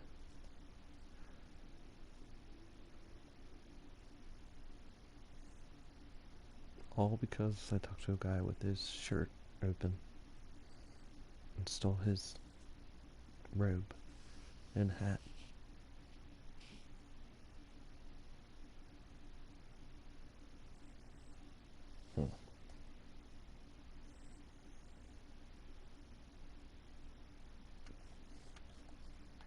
You know, that lady should let that band play Into the Void.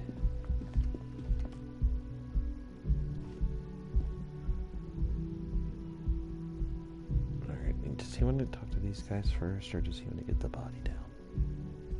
I feel like since we're already here, we should talk to these guys first.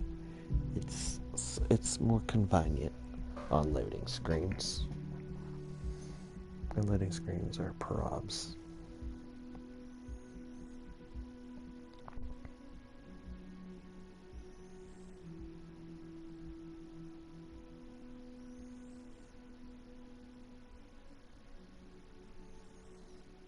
You can do it.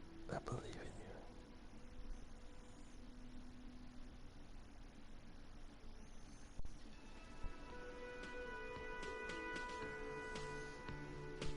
you.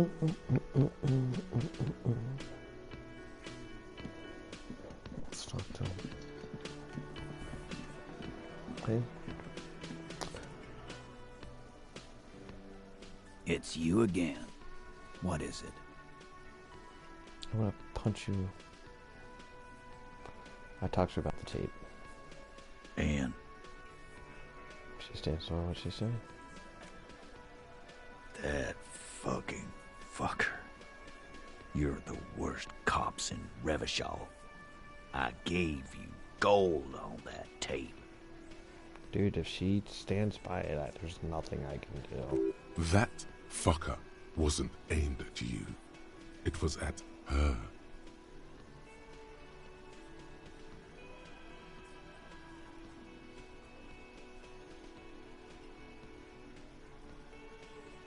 She pretty much did laugh it off, actually.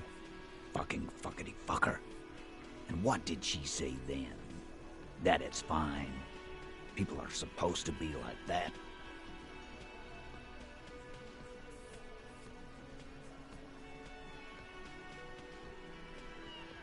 She seemed turned on by it. I'll say it made her nostalgic for his dick. Yes. In fact, I think she thought it was a little funny. Funny? No good goddamn psycho whore. He'd still fuck her. Seems like they wanted to give Claudia a second chance to play along. She still didn't. Alright. All fucking righty then. I guess it's good then. Fucking. Please try to control yourself in the presence of visitors, Titus. This is just perfect. Just fucking perfect. Any thoughts on this, lawman? Hmm? You don't have to say everything out loud. Just mix and match.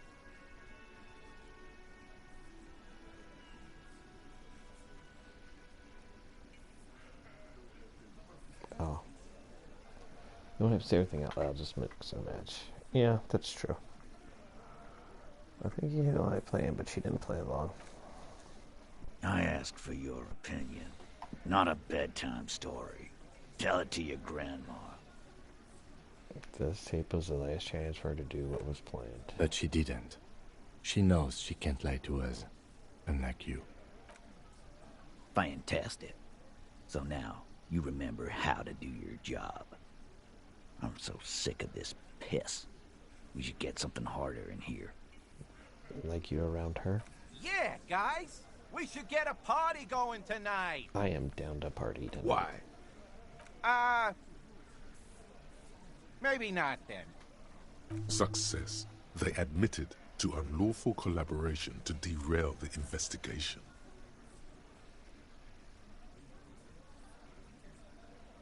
Maybe she isn't who you thought she was, buddy. Nah. I know her. She's just a girl. In over her head. She's a hardcore party girl with a bigger death wish than mine. Yeah. You're right about that. She takes way too many drugs. Well, it's as they say. You can't do anything with an underdose. With an overdose, you can at least try to come off it. Take a bath, do breathing exercises, get medical attention as necessary. With an underdose, you're just you. Yeah, underdose isn't an actual word. Yeah, but I mean, she has an actual drug problem. Not like you. Not like us. I don't think I've ever seen her sober. Be straight with me. She's always jacked up on coffee. I already told you. We fucking hanged him. Whoa. There's less gusto in his voice now. His men too are growing increasingly silent. The man is slowing down. Looks like a bad blood sugar crash. He can't keep track of all the variables anymore. Who could? It's getting harder and harder to perform one's part in this sordid play. All it takes is a nudge. Come on, Titus. The stakes are too high here. There will be blood on the streets. The tribunal, remember. I know you're tired. Why don't you just... You know what? I am tired. I'm tired of you, them, and the whore upstairs. Mm-hmm. Next time you see her, tell her Titus said, "Fuck on!" Oh, wow. That lying, scamming. We're done. This is over. You understand? Your little investigation is over. Lies. Yeah.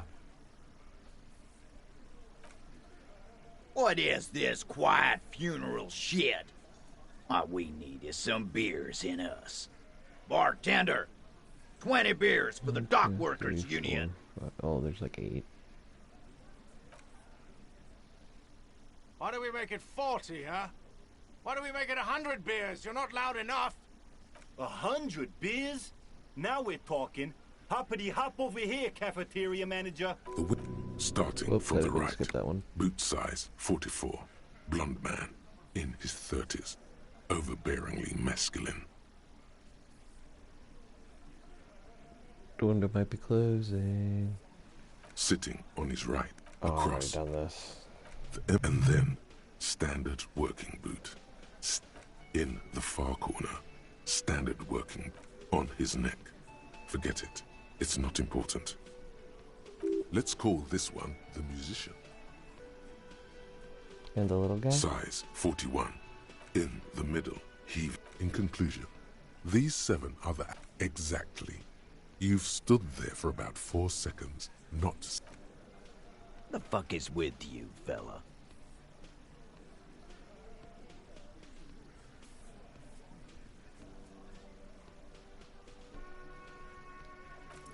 He's being manipulated. Convince Titus he's being manipulated. You should know by now. Titus Hardy will never falter.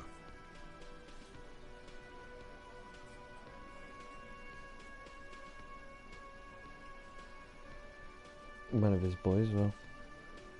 Just remember, it's about more than Glacia. It's about these men and Martinez. Their district. Their responsibility. Case closed. Huh? He'll get it. Go on. Write down, Kim. They just kill you because they don't like you. Got it. Kill you because they don't like you. All because...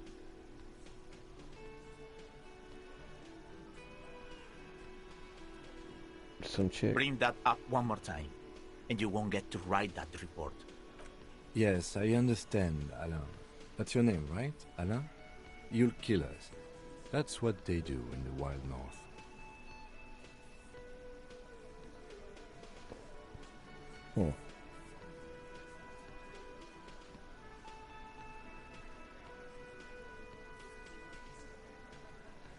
They club you from behind, string you up, and go back to drinking. It wasn't that.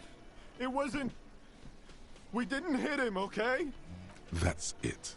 That's the weak one. You flushed him out. Now go in for the... Officer, you will be next if you don't shut up. Firearm. A Glass 08 or a 38 caliber pistol. Either is small enough for you to have missed. He's onto you. He knows what you're trying to do.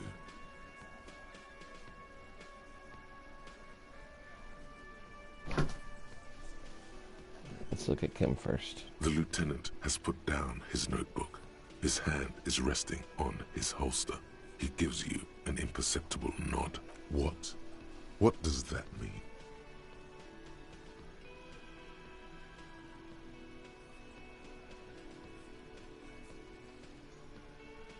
Which one was the big one? Angus. We didn't kill him. We didn't even hang him. He was dead when...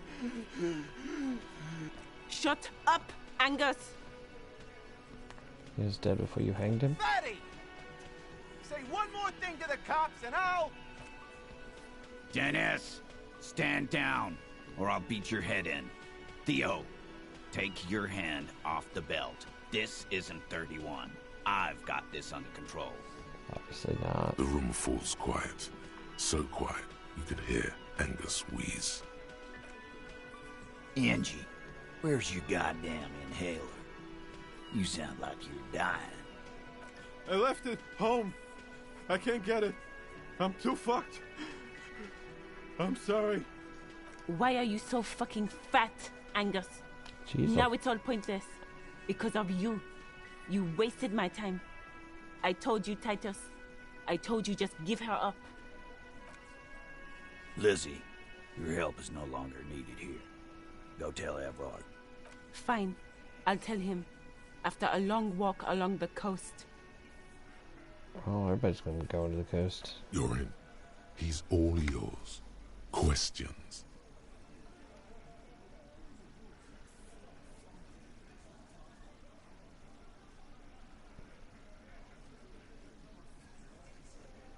So, if Gussie didn't kill him, why cover up? You may have noticed our girl's in some shit of her own. What kind of shit are you talking about? The can't show up on police radar kind. There are people after her. From the old world. Where she came from. Who are these old people?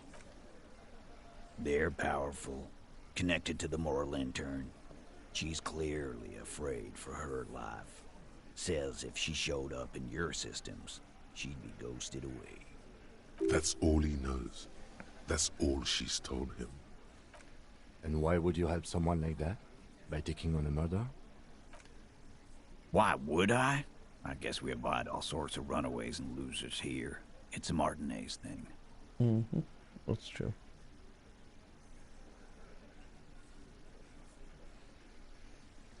So you didn't kill him, he was already dead. He nods. You hanged the corpse to cover up the real cause of death. What was it? We're not sure. Probably a bullet. The wound was difficult to see. Why? 'Cause the girls asked us to. They were in some shit. Girls plural? There's another girl? 2 of them? Take note of this. They'll probably say more about her later. Did she kill him? Cop, I have no idea. The girl says she didn't. He doesn't think she did. Or at least he hopes she didn't. What happened Sunday night? Classier came down. She seemed really out of it. Drugged up, even more than usual.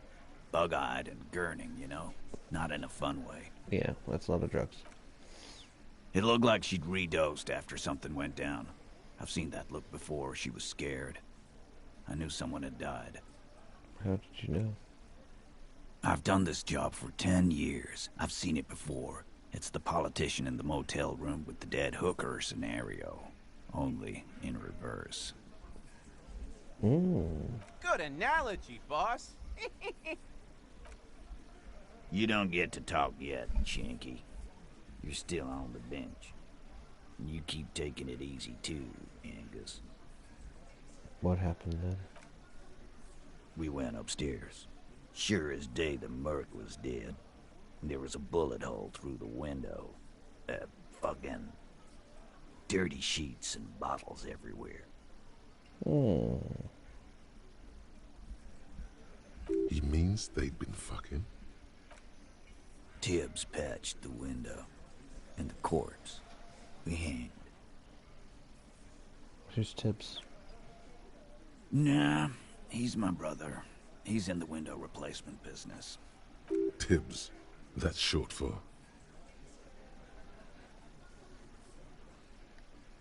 Tiberius? Yeah. Good man. Bet their father's named Atticus Hardy. Lucretia Hardy would be their sister. Anyway.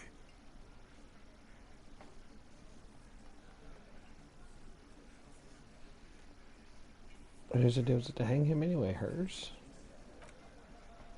In a manner of speaking. Remember the 2 girls? He may be talking about the other one. Was this the other girl? The girl asked for your help. That's right. It was her idea to hang him. I liked it for political reasons. It sent a good message. The drug trafficker is the 8th Hardy. Fella, you think too much. He's off all right. You're gonna hurt your head. That woman is just affiliated with the Hardy Boys. You don't know her, anyway.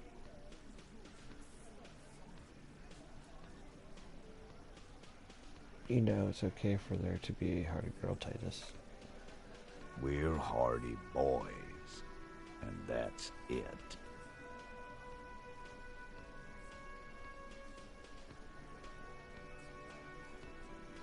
Sure, but you can tell me anything about the affiliate name, current location? Nope. You're not getting to her. It's Klausya you want to talk to. Who killed him? Any leads? Not yet. Just some ideas. She says the shot came from outside, behind the window somewhere. So that's a clue. What are you thinking?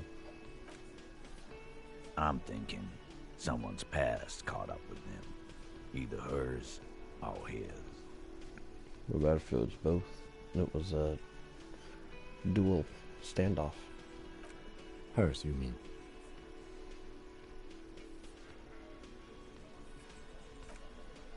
I mean the people after Klausya. Maybe the shot missed. Maybe it was meant for her. Oh, yeah? I like that. Been thinking the same thing myself.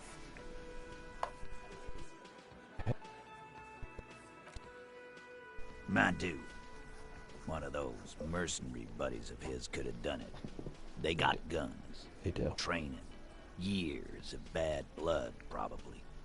Or it could have been someone else from Crenell. Tell you what I'd do. Check out the coast for vantage points. Maybe consult with a ballistics buddy of mine. That's what I'd do. If I wasn't too busy doing this clown dance with you. It's true. These theories, not bad. Don't buy either one, but still, this guy's not as dumb as he looks. You do that. She, Klausya, came to Martinez to hide. Many of us did. This is where you wash up when there's nowhere left to go. The Union takes you in. Now, she refused that protection. But what?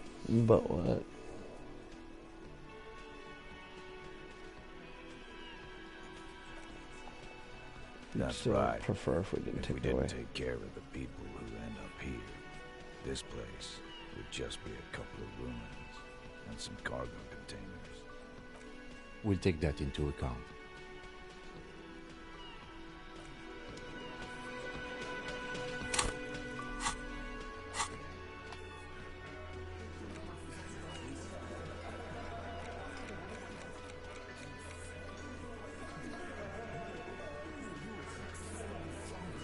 Okay. The flowers.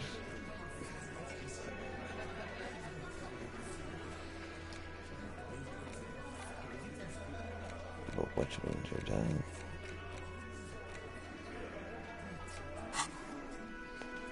Lies.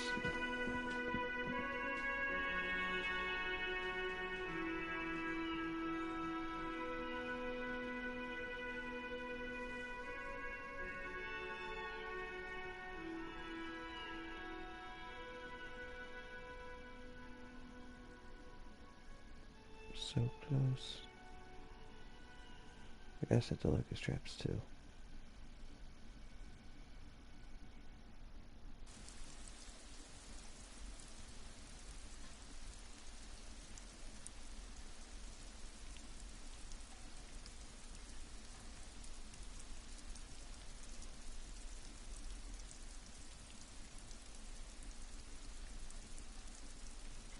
He's so nice.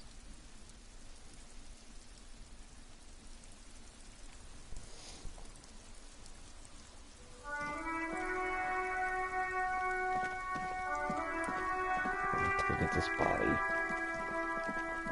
I'll get this body down. That's where I will end it. Let me get the body done.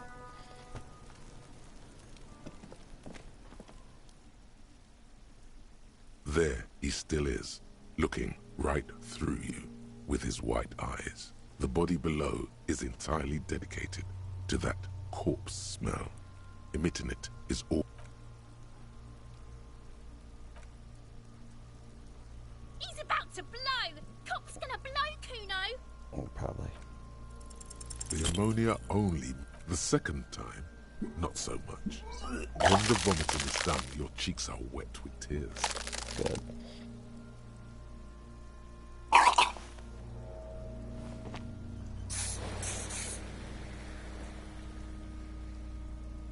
You mean you didn't help at all? Nor does the wind right now. I've seen strong men turn themselves inside out for hours. You are facing tough odds here. Alcohol withdrawal makes it considerably harder. Without me, I just can't keep it down. No. This is a two-man assignment because it needs 2 officers to complete. I need your help. You need to get your shit together.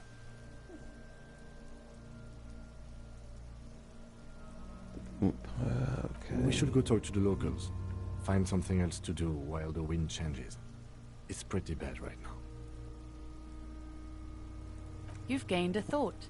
When this dialogue is over, go to your thought cabinet and internalize it for special bonuses and effects. Give it half an hour. Get yourself together. Then come back and have another go.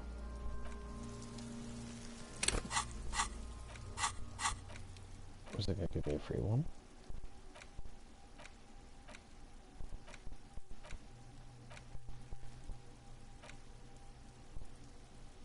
Yeah, I can unlock it. What was that lady talking about? What are you talking about, lady?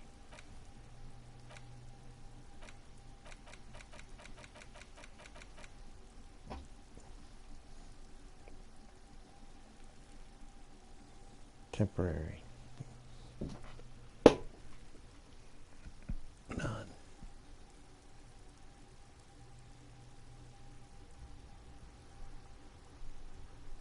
It's supposed to be the opposite of that. Together. Compress and small your age. Achieve a solid level of shit comprehension. Squeeze your butt cheeks together for 30 minutes.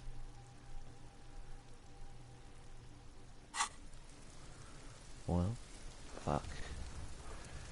Locust traps it be.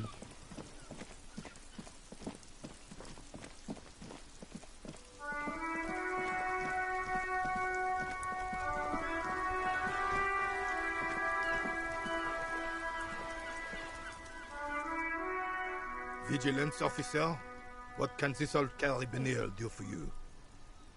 Do baying bells mean anything to you, Renee? I prefer the old name, Insulindian Lily. Girls brought them to young cadets when they entered service. Wearing them on your cap was supposed to bring good luck.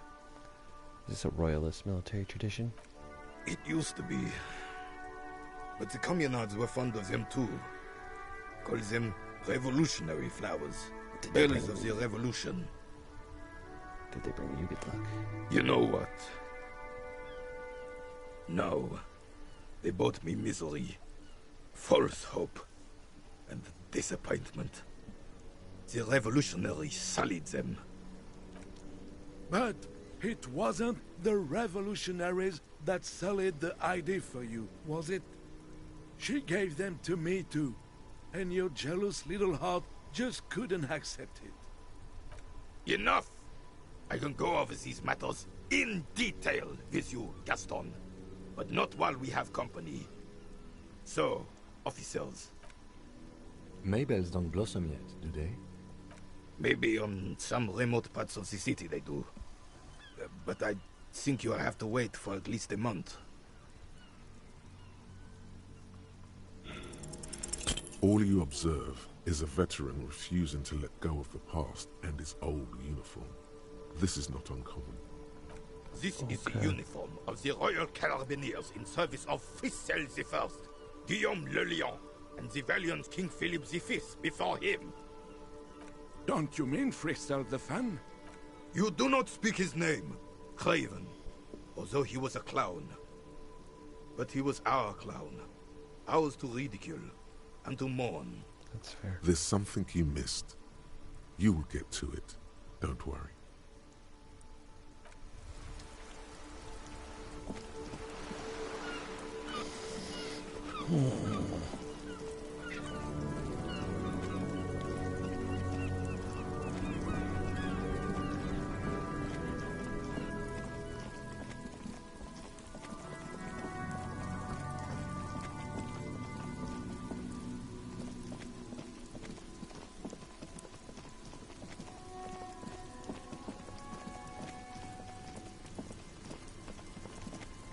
Focus. The locusts aren't doing all too well, but they're still in there. This isn't the empty trap. Oh yeah, I only got one trap to fill.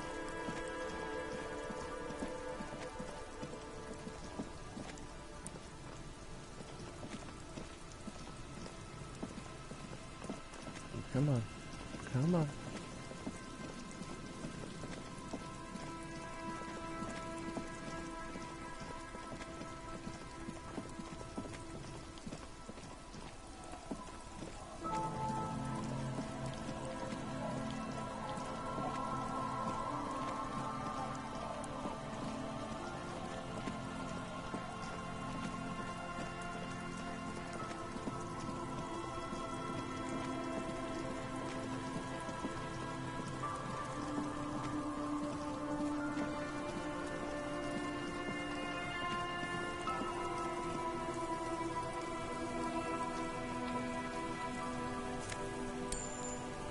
Jackpot. 169, baby.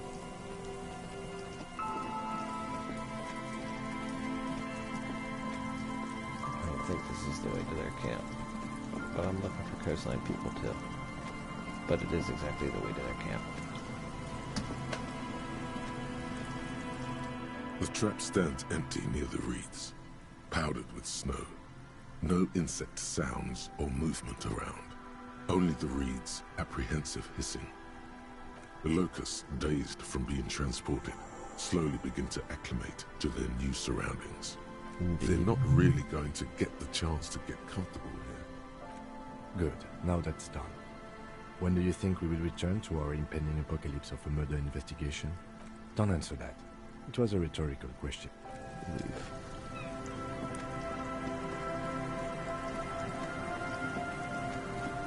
Let's see, for some coastlines. Some travelers.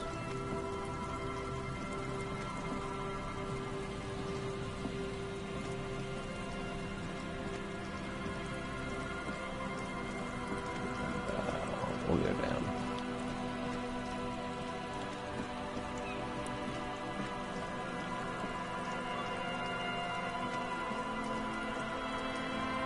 All the traps.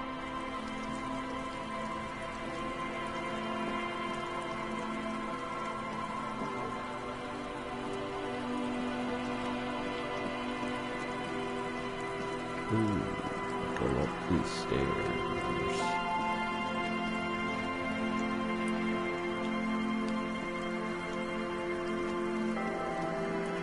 A scattering of bullet holes is spread across the cracked wall, reaching from one corner to the other.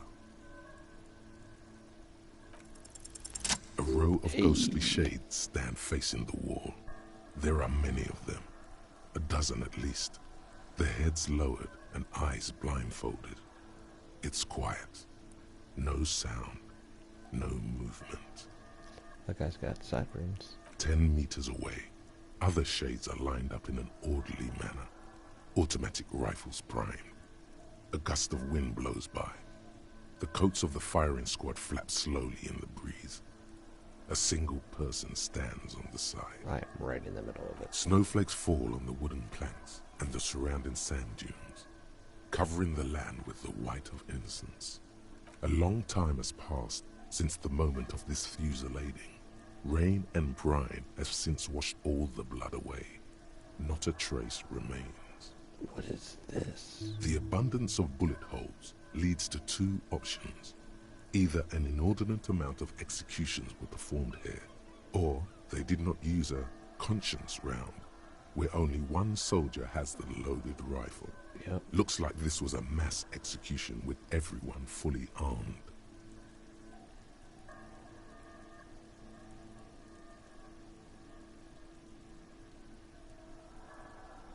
Well, that's obviously the army, and those are the people. Look at the people. A host of men, probably in everyday clothes, ragged from the conflict and covered in dust. They were not sitting, a common practice for executions in some nations. As demonstrated by the height level of the bullet hole, they stand, facing the wall. It's impossible to discern any details about their personality or background. Look at the line of soldiers. 7 men in combat uniforms and dark coats, holding automatic rifles aimed at the people. Soldiers from some side, but from which one? Look at the person standing on the side, giving direction. The commandant, the one who gives the order. Machine gun fire crackling through the air. The lights of the muzzle flashes dancing on his face. I don't know. I don't know who died here, lined up beside that horrible wall. It could have been any of the parties involved in the revolution. Perhaps the ones executed here were the loyalist conservatives, killed by the communists at the start of the Civil War. Or it could have been the communists, put to death during the last stretch of the conflict by the coalition forces. It could even have been the employees of the failed R&D center down the coast, as their building was taken over by the revolutionaries. Or maybe... Could have been them against the wall? Coalition forces? Yeah. It's very unlikely the coalition forces were the ones who died here. They were always the last ones against the wall. To be honest, if a coalition member was anyone in this situation, it was the commandant, the superior giving the orders. You'd be. A cold sea wind blows away the figures.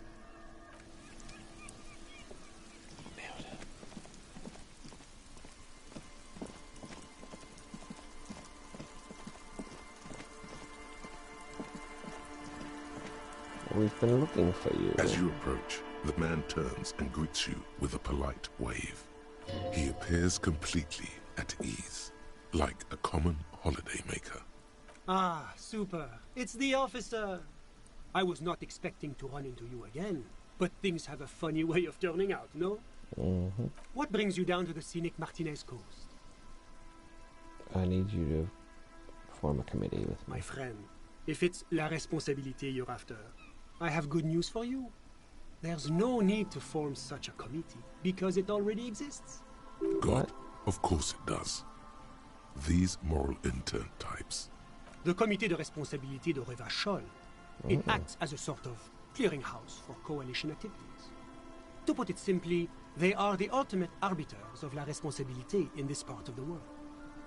Yes, this is just the sort of reasonable authority you're looking for. I would offer to connect you with the committee myself, but alas, I am not actually in Martinez. What? Where is he then? Can I still kill him? He's speaking figuratively. He means he's not in Martinez in his official capacity. Précisément. Officially, I am still in La Delta, preparing for an upcoming conference on fuel oil derivatives.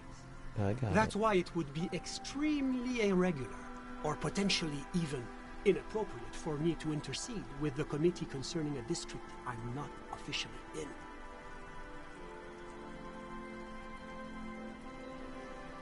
But I need to get in touch with the commit.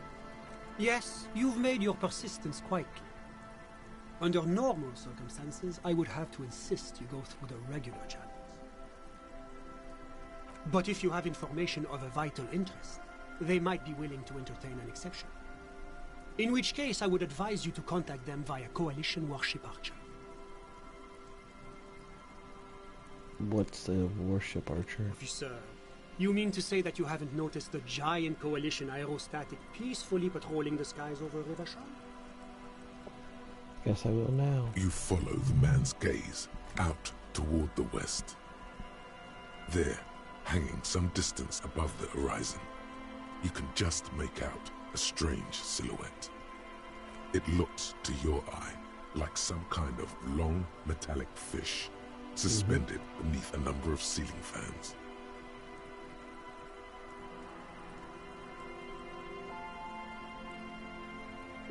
Not just any fish. It moves like some ancient bottom feeder gliding over the ocean floor in search of prey. It's amazing. Isn't it? A triumph of both technical ingenuity and international cooperation. I, for one, feel much safer knowing it's up there watching all of us.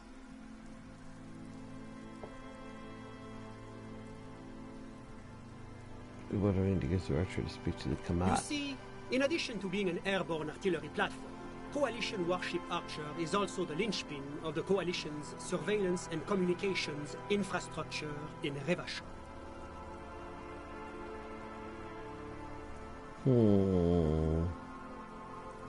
So it's watching us too? And listening. It has the most objective vantage point in the entire city. Not to mention a vast array of radio, photographic, and meteorological monitoring instruments. I find it a great comfort to know there are benevolent powers watching over all, in strict accordance with the Wayfarer Act and the Bristlemühne Convention. Oh yeah? How does one go about contacting? This is quite the problem. Very tricky. Of course, the Archer has orders to fire on any unidentified act, but in that case, you would require a radio transmitter capable of broadcasting on Coalition frequencies. And that kind of technology naturally isn't typically available for non-Coalition use. Yes, it is a bit of a conundrum. You're spilling some beans. I suppose there might be some way to circuit bend your way onto those frequencies, but you'd have to be one of those techno-tinkerers to do it. Do you know any of them? Unfortunately not, no. I don't have the pleasure. I am merely a representative of the Coalition government, not very well versed in technology. But you... Sounds like something that programmer we met in the church might be able to help with. Let me just say that I have complete confidence in the RCM. I'm sure you'll figure something out. I always do. What are you doing out here? Well, that's très simple. I was visiting the fishing village just north of here. They have applied for a series of microloans to revitalize the old market. And, well, I wish to see the situation firsthand. And then, well, I had some extra time on my hands, so I decided to stroll down here. It's quite peaceful, isn't it? Yeah, kinda. Oh, how do you know there was a mass execution here? Ah? Is that what those pockmarks are? I might have guessed. Fascinating how much history is contained right here, if only one knows where to look for it. Actually, I'm all ears, officer. thank you for your time. Always my pleasure to be of assistance to the RCM. Godspeed, and if we don't meet again, bonne chance. Buncharts?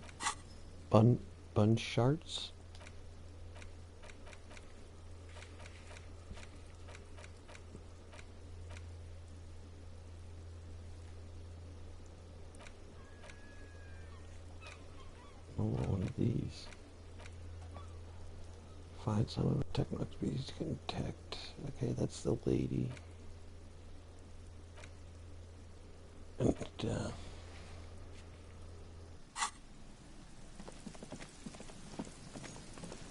Portalina. And the Schmorgelaberg. Oh, you're such a dickhole. Dick. It's just attacked.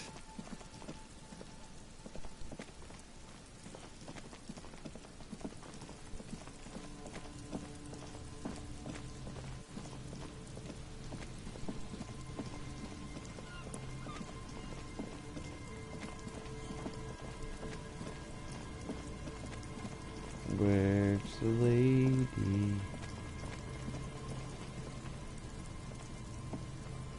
She not coming? Come on, lady.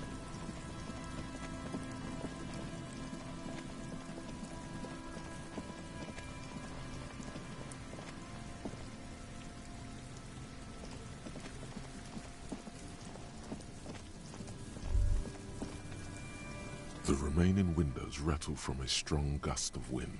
They're covered in a thick layer of grime. They must have been like this for 40 years. Do you want to make out inside, Lieutenant? No. I won't even try. You know,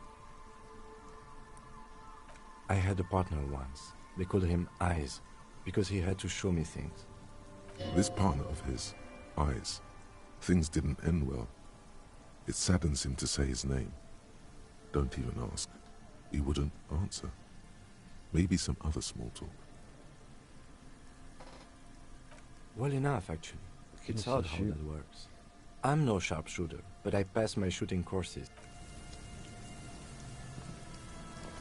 Good.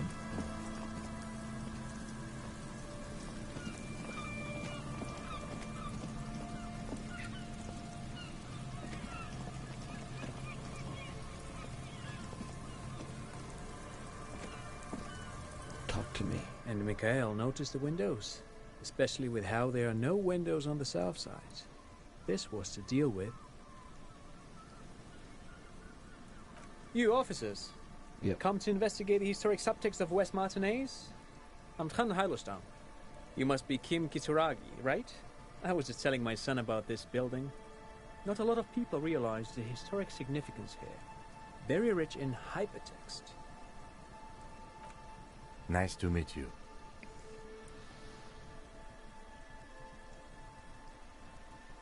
Wait, what was that? Oh yes, so Mikhail. They had to deal with monitor glare, especially in the summer. They still had vector monitors back then. That was 49 years ago. So they didn't have windows on the south wall. Whoa, I didn't mean to hit that. God damn it.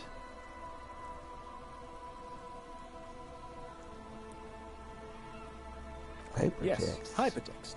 Young Carp and the collection of cultural hyperlinks. No, I can't say that we've met before, but I've heard of Kim, of course. Mikhail, say hi to the officers. Mikhail's a little tired today.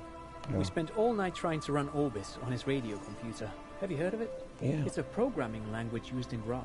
Quite tricky, but he wanted to play this Grad-made adventure program. We've been getting really into verbs lately. The man speaks in the artificial cadence of a professor, or someone who's been on too many radio shows. But I assume you're not here for giant worms when there are so many real things to see. Just as I was telling Mikhail before, this is where the Coalition landed in 08. We could be standing on what is the most interesting landmark in Revachol West. Wow, get a load of this guy. He really enjoys his trivia. The Orbis programming language was named after its inventor, Victor Orbis, a cybernetician from Grad. They run Vox in the Occidental countries. So what's so fascinating about these empty old builds? Aha! But it's not just any empty old building. Feels like it. What not a lot of people know is this used to be the R&D department of Felt Electrical. And Felt, which now sells ink cartridges mostly, was once a top dog in the turn-of-the-century cybernetics boom. Hold on. What's R&D? Research and development. It looks old and weathered, with seagulls picking apart its stone and metal carcass. Bushy undergrowth has taken hold of the collapsed rooftop. Some kind of bird has set up a nest on a broken windowsill. Apologies, it's an acronym for research and development. They don't use it anymore. You're probably more familiar with RTD, Research and Technological Development. Mea Kalpa, you are not familiar with that one either. This man is a bookhead. Fucking bookhead. That's not surprising. Only a vestigial ink cartridge and ferrotape manufacturer remains. They started out as a midway electronics outfit in Königstein 2 centuries ago. After an aggressive move to Revachol, Feld became a global player in the emerging personal electronics market of the pre-revolutionary era. Still, Tricentennial was beating them in business machines. But Feld had an ace up their sleeve. Or should I say, they were developing an ace up their sleeve? I'm mixing my metaphors here. What was that ace? It was here in Martinez, possibly in this very building, that they developed prototypes for a tape computer. A what? An elegant folding mechanism of rollers and ferrotape ribbons, portable enough to be a take-it-home solution. Revolutionizing business machines, possibly even bring them to the average consumer. Which is a feat of engineering even today's giants, Rehm, ICN and ZAM, haven't achieved yet. He assumes something like a combat stance, facing the wind. Hey, what happened? Indeed. What? The revolution! Unfortunately, their moonshot project never made it to the market. Feld's move to Revachol backfired. The revolutionary government liquefied their assets and expropriated those very advanced prototypes. Possibly from this very building, or one of the adjacent ruins. All of this was built by Feld, even a boardwalk.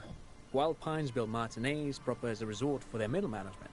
Feld built this side of town for R&D. This yes, boardwalk? They even built a pleasure wheel, but that got destroyed in the war. Oh yeah, that was pleasure. A pleasure wheel?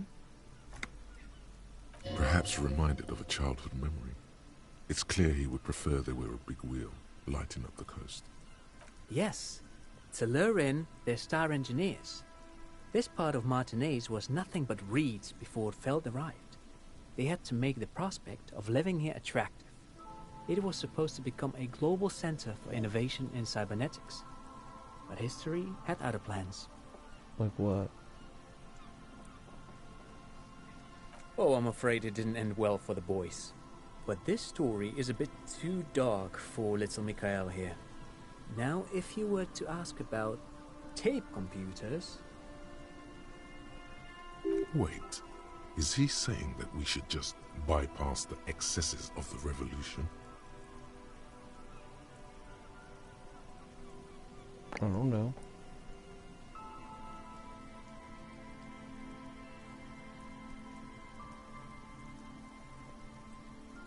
Officer, I told you this chapter of history wasn't on Mikhail's curriculum yet.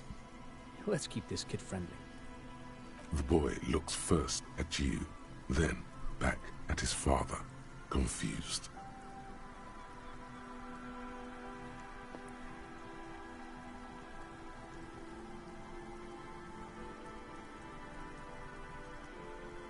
They work like radio computers? Actually, no one knows. No one even knows what a computer made entirely of tape would look like. But word has it, they were very elegant, exquisite, alien-looking turn-of-the-century hardware. Ooh. Buckle up.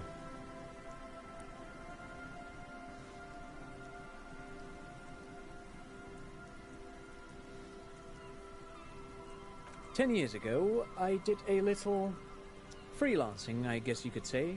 I was a special consultant for an exhibition at the Humpty Dumpty Dum Center in Vredefort, Oranje.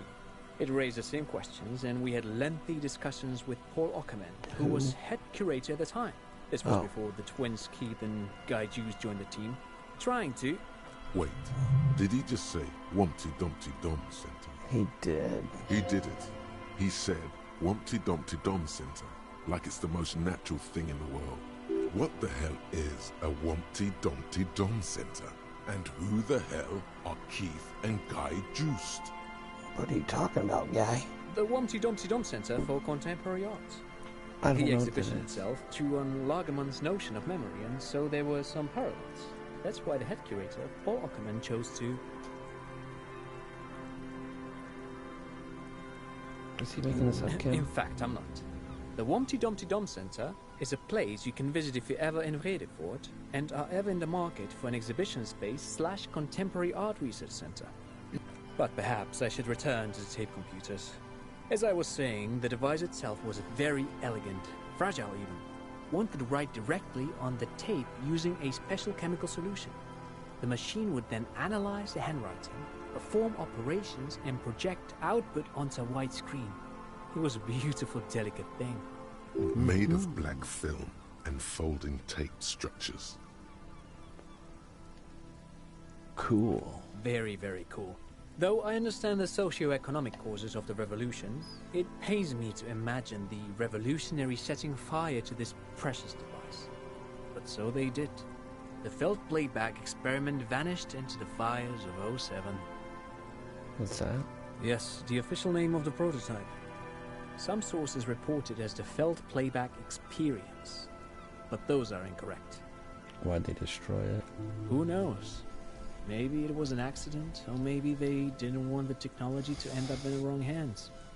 Either way, they're all gone now. All 3 versions of the prototype.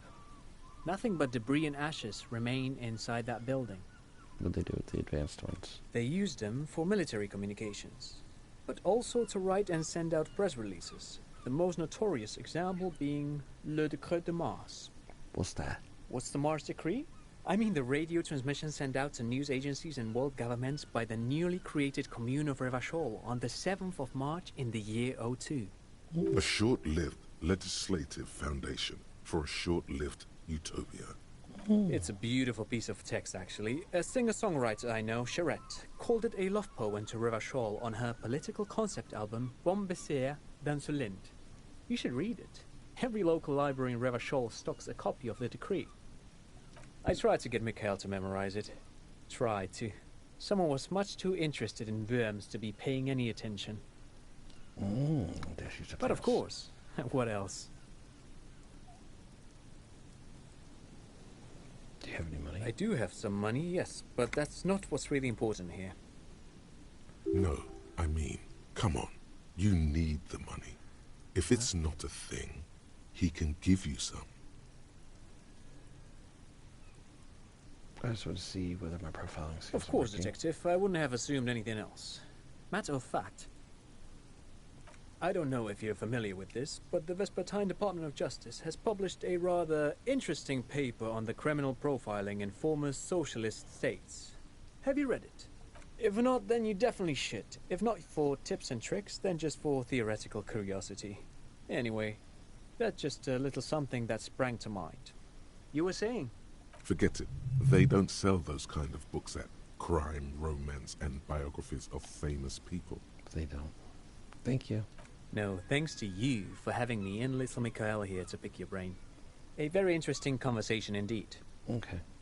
Pick your brain? If anything, this was rather one-sided. He did the talking. Whatever. That's what I thought.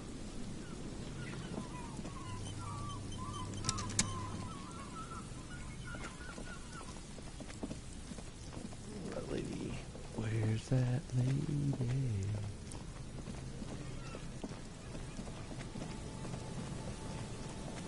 Trash. Bumblebee.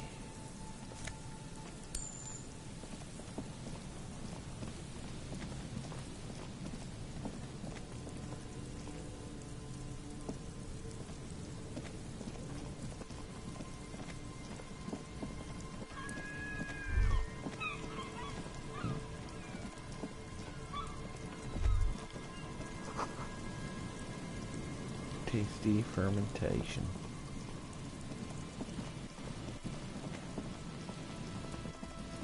Is there more? There's some tear.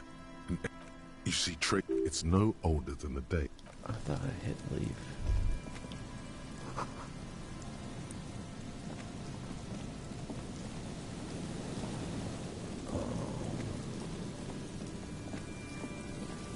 Where could this lady be? Someone has left an unidentifiable article of clothing on this railing. It's streaked with dried seagull shit and tangled with pieces of seaweed. A dangling arm suggests that there might be a jacket beneath the crust of filth. That's a dirty-ass jacket. It seems likely that it was left in the surf until someone laid it out on this fence to dry out. Unfortunately, that just seems to have stiffened it into a shapeless mass. Please tell me you're not taking that with you. Why not? It's a guano-encrusted jacket, and you're already carrying around enough as it is.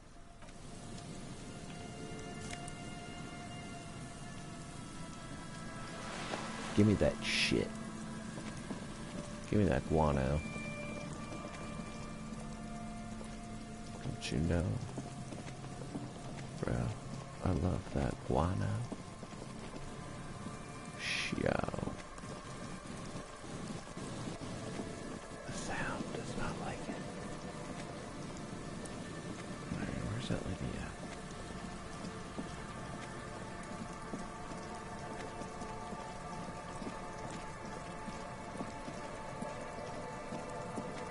Oh, I could go talk to her.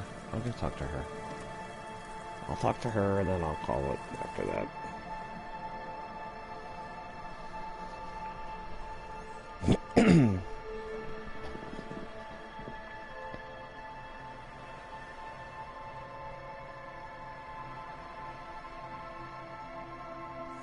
You never know.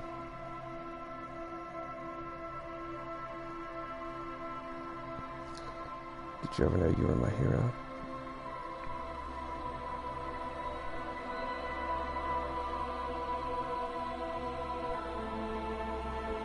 Come on, man.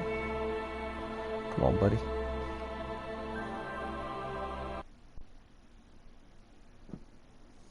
Here, I'll talk to this lady, and then that'll be, Yo. Hey, her Innocence Dolores Day liked little figurines, right? Liked holding little men between her fingers, remember? You have the revolutionary soldier figurine. You should give it to her. Win her back. So very, very, very nifty. Nifty and mysterious. This is surely what the figurines are for. Awesome. I'm gonna win you back with a figurine. Yes, what is it?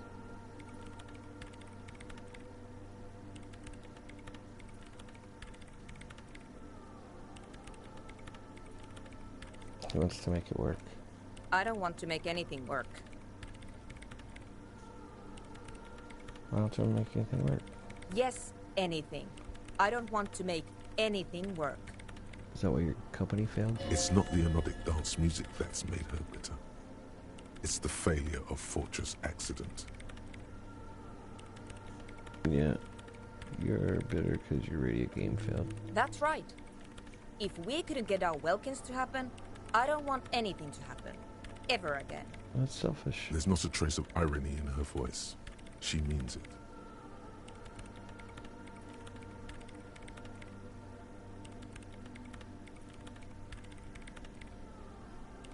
Come on, man. Easy. When her research is done, she can move out. Listen, about your research, you mentioned earlier that it's not going very well. Maybe I can help with something. What? No, I don't really need any help with the project. But if I could help you finish the project, then you would have to live in a church next to the Boom Boom anymore. Just think about it. She thinks about it. A glassy look in her eyes. A gust of wind brings more snow in from the broken gallery. It touches her hair. Here, touch. All right. Bring me the game's offsite copy from my old workspace, if you really want to help. It's stored on a filament memory, and I'm unable to go and fetch it myself. Here you go. No, that's the production schedule you stole and accessed without authorization. I don't need it. In his defense, it was simply lying in the desk drawer of an abandoned cubicle. Okay, but still.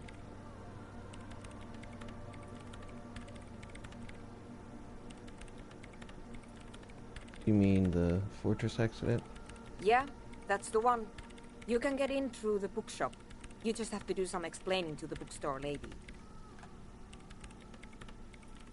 I've actually been in there. Good. Then you might know the giant ice bear fridge in the building's cellar. The filament is inside the fridge. Just go and get it. And where exactly is the offsite copy? In the giant ice bear fridge. I just told you. It has red glowing eyes. It's impossible to miss. You just need to get the offsite copy from the ice bear. But you've been to the fridge and it wasn't there. There was a note saying... It was moved to a safer place.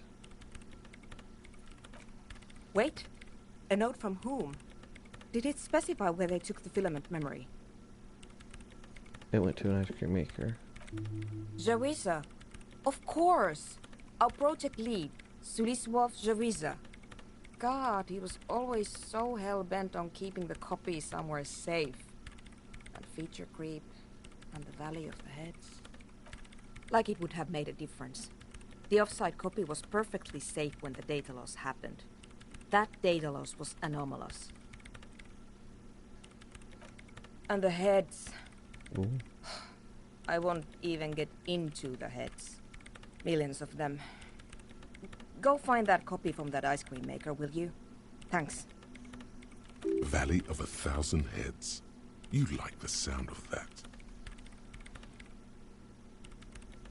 It's completely frozen. This is getting ridiculous. Can't you just defrost it? Or, I don't know, I don't know about the ice cream maker. Just figure something out. There's a solution, but she doesn't want to hand it over to you yet. It's a thing. Something she holds dear.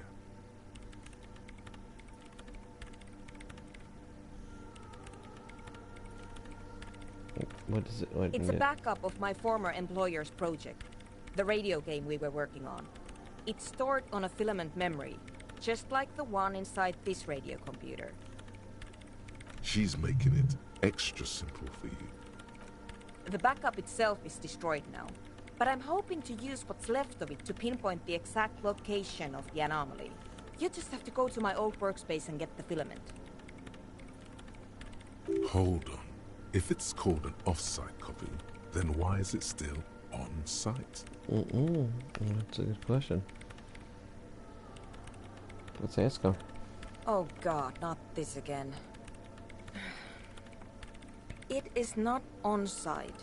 It is in the basement. Perfectly safe and not connected to the front at all. Basement? Sounds like it's technically still on-site. And no, taking it outside the building wouldn't have protected it from the data loss. We clear?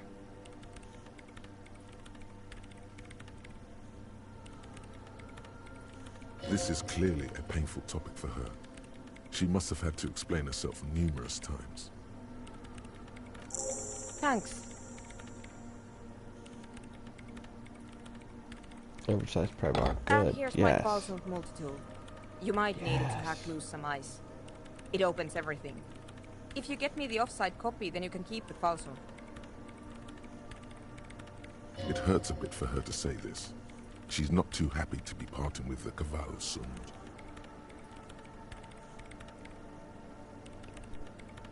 Right, I'll let you work in peace for now.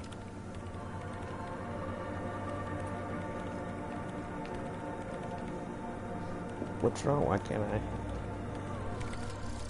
Anti-Object Task Force. Behold, the Anti-Object Task Force has assembled. God's avenging angel, arrayed against the lower emanations of the Darkened One. Shoe racks, tape recorders, motor carriages, and doors. So many doors. You're not just pounding it all to pieces. You're reforging the universe, from the anvil of the heavens to the worms below. Indulge in it. Be bold. Have an impact on the shape of creation. Out of the furnace of your rage. A new reality. Also, you should trash your room again. Oh, really? That's cool.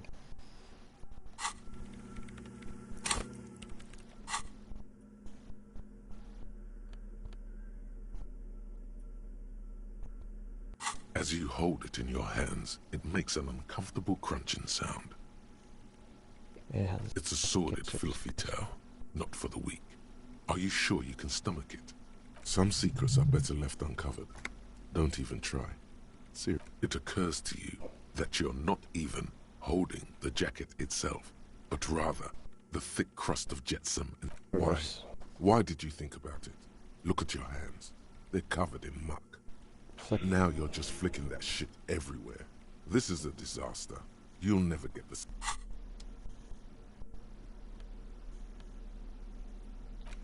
I really blew it there. Yeah.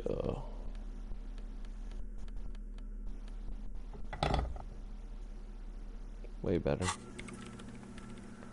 Holy hell, that's huge.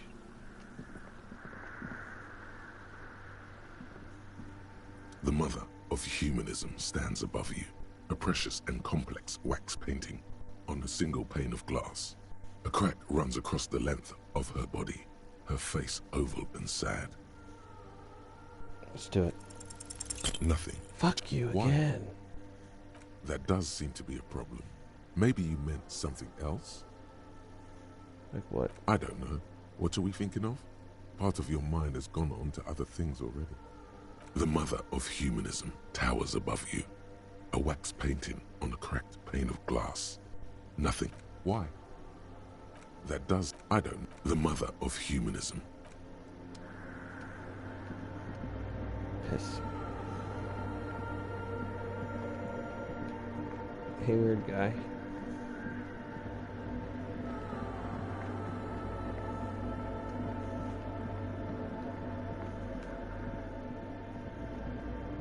Okay, that's where I'm gonna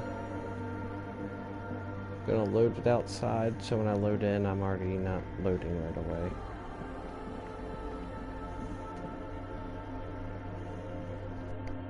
That was good. Hey, bad.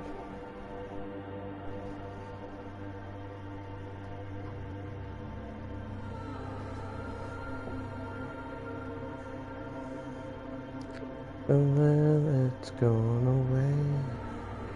Hey, hey, say goodbye for today. Oh, it's stuck in the piss.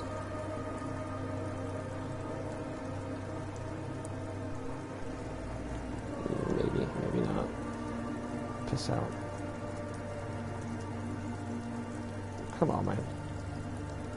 Grab a shawl, man. I want in. Let me in. Alrighty.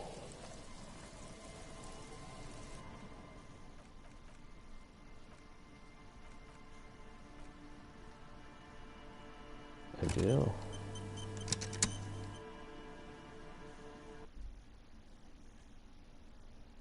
I'm back. Or not. Go away. Get off my TV.